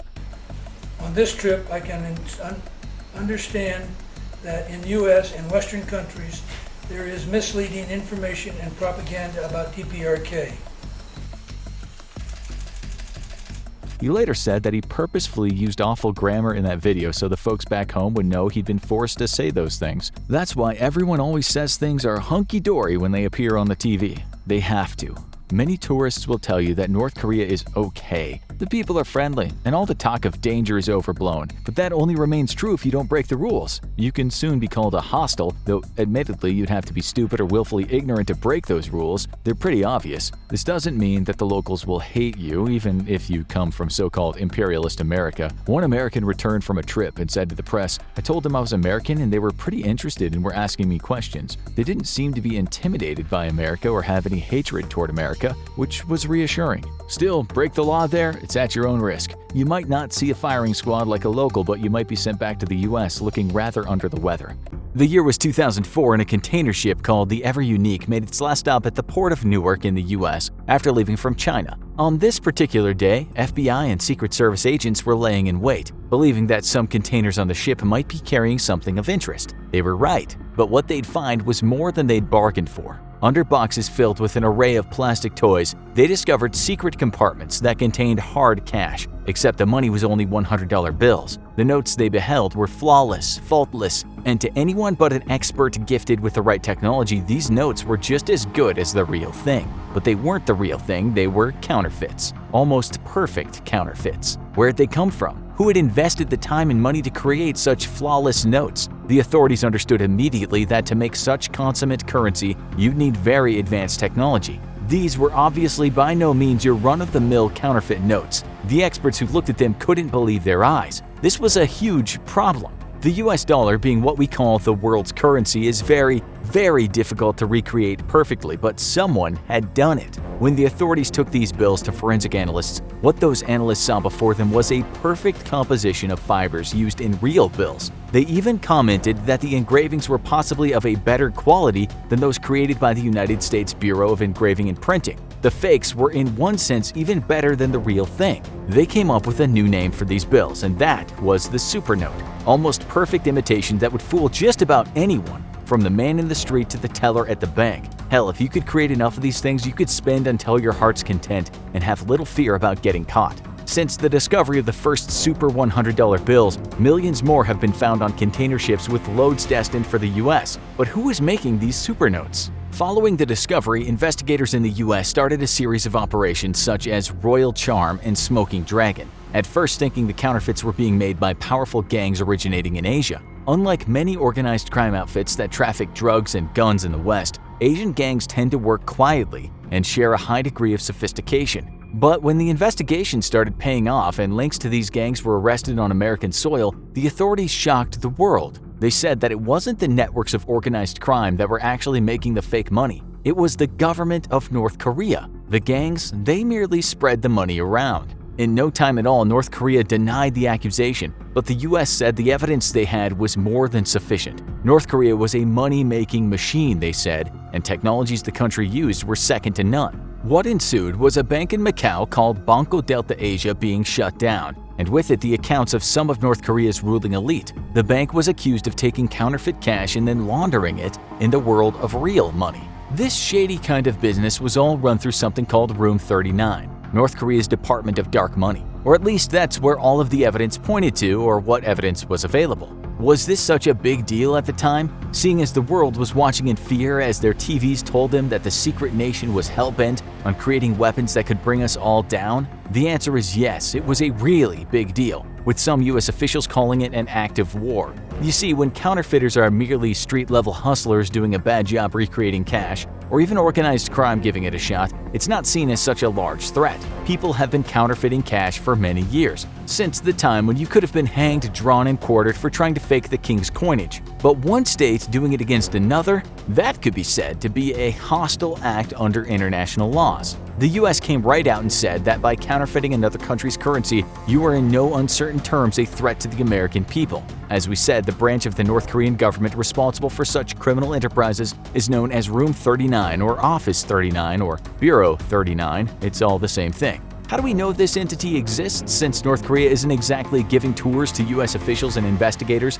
and showing them exactly how things are run? The answer is high-ranking North Korean defectors. Some of these folks have come out and said the most unbelievable things. Word on the street is that Room 38 deals with the cash made by Room 39. Room 35, though, that's in a league of its own. That's the office that focuses on assassinations and kidnappings. There are also reports that Room 39 is behind the production of illegal drugs on an industrial scale. We're talking meth labs that would impress the fictional Walter White. The drugs can be made in North Korea under the eye of the government and then sold around the world for those American dollars the country likes so much. Since North Korea can't really make money on the international market due to sanctions, one way to make dollars is to go through the black market. Room 39, if you like, is the black market HQ for North Korea. While many folks seem to believe the majority of the world's narcotics come from South America and through Mexico, what's often underlooked and perhaps not Netflixable enough is the fact that many of the world's drugs are actually coming out of Asia. All kinds of drugs can be made in countries such as North Korea or in parts of Myanmar, and then through Asian gangs shipped around the world.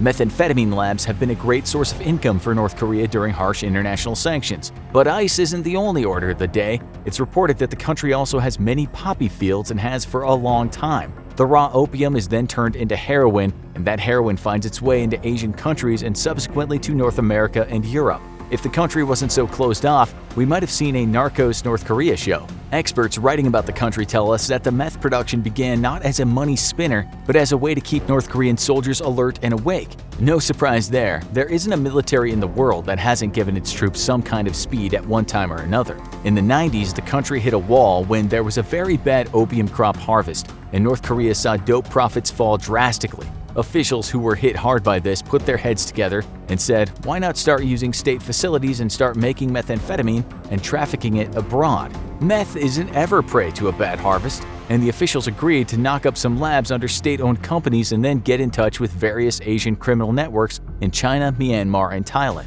Think about it. If North Korea can produce the best banknotes that forensic analysts have ever seen, what kind of meth could the country make? Perhaps Kim Jong-Un and his cronies are breaking bad on a scale that would literally blow our minds. But North Korea isn't immune to its own drug problems. One expert said recently that the government has cracked down on meth production since the country now faces a meth epidemic. It isn't that the government was selling it to its own people, but that some North Korean citizens created their own labs. Private enterprises were creating the meth and then paying bribes to state officials so they could keep producing. Those officials were paying other officials, and in the end everyone turned a blind eye and got paid. If the bribe wasn't paid, as happened in 2019 when a woman was given a prison sentence of 10 to 15 years, you went straight to jail. The donju, which means the elites or masters of money, will get paid by these private drug dealers and traffickers. If there's a crackdown, according to some sources in North Korea, any donju doing deals with the public will be notified before the bust. If that sounds confusing to you, what some inside media tells us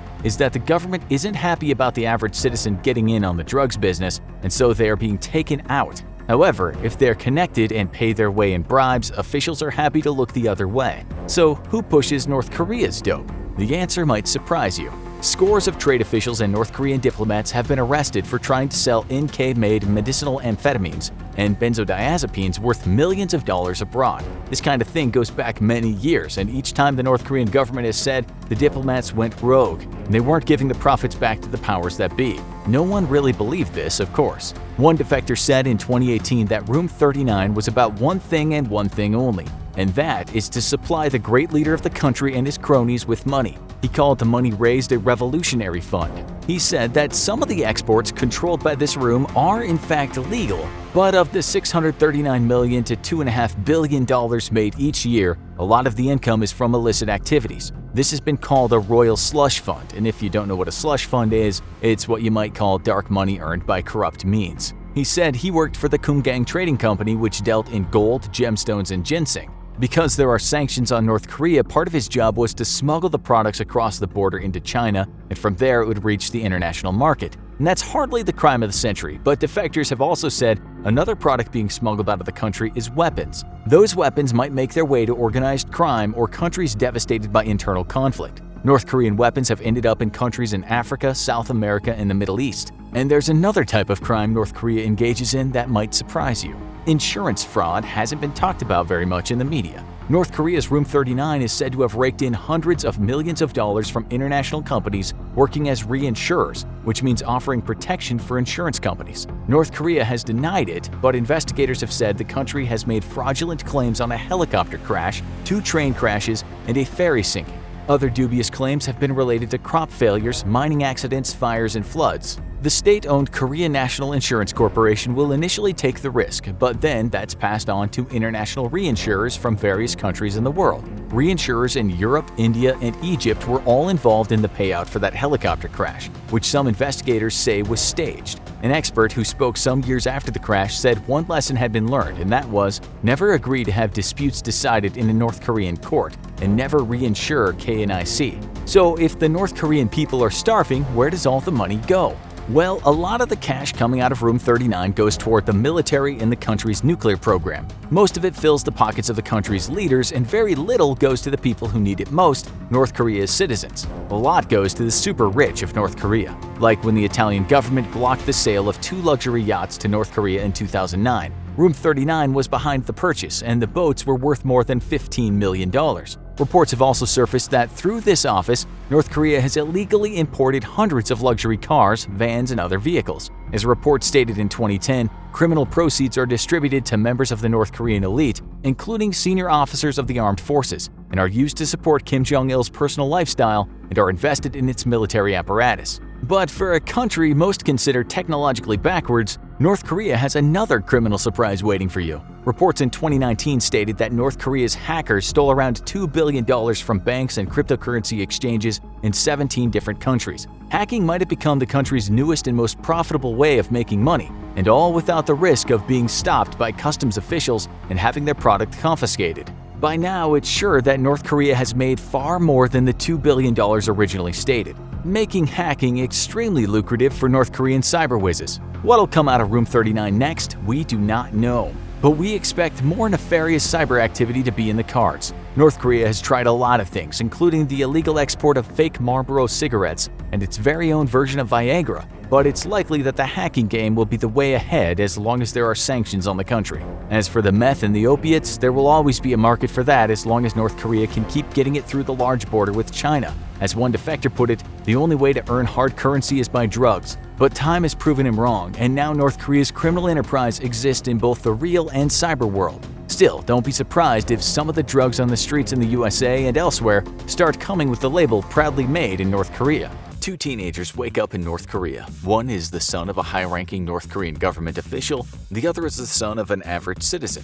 Over the next 24 hours, their lives couldn't possibly be more different. The first teen wakes up in a luxurious apartment located in one of Pyongyang's newest high-rises. His father is a high-ranking official amongst the North Korean government, but not amongst the top 10% within the party who control nearly all the power and wealth in the nation. Still, by any standards, even Western ones, his father is very wealthy. And by North Korean standards, his family is among the richest in the nation. However, wealth isn't the only way to power in North Korea. And while his father is a rising star in the government, he still hasn't earned the privilege of living in the most wealthy residential districts of the capital city. For breakfast, our teen has his pick of a variety of foods. He could choose to have a traditional Korean breakfast which sort of resembles Spanish tapas, a variety of dishes which include grilled short ribs, spicy seafood salad, bean sprout rice, spicy stewed fish, cold cucumber soup, seasoned kelp, and radish strip kimchi. His family's kitchen staff has already made itself available by 5 a.m. to be ready to serve, given that his father often has to be at work by 6 a.m. Our teen has woken up at a modest 8 a.m. though. Despite his wealth, he is very much being groomed to join the halls of North Korean power and work his way up the ranks to hopefully surpass his father. That means that unlike most other wealthy North Korean kids, there's immense pressure on him and he's constantly scrutinized by party officials for any sign of weakness. Despite not having school today, sleeping in too late would be seen as a sign of laziness, and there's a good chance at least one member of the household staff is secretly spying on the family for more senior party officials. One must always have their guard up, even in their own home. Instead of traditional Korean breakfast, our teen opts for an American classic, Smacks. It's authentic Smacks cereal too, complete with the cartoon frog. While you'd be extremely hard-pressed to find legit American products anywhere else in the country, our teen's father is important enough to be able to access goods smuggled into North Korea through its various government-sponsored black market programs. Smacks cereal, Pop-Tarts, and other American treats are a favorite amongst North Korea's elite and a sign of status. Our second teen has already been awake for hours. He got up at 4 a.m. along with his father so they could both find a ride into the city. He lives on the outskirts of Pyongyang, and this is considered a privilege. This teen lives in one of a row of squat concrete homes built on the outskirts of the capital. His family has few belongings, and he shares a large sleeping mat in his room with his younger brother. The family doesn't own a car, and there's no formal public transportation on the extreme outskirts of the city, so the teen and his father must rise early to secure themselves a spot in a large utility van owned by another local. In exchange for ferrying as many people as he can fit into his van into the city, the man gets the equivalent of 75 cents per passenger. This is about 1/6 of what his father will earn today, but there's no other choice. In the evening, he and his father will likely be forced to make the 3-hour walk home. Despite the relative poverty our second teen lives in, his family is extremely lucky. Here on the outskirts of the capital city, his father is able to commute into the city and get a job as a doorman at one of the luxury apartment buildings. When his father was a teenager, such a thing would have been unthinkable, as the luxury apartment buildings were extremely scarce. Today, though, despite tough international sanctions, the North Korean economy has slightly improved. And while most of the benefit is for those at the very top, some of that wealth has trickled down to the rest. For those living outside of a major city, though, daily hunger and abject poverty are a continued reality. Our second teen is extremely lucky, and his parents make sure to tell him every day. Our second teen hopes to also secure a job as a doorman. He's only 15, but that's old enough to work in North Korea. He could opt to go to school, but entry into North Korean universities is all but impossible without the right connections or wealth. Most slots for new students are immediately taken up by the children of North Korea's elite. Just to earn a spot, one has to have exceptional school grades and then be nominated by a local college recommendation committee. If cleared by the committee, the applicant must then be approved by subsequent county and provincial level committees. Our teen was a good student, but the sheer number of hurdles to jump through to get to a university means he's more likely to make a living for himself by finding work in the city. He dreams of a doorman job or perhaps even getting accepted to work at one of the city's factories. For now, though, he hires himself out as a general laborer, picking up trash or sometimes even helping out at construction sites. If he's lucky, he may get a job as a builder, and the government might send him to work overseas. These types of contracts are common in construction across the Middle East and Asia, with North Korean laborers hired out by the government to construction companies. The government keeps most of what the contract is worth, but he can make as much as several dollars a day, a very good deal for him, even if the work conditions are often extremely brutal and tantamount to slave labor, as foreign companies can be extremely abusive to their North Korean laborers. Our first teen has finished his breakfast and has an hour to kill before his cultural enrichment classes begin. It's a Saturday, so he doesn't have to attend Kim Il-sung University where he's majoring in finance. Kim Il-sung University is the country's premier institution of higher learning, and admissions are extremely competitive. Only 1 in 6 applicants are accepted, and recommendations have to be ironclad. Luckily for our teen, his father has the right connections and the wealth to make the appropriate bribes. Despite not having official schooling today, he still takes various arts classes outside of his university requirements. Achieving status and power amongst North Korean elite is a careful game, and one must give off the appearance of being well-rounded, as well as having fierce dedication to the Kim regime. Thus, our teen takes a few hours of art classes on the weekends. He dresses in some of the West's latest fashions, yet another sign of his status. Most well-to-do North Koreans will be a season or two behind in fashion, as it's difficult to get items from Western markets into the nation. However, only the most elite remain on top of fashion trends and proudly display the fact as a status symbol. He also catches a bit of Western television.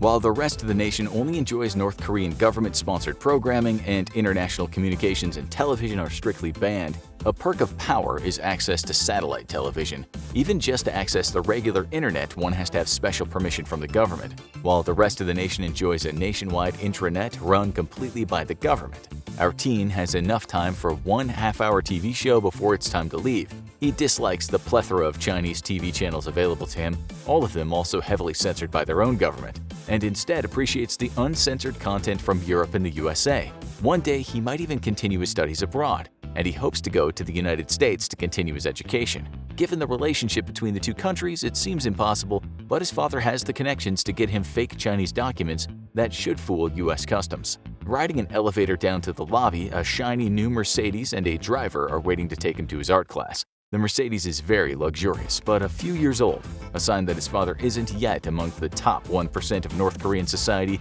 but very close nonetheless. These luxury vehicles are prohibited from being exported to the Hermit Kingdom, but the government has ways of smuggling them anyway. And owning a current-year luxury vehicle is the ultimate sign of power and status. Hopping into the air-conditioned vehicle, he's whisked away in total comfort for his one-hour art class. A few blocks away, our second teen and his father have finally arrived at the city center. His father has to hurry to work. He's risking running late and losing his job, but the van has made more stops today than anticipated. He says goodbye to his father and heads in the opposite direction, looking for any public workers or construction sites who may need an extra hand for the day. If he finds nothing, he'll keep looking for the next 14 hours until his father is off work and the two head back home. He has no lunch money with him. He won't eat until he gets home tonight. The only meal he had before leaving home was some rice, soybean paste, and a few vegetables. Compared with people in the country, he's eating extremely well. Our first teen wraps up his art class. His teacher's from France, one of the few foreigners allowed into the country, let alone to teach. In return, he's paid extremely well, which makes his classes very expensive. Yet another sign of our teen's status. He sends a text to some friends over his cell phone. Cell phones were once banned in the country after an alleged assassination attempt on the Kim family, but those restrictions have been relaxed. Now you can enjoy 3G service, though again with no international internet, since the cell service is run by the government-controlled communications company. Koryo Link is the fastest service available, though Kumsan has larger coverage even if it's only 2G. Our first teen and his friends agree to meet up for lunch and drinks at the Taedonggang Brewery, famous for making domestic North Korean beer. Normally, one would have to make reservations, but our teen's father and the fathers of his friends are known to the brewery staff, and one phone call is all it takes to clear them for a table for lunch. The legal drinking age in North Korea is 18, but most places don't bother with enforcing that, despite some of our teen's friends only being 16 years old and none of the staff saying a word. And they wouldn't dare question the son or daughter of a high-ranking official anyway. Once there, they're served by pretty waitresses in form-fitting pink uniforms. At North Korea's elite social spots, a strong emphasis is placed on the wait and serving staff being attractive, fit, and young. Once a server ages out, they're replaced by a new, younger member. Being pretty and fit in North Korea's major cities can offer many opportunities to young women not available elsewhere. But those opportunities are often rife with abuse. The teens drink and eat, ordering Western fare such as burgers and even burritos. Enjoying American foods is yet another sign of privilege, and a growing number of establishments in major cities are pairing traditional Korean fare with American and Western dishes. Despite being allowed to drink, none of the teens drink to excess, as they're always under close scrutiny. Any major public incident could spell doom, not just for them, but their father's political futures as well. After lunch, the teens are driven to one of Pyongyang's amusement centers, featuring flashy arcades and even some carnival-style rides. There, they enjoy themselves playing North Korean versions of popular Western arcade games, but many are either blatantly pirated copies or simply smuggled into the country. A Led Zeppelin pinball machine sits next to a Jurassic World shooting simulator, and a bevy of treats and sugary drinks, both traditional and Western, are available to the teens. As the day grinds down, our teen returns home just in time to catch his father also arriving. The two take the elevator up and discuss their relative days before entering the home to be greeted by their mother, who's already supervised the house staff in the preparation of a delicious meal. Tonight, dinner will be traditional with a Western-style twist. Braised short ribs and kimchi accompany a meaty beef lasagna dish. The family isn't stingy though, and what they don't eat, the house staff will take home to their families. These leftovers are still significantly more meat than the average North Korean will eat in a month. Our second teen's day is also coming to an end. He spent the entire morning until noon desperately looking for work, until finally he got lucky, and a construction site offered him work for the day. For 7 hours, he lugged heavy bricks up and down scaffolding, being allowed to rest only when there was a lull in the work. His hard work has paid off though, and despite being only 16, the foreman said he would consider the boy for an overseas job assignment. If he's lucky enough to receive it, he'll likely end up working in the exploding cities in the Middle East, where he'll work in 105-plus-degree weather with few breaks. The local management is known to be extremely abusive to their North Korean workers, doling out physical punishments as they see fit. After a 14 to 16-hour workday, he'll be immediately herded to a shared living quarter, government minders will oversee his entire stay, and not allow him any contact with the local population. For his work, he'll get an average salary of $12 a day, though the government will take at least half of that. Still, this would be an incredible opportunity for our teen as he and his father begin their 3-hour walk home. He looks with optimism toward his future. Trees fly by as the old Jeep barrels down the highway on November 13, 2017. It's 3:11 p.m., and 24-year-old North Korean soldier Oh Chung-song grips the steering wheel with slick palms. He glances over his shoulder to glimpse the empty road behind him. Thankfully, no other vehicles are chasing him, yet. His heart pounds wildly as he struggles to keep the Jeep from fishtailing. He's challenged fate by fleeing. He has to make it, or he'll die, either immediately by firing squad or they'll send him to a concentration camp where he'll slowly waste away. Up ahead, a split in the road. Oh turns the steering wheel, veering left. Wrong choice. Up ahead is a guard post. He jams the accelerator to the floor, trying to make the Jeep go faster. The engine shrieks and the Jeep rattles like it's on the verge of falling apart. He hunkers down in the driver's seat, bracing for impact. The soldiers at the checkpoint race out to meet him, shouting for him to stop. Thankfully, the Jeep easily blows past the barrier, blasting the wood to pieces. The soldiers chase after him, but the Jeep is already out of reach. Panting, Oh focuses on the road ahead. He's close now. The Jeep is almost at the 72-hour bridge. Luckily, the bridge is easily crossed. He heads into a straightaway leading to the joint security area. Oh has to ease off the gas as he veers past the Monument of Signature and makes a right turn around the corner. Up ahead, the road ends in a wooded area. Beyond that is freedom. Oh drives off the road, the Jeep immediately crashing into a drainage ditch. He stomps on the pedal, trying to move the vehicle forward, but it's stuck.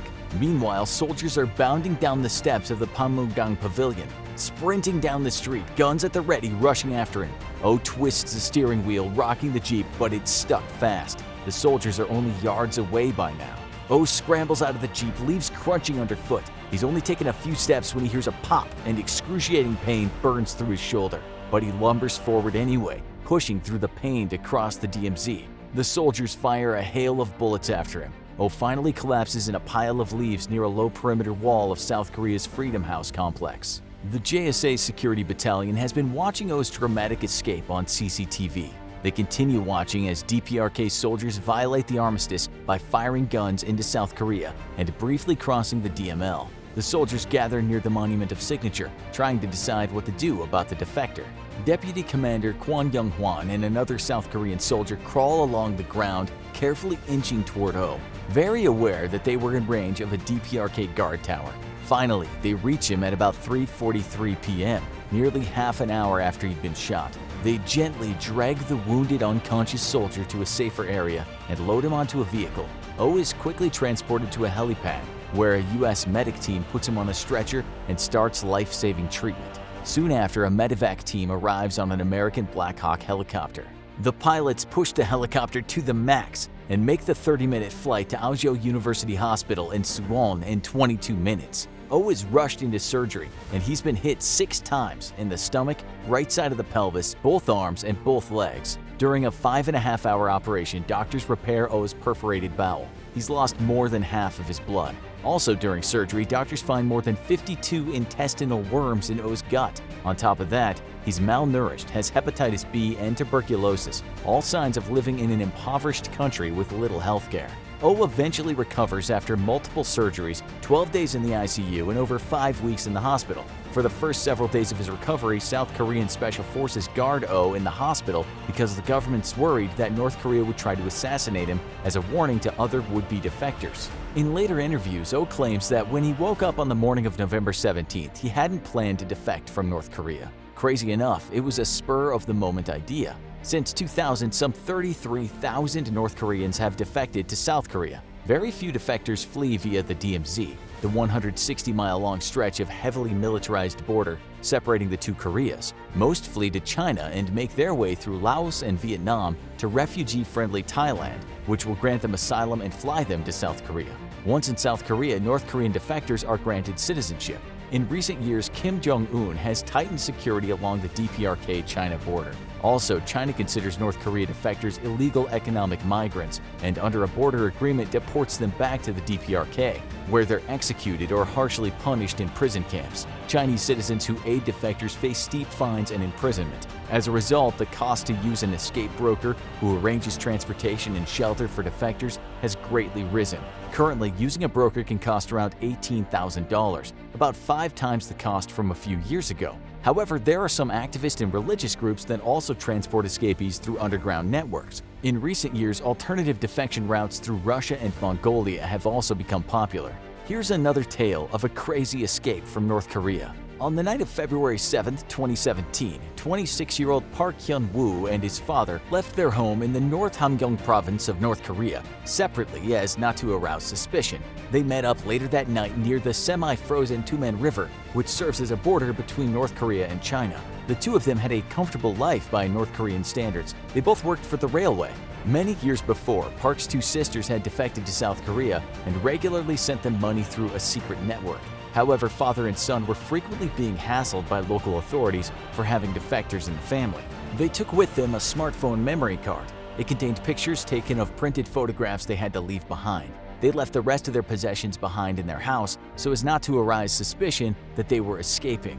The only other thing they each carried was a small pellet of rat poison wrapped in plastic in their mouths, in case they were discovered. Father and son waded through icy water to cross the Tumen. It was a miserable walk. Their wet clothing started to freeze. On the Chinese side of the river, they met up with one of Park's sisters. The three of them crawled under a fence and took a waiting van to a safe house. At the house, Park and his father burned their clothes and buried their North Korean leader's lapel pins. 3 days later, Park and his father, along with some other escapees, caught a train from Yanji to Shenyang. The group arrived safely, and the Parks split off to meet up with a pastor who took them on another train to Zhengzhou. They stayed in Zhengzhou at the pastor's home for several days and experienced many firsts, including their first hot showers. After saying goodbye to the pastor, Park and his father took a train to Beijing with some other defectors. Then they boarded their first in a series of 6 buses. They were headed to Kunming, their last destination in China. Their final bus pulled into a dimly lit gas station near the outskirts of Kunming around midnight on February 19th. Something felt off. Park and his father had made a pact that if things went wrong, he would run and leave his father behind. So he fled. His intuition was correct. Chinese police were about to raid the bus. The police chased after Park. He tried a dangerous yet clever move to escape. He sprinted onto an expressway and had to dodge speeding trucks. The police turned back, deciding not to take the risk. Terrified and disoriented, Park wandered the area, eventually hiding in a graveyard in the mountains. Chinese Lunar New Year had just passed, and Park survived by eating the food offerings left by visitors on the graves. When he ran out of food, he finally went to the nearest village, bought fruit, and was able to get a phone signal. He got in touch with his handlers, who sent a car to take him to a safe house in Kunming. In Kunming, Park met with the other defectors, and they trekked through dense mountainous rainforest into Laos. Park ended up carrying an exhausted elderly woman who said that she couldn't go any further and wanted to be left behind. Once in Laos, the refugees took a half-day's car ride to the Mekong River, the final border before Thailand. Thankfully, they were able to safely cross the turbulent river on a wooden longboat. They surrendered themselves at a police station in Chiang Khong, Thailand. After staying in a detention center in Bangkok, on March 24th, Park flew to Seoul. It was his first ever airplane flight. He was sent to government facilities to be debriefed and learn how to navigate South Korea. Meanwhile, his sisters tried to find out what happened to their father. Park Sr. had managed to evade the police at the gas station, but was arrested while trying to cross into Laos. He ended up in a Chinese prison in the Liaoning province. It was unclear if he'd be sent back to North Korea. The siblings lobbied the South Korean government, UN officials, anyone they could contact. In August of 2018, Park Sr. was finally released to South Korea. It had taken him 1.5 years and a journey of over 5,000 miles to reach Seoul, South Korea, a destination just 400 miles from his home. Interestingly, while men, often soldiers, tend to make more dramatic escapes from North Korea frequently for political and ideological reasons, the majority of defectors are women. In the last 10 years, over 75% of North Korean defectors to South Korea were women. There are a few reasons why defectors skew female. Women are the breadwinners of the family and often bear the brunt of the financial hardships. A significant number of DPRK women have service sector jobs or don't have official posts, so they pursue off-the-books employment such as selling smuggled goods. They also cross into China through established smuggling routes to live and work in the border region, sending money back home. Their defection may be temporary, with them returning home.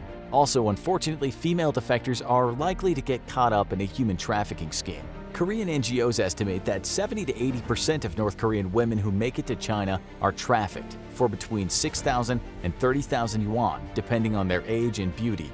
Lee Yu-mi grew up in a family of low-level party members. She had plenty to eat, but her parents were extremely strict and wouldn't allow her to follow her dream of studying medicine. One day, after a fight with them, she decided to leave the DPRK. Lee found a broker to help her make the journey. He promised her work in a restaurant in China, but that was a lie.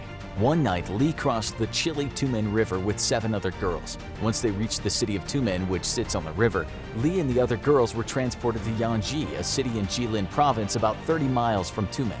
In Yanji, Lee was taken to an apartment on the 4th floor of a large building. There, her brokers sold her for 30,000 yuan to the operator of a cybersex chat room. 2 other North Korean women were also imprisoned there. Lee bonded with 19-year-old Kwang Ha-yoon, who had already been locked up for 2 years when Lee arrived. The women had to log on to an online chat platform on which South Korean men can pay to watch girls perform sexual acts via webcam. If they refused, their boss would beat them. Lee spent upwards of 12 hours a day interacting with men on the site. The apartment front door was always locked from the outside and there was no handle on the inside. The boss would allow the women outside every 6 months, taking them to a small nearby park. In 2015, Lee tried to escape by climbing out of the window and down a metal drain, but she fell and hurt her back and her leg. She still has a slight permanent limp. One of her customers realized that she was North Korean from her accent and guessed that she was probably being held captive. The customer let Lee control his laptop remotely so she could send messages without her boss noticing. He also gave her the phone number of a South Korean pastor named Chun Ki-won. Pastor Chun runs a Christian aid organization, Durihana, which has helped over 1,000 defectors reach Seoul since 1999. In September 2018, Lee contacted Pastor Chun on a Korean messaging service. Over several weeks of secret chats, they hatched a plan for Lee and Kwang's escape. On October 26th, while Lee's boss was out, an extraction team from Durihana arrived at the foot of the building. The girls tied their bed sheets together and dropped them out of the window. The team then tied a rope to the sheets, which the girls hauled up and then used to lower themselves safely to the ground. They jumped into a car and sped away. The whole operation was completed in just minutes. Lee and Kwang traveled from one safe house to another across China on buses and trains using fake Korean passports. Their last stop was Kunming. From there, they spent several hours hiking through the mountains and then walking through the jungle to cross into a neighboring country. For safety, Durihana didn't reveal to the media which country the girls went to. Near the end of their travels, they met up with Pastor Chun. For the next 2 days, he escorted them by car and bus to the capital city. He left the girls at the South Korean embassy. They were debriefed for 10 days and then taken to South Korea. Both girls were looking forward to going to school and beginning new lives. Kwang had spent nearly 8 years in slavery, while Lee had spent 6. 2014, a North Korean teenager is executed in front of his classmates. A girl who's secretly in love with this guy holds back her tears. Inside, she's screaming with furious resentment, knowing this young man did nothing more than play a famous online computer game.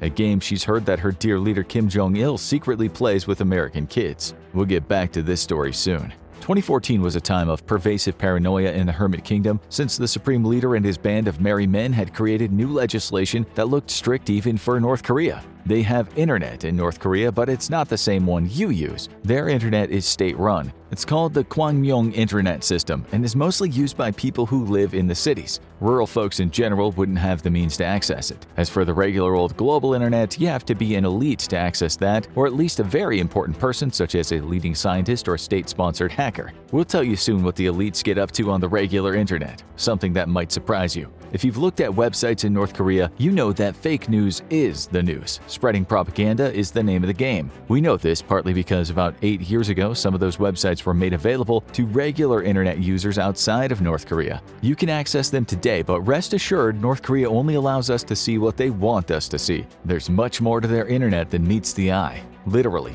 Even something as harmless as a cooking website is home to unbelievably outlandish propaganda and lies. One such site tells the reader that North Korea has existed as one homogeneous nation since the dawn of human civilization. That's just plainly not true. The site says North Korean culture goes back 500,000 years. Funny that, civilizations might only go back 12,000 and Homo sapiens 300,000. We guess the first proto-humans must be called Homo erectus. These guys were apparently cooking up tasty cuisine and writing books when the rest of the primates were picking poop out of each other's butt hairs and hadn't quite figured out how to keep a fire going. The website says of the thousands of North Korean dishes that have been around for thousands of years, there is scientific evidence of them being exceptionally nutritional. One article says North Korean food has created world models in terms of nutritive and hygienic values. The leaders don't believe this, of course, but to remain in control, the citizens must think they are getting food far superior to everyone else in the world. Still, many North Koreans who have starved over the years obviously see holes in this narrative. Problem is they can't talk about it. Some of them want to, it's just hard getting the word outside of the country. Another post says North Korean noodles were lifting up the nation thanks to the sagacious leadership of the chairman who treasured the national things the most. We haven't even begun to scratch the surface of the craziest aspects of North Korea's internet. But before we go on, we want to thank the sponsor of today's video, BetterHelp. BetterHelp is the world's largest therapy service, and it's 100% online. With BetterHelp, you can tap into a network of over 30,000 licensed and experienced therapists who can help you with a wide range of issues. To get started, you just answer a few questions about your needs and preferences in therapy. That way, BetterHelp can match you with the right therapist from their network. Then you can talk to your therapist however you feel comfortable, whether it's via text, chat, phone, or video call. You can message your therapist at any time and schedule live sessions when it's convenient for you. If your therapist isn't the right fit for any reason, you can switch to a new therapist at no additional charge. With BetterHelp, you get the same professionalism and quality you expect from an in-office therapist, but with a therapist who is custom-picked for you. More scheduling flexibility and at a more affordable price. Get 10% off your first month at betterhelp.com/infographics. And I've also linked to them below in the description, or scan the QR code. Now, back to North Korea. As we mentioned in the beginning of the video, when the leader makes a speech like that, you're expected to clap like crazy. And we mean clap until your hands hurt. There's barely a page on the North Korean internet where Comrade Kim Jong-Un is not celebrated. The immortal achievements of peerless great men are talked about everywhere. And when there are photos, you'd think that every single North Korean was the happiest person alive. God, they must love their country. One thing they don't love is the US, the country along with Japan that wants to ruin the amazing life that North Koreans have. You can learn on many North Korean websites, even in the movie review section, that America is evil and its citizens are all drunk on propaganda. We aren't kidding. They think it's you guys that lap up the fake news. If they knew the expression, they'd call Americans sheeple. We especially like a review we found for the classic movie Outcry of Mothers. The movie apparently exposes how the US slaughtered North Korean kids back in the day. Here's some of the synopsis, written in flawless English. The US imperialists brought fierce flames of war to this peaceful land full of laughs with the liberation. It depicts on the basis of historical facts that hot-blooded outcry of souls who were massacred cruelly by the US imperialists and class enemies. Cry out the revenge on the US imperialists, and we should surely sum up with the imperialists at the cost of blood. As you know, that's not how things happened, but what if North Koreans could go online and find out the truth? That would be dangerous for the leaders and their great fictional narrative, which is why a North Korean citizen can get executed for merely using an internet-connected device. The regime just cannot have anyone doing this, even if it's just a 2-minute conversation or internet search. Imagine if North Koreans went online and watched international news for a few minutes, it would blow them away. It would be akin to realizing you don't have a physical body and you're just a brain in a vat, a la something like The Matrix. Article 60, which was updated in 2014, states that a person who merely watches a foreign DVD, even just a South Korean soap opera, could be acting to overthrow the state. That's right, just going online and streaming an utter garbage piece of television can end with 10 years in a re-education camp or execution. Join a chat room on the regular internet and they can absolutely expect a death sentence. You already know why. They don't want people learning something which could lead to a change in the narrative North Koreans have had forced down their throats since birth. Article 60 says they could be handed the death penalty for tuning into an online radio broadcast, even if they skip the news and only listen to music. That could also mean a death sentence. After all, maybe they'd tune into a song by the rapper Method Man and hear, "Hit the strip, I drop a bomb in 30 minutes like I'm North Korea. Take a lot to beat us, you better join us." That can of worms cannot be opened. It can't even be shaken out or held too close to a light. That's why the North Korean State Security Department, or SSD, went after a guy named Ri Kyung-ho and also took down his family. His crime was reported as contacting the outside world. His brothers, who were both arrested, held respectable positions, one as a choir singer and the other as a children's TV producer. They were probably harmless, but if some light had gotten into North Korea via their brother, it might have been passed on to them, and this is why the state decided it was time for a blackout. A North Korean source told the Western media at the time, "In times gone by, you could bribe your way out of this, but right now, they're sure to punish you. Nobody knows when or why they might get caught up in it, so everyone is nervous." That's the thing about totalitarian governments. They keep everyone on their toes. North Korea is following a model in this respect. For instance, during the dark days of Stalinist rule in Russia, the brilliant composer and pianist Dmitri Shostakovich kept a packed suitcase next to his apartment door at all times. Even though he tried composing ideological music that Stalin might like, he knew that they might come for him any day. Like in the Soviet Union in those days, in North Korea they also come for you in the middle of the night, and sometimes you just disappear. They might take your family too. The rules about the outside world are the same if people stream content or watch pre-recorded content. During those 2014 crackdowns, 100 people were rounded up all at once and accused of watching South Korean dramas. The news said they were all accused of anti-socialist elements and exiled to live in a rural mountainous area. In another case, 2 teenage boys were shot to pieces for watching South Korean dramas. Just a year before that, 80 people were executed for watching online content, although it's said that some were killed for owning Bibles. Christianity is illegal in North Korea, and there's only enough room for one opiate of the masses, the Kims. A source said one man was machine-gunned down in the stadium with 10,000 spectators watching, a spectacle of violence that the leaders must have thought would deter other people from watching an episode of My Love from the Star. As we said, it's not that watching daft soap operas in itself is dangerous, but they do show a life that North Koreans aren't supposed to see. We don't know what's worse, totalitarian censorship or people thinking something akin to The Days of Our Lives is reality. It also has to be said that some South Korean soaps, such as Dr. Stranger, don't exactly paint North Korea in a very good light. As one Korean expert said at the time of the mass executions, the regime is obviously afraid of potential changes in people's mindsets. Just recently, some people were sentenced to death when the authorities found out that some students had been watching Squid Game. They didn't go online though, the copies were given to them on a USB. The smuggler got the death penalty and the students who watched the show were given 5 years of hard labor in the mines. The authorities said this kind of thing was damaging to the nation. An article at the time said even American pop music was a huge threat to the powers that be. Can you imagine North Koreans getting onto YouTube and watching this show? If they did, those machine guns would soon be whipped out. Moving on, in 2016, something appeared on the North Korean internet that we don't think was ever supposed to be accessible outside of the country: Facebook. But not the real Facebook, a North Korean clone that was only up for a short time. No one knows why it happened, but if North Korea does now have a site that looks like Facebook, rest assured that the unspoken community guidelines will contain words such as "machine gun to death" in the small print. North Korea's social media would be the polar opposite of Twitter, meaning it would be a place where everyone says they're happy and compliments everyone and everything in society, and it would look a little like this: at Kim Jong-Un. Poll: who's the best, most supreme, handsome, and clever leader of all time? Me, 26,065,291 votes. Someone else, 0. Also in 2016, it was revealed that North Korea's state broadcaster KCTV had invented a box for citizens that gave them a kind of Netflix experience. Its name was Manbang. As usual, we don't know much about it, only that it had 5 channels showing various programs and a documentary channel. There's something else you need to know about North Korean internet. News can be ephemeral. It can disappear fast because when something happens that contradicts something that has been said in the past, people might start asking questions. The obvious example is a high-ranking official being called brilliant, wise, and wonderful for many years, and then the same guy gets executed.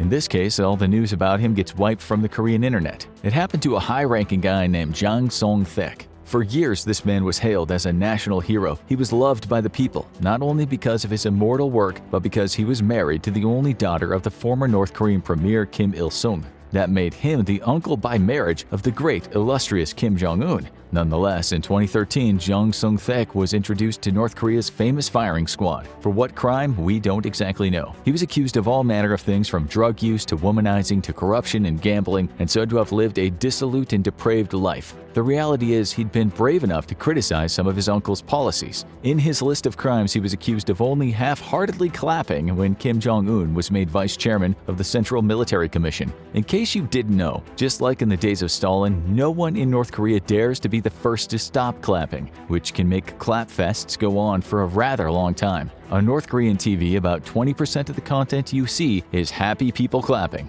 Everyone must have really strong biceps there, which, as you'll see, could come in handy for some people.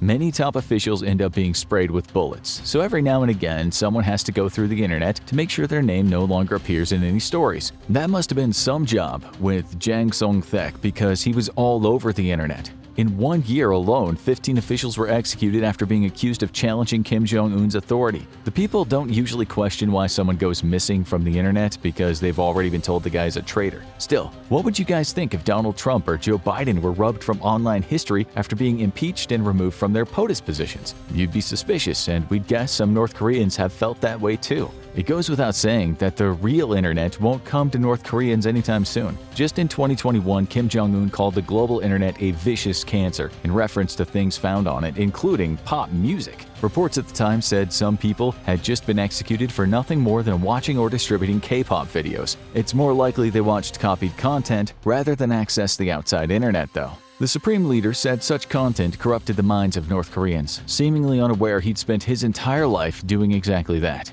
He wanted to make the message clear to all, with reports saying that some of the young K-pop fans were executed in front of their parents. Sometimes the executions were shown in schools. One girl said she and her classmates were forced to watch one when they were only in grade 2. She said, "The prisoner could hardly walk and had to be dragged out. I was so terrified that I could not dare to look at a soldier in uniform for 6 months afterwards." It sounds awful, but state media reminded them that K-pop will make North Korea crumble like a damp wall. Also in 2021, it was reported that North Koreans who mimicked the South's accent or sang songs that vaguely resembled the music of the South would be arrested. There's one story about North Koreans getting their hands on some smuggled digital content only to learn to their utter astonishment that while they were experiencing famine, people in the South were obsessed with weight loss diets. They couldn't believe people actually wanted less food. As you know, even when they're starving to death, North Koreans are reading about happy people enjoying plentiful, nutritious food that goes back 500,000 years. Just looking at food and health websites on the real internet could really turn things upside down for North Koreans. Still, maybe more people are starting to see the truth. The Seoul National University's Institute for Peace and Unification Studies conducted a study of 116 people who'd managed to defect from North Korea. It was discovered that half of them had watched foreign content at one point or another while in North Korea. An official government document that was smuggled out of the country stated, "The phenomenon of distributing impure publications and propaganda is not disappearing, but continuing." It's hard to keep an entire nation down, but in a way, you have to credit North Korea for managing to keep up this theater for so long. Still, you have to wonder how much longer the secrecy could last. If many folks are really watching outside content these days, something should change soon. That crack in the door is widening. The worms are pushing themselves out of the can inch by inch, and when enough of them escape, Kim Jong-un's house of deceptive and flattering cards will come tumbling down. The people will soon figure out their leaders have about as much intrinsic value as a moldy potato. They'll discover their great nation comes absolutely bottom of the World Press Freedom Index and realize they live in a country where systematic, widespread, and grave violations of human rights are what they've normalized since childhood. About 4 million people already have Korean phones in North Korea, but those things are only good for calling people inside the country and have zero internet access. But we found reports that shed some light on how many North Koreans are watching foreign content these days. It seems some people are smuggling phones across the Chinese border that are hooked up to the Chinese internet. Sure, China has its great firewall, but it's more like a rickety old fence compared to North Korea's firewall. Some of those smuggled Chinese phones have already been used to access non-approved content. People just have to be careful who they discuss the content with. Because rest assured, just as the Stanford prison experiment showed us, more people are followers than natural-born dissidents. In North Korea, friends can easily become enemies. Others are rightfully afraid they'll get a visit from the North Korean security personnel, Group 109. This outfit has been aggressively monitoring the people of late to ensure they're not getting a whiff of that other reality. Arrests were made not long ago after Group 109 found signals coming from those contraband phones. One thing we are absolutely sure of is that Kim Jong-Un and his buddies at the top of the regime's pyramid are all using the regular internet. Western researchers in 2017 said they tracked North Korean internet activity and found out that top dogs have a penchant for browsing Instagram accounts, looking at Facebook and Amazon, and even playing online games. They particularly like the online multiplayer game World of Tanks. That means some of you out there might have possibly played against the tubby tyrant and not even known it. Meanwhile, the regime is getting kids to play homemade games that promote the Kim family ideology. World of Tanks means the death penalty for those kids. You might not be surprised to hear that this band of murderous men in the Hermit Kingdom also spent a lot of time working out their clapping biceps during long sessions of pornography websites. While regular folks in North Korea were getting their pornography fix in the shape of bootleg videos of women dancing in their underwear, the elites were using VPNs to get their rocks off to American MILFs and faux Japanese schoolgirls. The enemy. As they feed the people balderdash and warn them about their minds being corrupted by South Korean pop songs, they're busy answering the ancient Zen Buddhist riddle, what is the sound of one hand clapping? Sounds like totalitarianism watching Pornhub is the answer. If you're watching this show, dear North Korean officials, we expect there's a chance you know the game is almost up. The secrets are spilling out, megabyte by megabyte. You should hold up your hands and come clean. As a famous man once said, the truth shall set you free. Since Kim Jong-un's rise to power in 2011, defections in North Korea have plummeted dramatically. Today, North Korea has become a veritable fortress, a nation-sized jail from which you cannot escape. In 2011, the year of Kim Jong-il's death, there were 2,706 North Korean defectors. The very next year, that number dropped to 1,502. In 2020, there were only 229 defectors. If you listen to North Korean propaganda, those plummeting numbers are due to Kim Jong-un's brilliant leadership turning the nation into a lush garden of prosperity where nobody wants to defect. The reality is much crueler. Autocratic, despotic governments face their greatest threat to survival during regime changes, and Kim Jong-un was keenly aware of this fact. Even before formally assuming power, Un was already establishing himself as the legitimate ruler and heir to his father, maneuvering potential rivals out of positions of power and consolidating his alliances with the traditional North Korean habit of gift-giving. Lavish gifts are displays of favor in North Korea and promises of future favor from the halls of power. However, upon the death of his father, Un moved quickly to consolidate his position as legitimate ruler of the Democratic People's Republic of Korea. This included a number of very high-profile purges, including some family members in senior positions of power. All of these purges were carried out under the guise of punishing corruption or traitors to the North Korean state.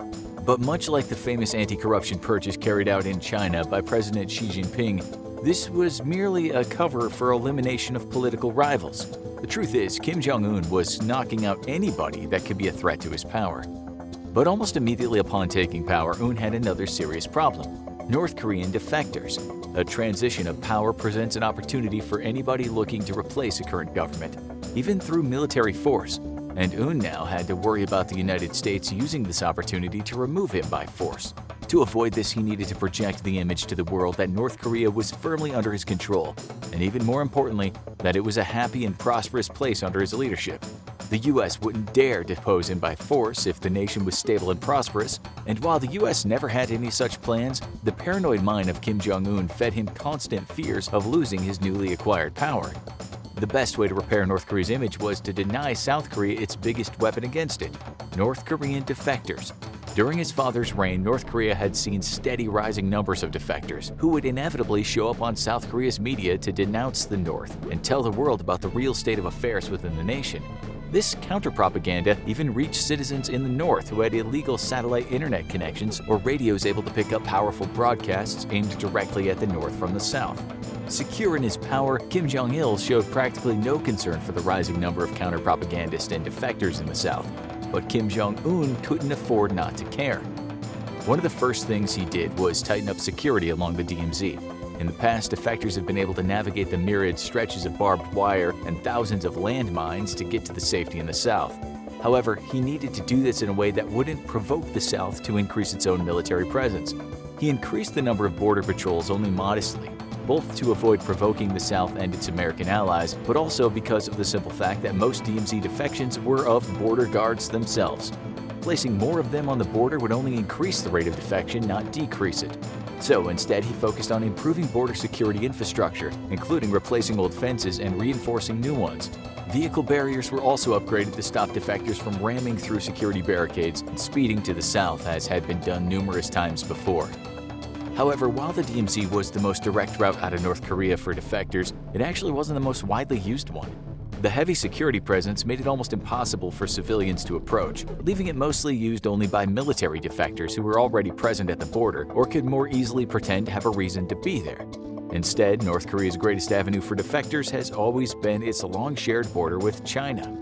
That border with China is just over 880 miles long and largely uses either the Yalu or Tumen River as a physical marker of where the two borders meet. This border has 25 official crossings where one can leave North Korea and enter China, and is a lifeline for the Hermit Kingdom. Through China, North Korea is able to access world markets, and while China is technically supposed to clamp down on the legal trade across its border, it largely looks the other way on North Korean smuggling, including even at times the smuggling of weapons for sale to other developing countries. Such trade is a critical economic lifeline for North Korea, and the last thing China wants is North Korea to fall and a pro-American South Korean-led reunification of the continent. But while these crossings make the moving of both legitimate trade goods and contraband easy for North Korea, they are very heavily secured, and any North Korean wanting to enter China needs official permission and is thoroughly vetted by security officials. Sneaking through the heavily patrolled and secured border crossings is all but impossible. So instead, defectors have turned to the largely unsecured countryside. There, defectors had traditionally been able to paddle across the river and into China in homemade rafts, or at other times they were met by international helpers using motorboats. Civilian traffic along the river is not prohibited, though Chinese boaters are warned to stay away from the North Korean side of the river and never ever make landfall on North Korea. All this started to change in the mid-2000s, as the mounting numbers of North Korean defectors put domestic political pressure on the Beijing government. South Korean defectors also made China's close relationship with the Hermit Kingdom an international liability. And as China began to assert itself on the world stage, North Korea's anti-propagandist defector problem was now China's problem as well. To remedy this, China changed the responsibility of the border from local police forces to the military and undertook an extensive program of border security. This included the installation of dozens of miles of high-security fencing and concrete barriers along the most popular defection routes. It also increased the number of patrols, leveraging the vast manpower of the Chinese army, and implemented harsh measures to deal with North Korean defectors that to many were reminders of pro-slavery federal laws from the mid-19th century America. These new laws included the immediate enforceable removal of any illegal North Korean immigrants in the nation, and harsh punishments for those caught harboring or aiding North Korean defectors. But even with these increased security measures, such a vast border is practically impossible to secure, and many visitors to the area have reported that in many places it still seems as if a border crossing would be relatively easy to accomplish. So why then are North Korean defectors increasingly more rare since 2011? One of the first things Kim Jong-Un did was to improve the security situation along the Chinese border, and this included better oversight of the border guards already present. For decades, these guards were easily bribed by defectors and smugglers alike, creating a culture of extreme, almost commonplace corruption. If you could afford even a meager bribe of money or food, most border guards would happily turn a blind eye. They too, after all, were largely suffering from impoverished living conditions. Food especially could be in astonishingly low supply for most North Korean troops, leading many to establishing official and unofficial farming operations of their own. While North Korean generals get cash cards as gifts to ensure their loyalty, most conscripted soldiers have to scrape by with a meager living. This laxness toward security changed when Kim Jong-un took power, however, with more firebrand officers being moved to the border regions to enforce better discipline. Punishments for soldiers caught taking bribes also became tougher. While before, local officers would be worked into the system of bribes and receive their cut, so to speak, not unlike a mob operation, these new measures punished even senior officers caught taking bribes. Roads were also built to facilitate security patrols into previously hard-to-reach areas, and military river patrols also became much more common. North Korea undertook its own fence-building program, but ran into the same difficulties and financial costs as China when trying to secure such a vast border. In the end, no amount of security measures could ever actually stop the flow of defectors out of the nation. Instead, more focus was turned inward. Would-be defectors were publicly punished as a warning to others. The punishment was often a life sentence in one of North Korea's not-so-secret gulag-style prison camps. In these brutal camps, inmates are worked to death and fed little to no food, so even a less-than-life sentence typically ends in death for the condemned.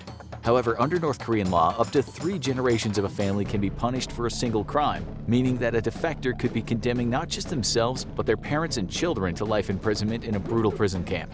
Ostensibly, this practice is part of North Korea's ideology of it taking 3 generations to root out evil. But in truth, it's merely another harsh punishment tactic meant to keep civilian populations in line. However, during Kim Jong-un's regime, defectors outside of North Korea were increasingly being invited back into the country. North Korean agents would frequently make contact with defectors in the South, even going so far as to promise no punishment for themselves or their families, free housing, a good job, and a cash sum worth up to $44,000. This was part of Kim Jong-un's counter-propaganda strategy. And while few took this offer, those that did soon found themselves on North Korean television singing the praises of the supreme leader and denouncing the living conditions outside the nation. Why would anyone choose to return to such an oppressive state, though? Well, while North Korean defectors may have found freedom in the South, they often faced extreme challenges in finding employment. Most are relatively unskilled or poorly educated, making them suitable only for very low-income jobs. This is on top of the same prejudice that immigrants face everywhere around the world.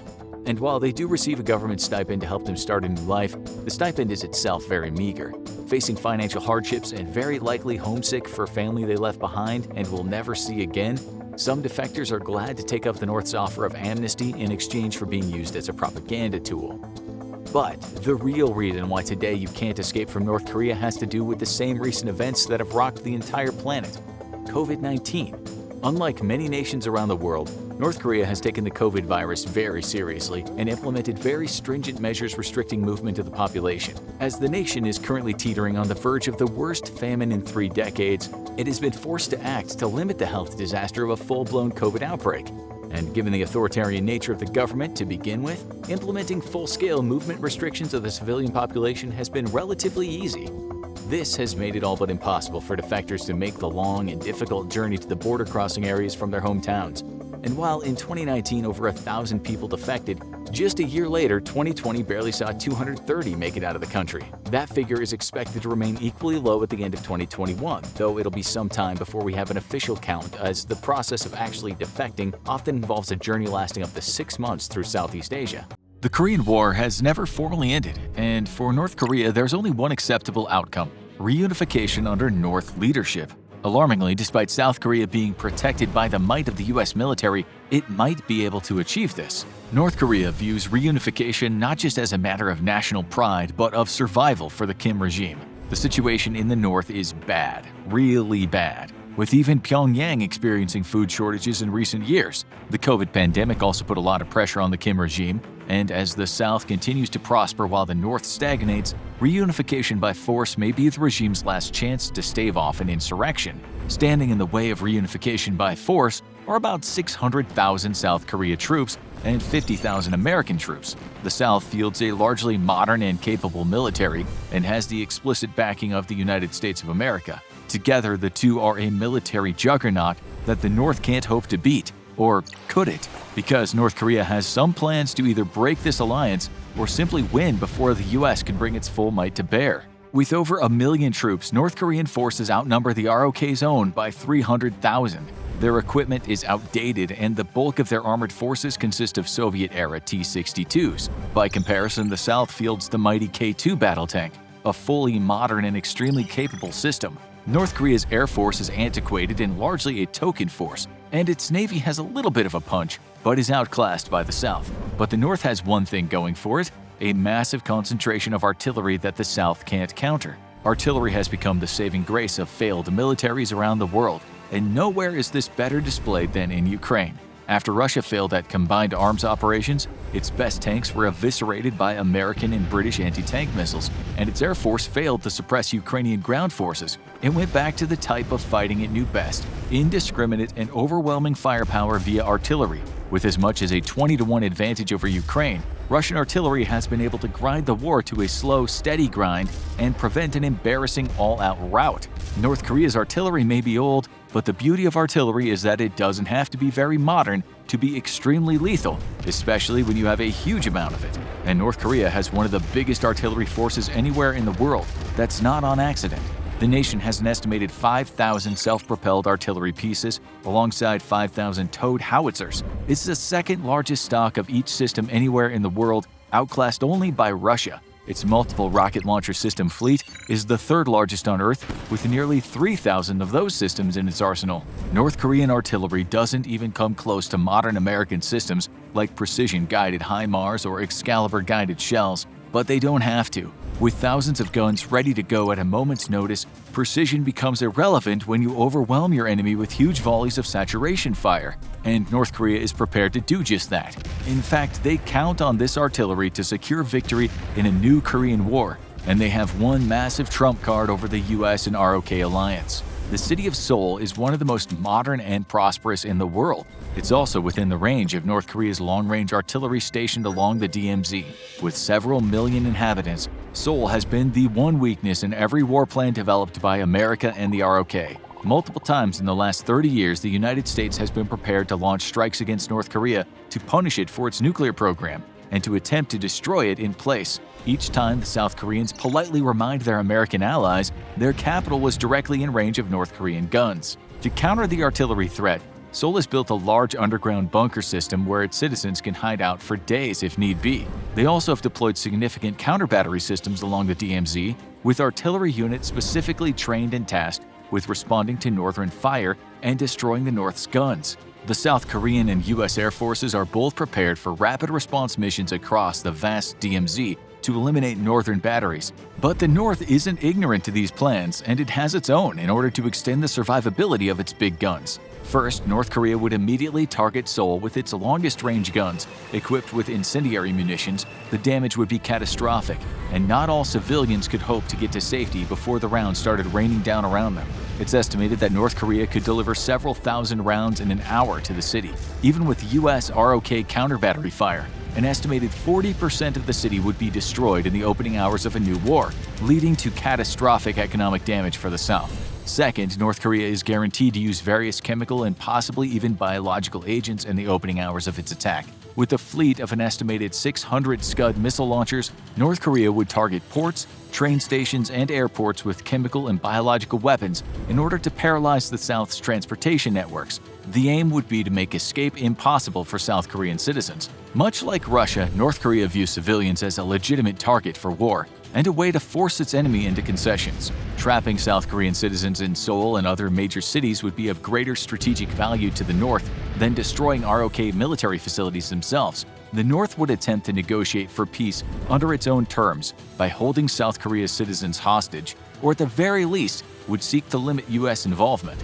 The United States would have to carefully weigh the global optics in its response to the North. If its involvement guarantees the death of hundreds of thousands or even millions of ROK citizens, it'll cost the U.S. politically and might even erode public support for intervention back home.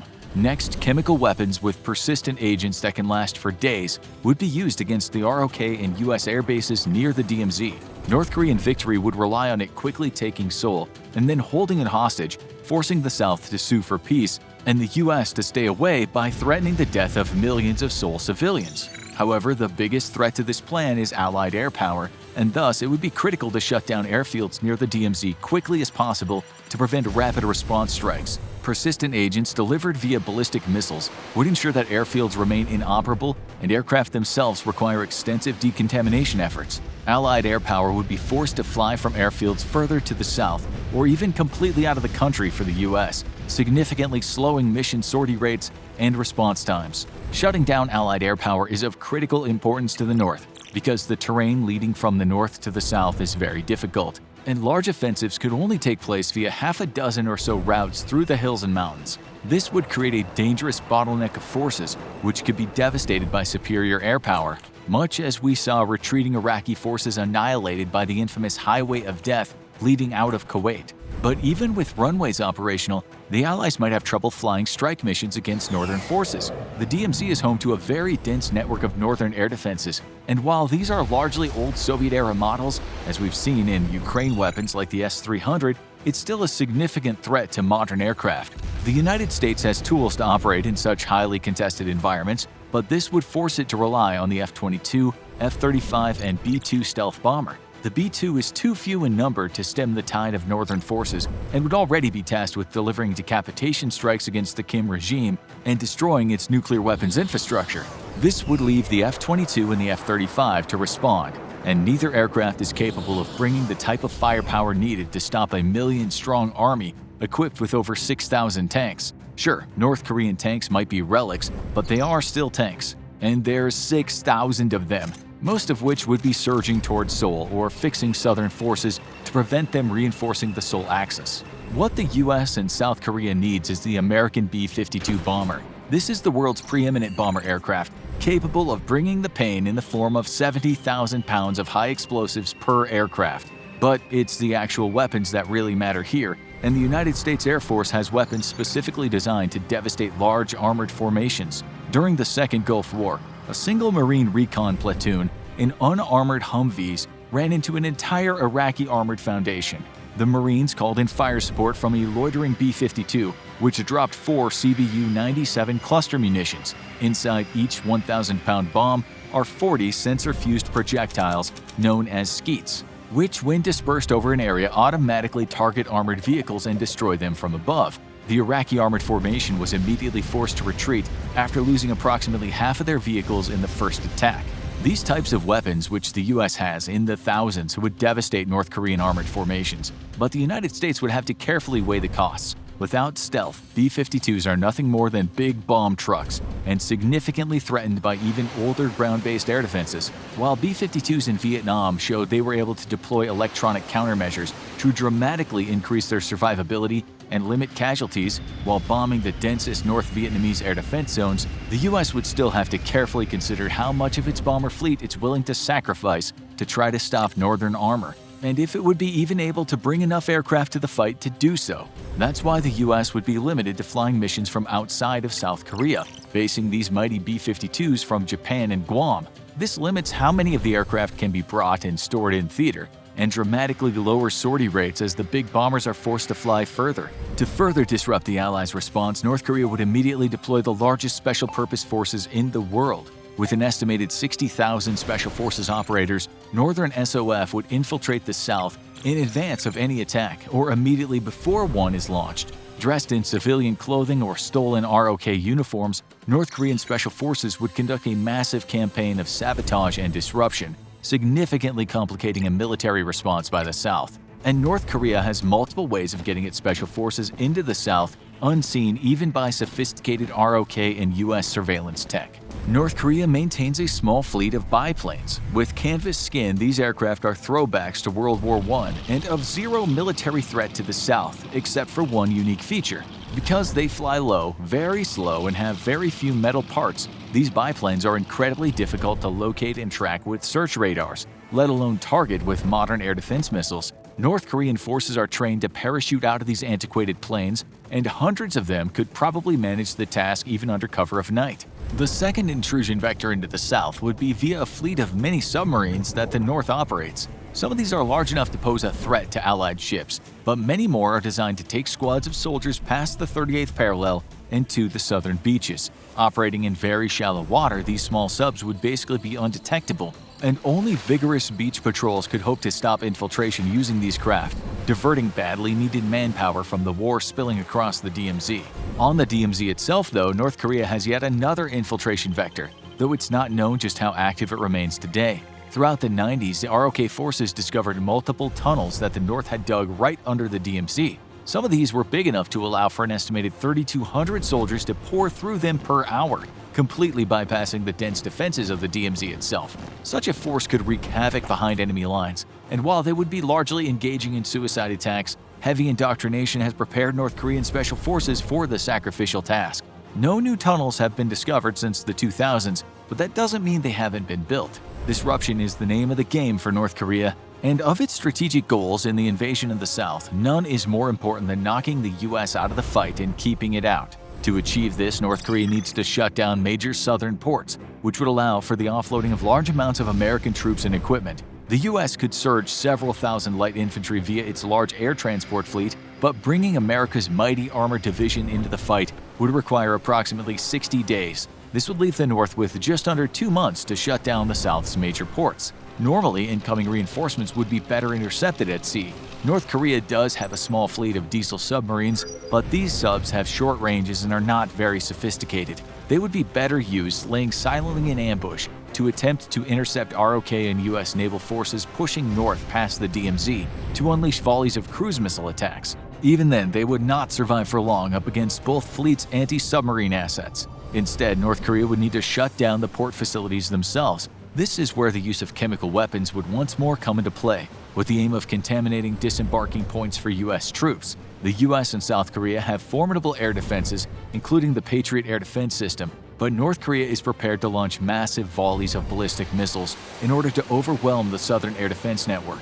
And amongst those incoming ballistic missiles would inevitably be multiple nuclear weapons. It's believed that by now the North has miniaturized its arsenal of a few dozen nuclear weapons, enough to load on medium-range missiles. It might even be able to threaten the west coast of the United States itself. But the North's nukes are better suited for knocking out port facilities and military airfields in the south. The Kim regime is likely fully prepared to do so, as there is no chance that the Kim family would survive a failed war. Not only do both the US and South Korea have decapitation strike plans in place using bombers, cruise missiles, and special forces to eliminate the Kims on the onset of the war, but a failed war to reunify the South with the North could end up in catastrophic and apocalyptic defeat for the North. Many in the higher echelons of power in Pyongyang would eliminate the Kim regime long before American Abrams and South Korean K-2 tanks started rolling into the city.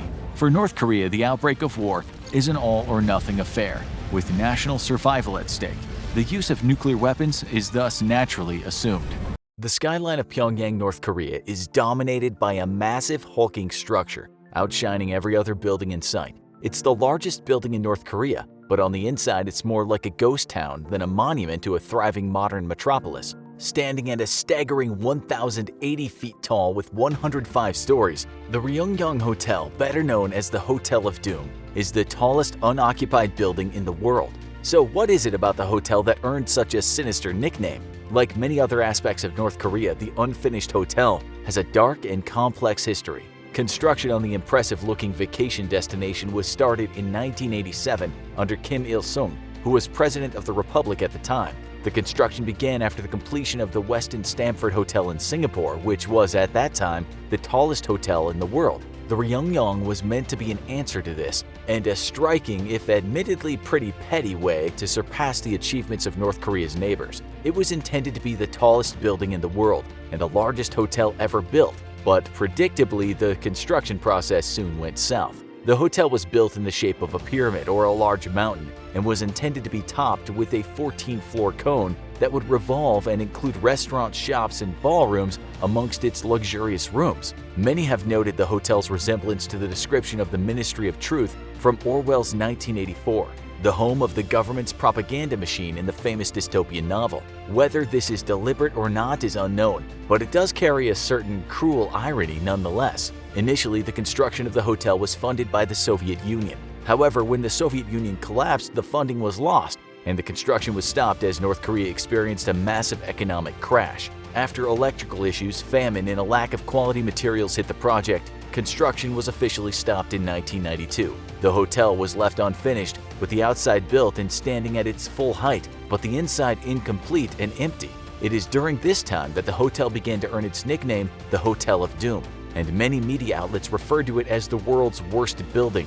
People saw it as a sign of failure and a blight on the reputation of the North Korean nation, quite literally the total opposite of the shining example the Kim dynasty had intended. Then, suddenly and without acknowledgement of the long pause in development, Construction resumed a full 16 years after it had first stopped. In 2008, an Egyptian company agreed to pay for the completion of the hotel. The resumed construction was announced along with the planned opening date of 2012 in celebration of Kim Il-sung's 100th birthday. A glass facade was added in 2011, and it seemed as though genuine progress was being made. Kempinski, an international hotel operator famous for luxury establishments, agreed to take over the hotel's management. Then in 2013, construction stopped again with no explanation. They pushed the hotel's opening date back even further, then eventually canceled it altogether. To this day, the hotel has never been finished. Occasionally, rumors will circulate about new construction, such as in 2017 when scaffolding appeared on the building, or in 2019 when new signage was spotted above the hotel's entrance. However, there has never been an official announcement, and the hotel is yet to ever open. It is, however, still used for something. In 2018, the lighting designer put together a light show made up of political slogans, party symbols, and other government propaganda to be projected onto the surface of the building. Apparently, it plays for hours every night, and as an empty husk of a building covered in vapid propaganda, it serves as a pretty apt metaphor for the entire project. The Hotel of Doom stands just as it did when its construction first began, just as empty and just as haunting. The interior is a blank void, with the lights of the city outside illuminating blank concrete in unfurnished rooms, which feels especially eerie when combined with the elaborate facade outside. It's almost more like a cardboard cutout of a hotel than a real thing. Maybe it will be finished someday, but for the foreseeable future, it continues to be a doomed project, a vacant, ghostly reminder of a nationalistic dream unfinished and a promise unfulfilled. Check out why the dating scene in North Korea is insane and what it's really like living in North Korea for more startling facts about life inside the DPRK.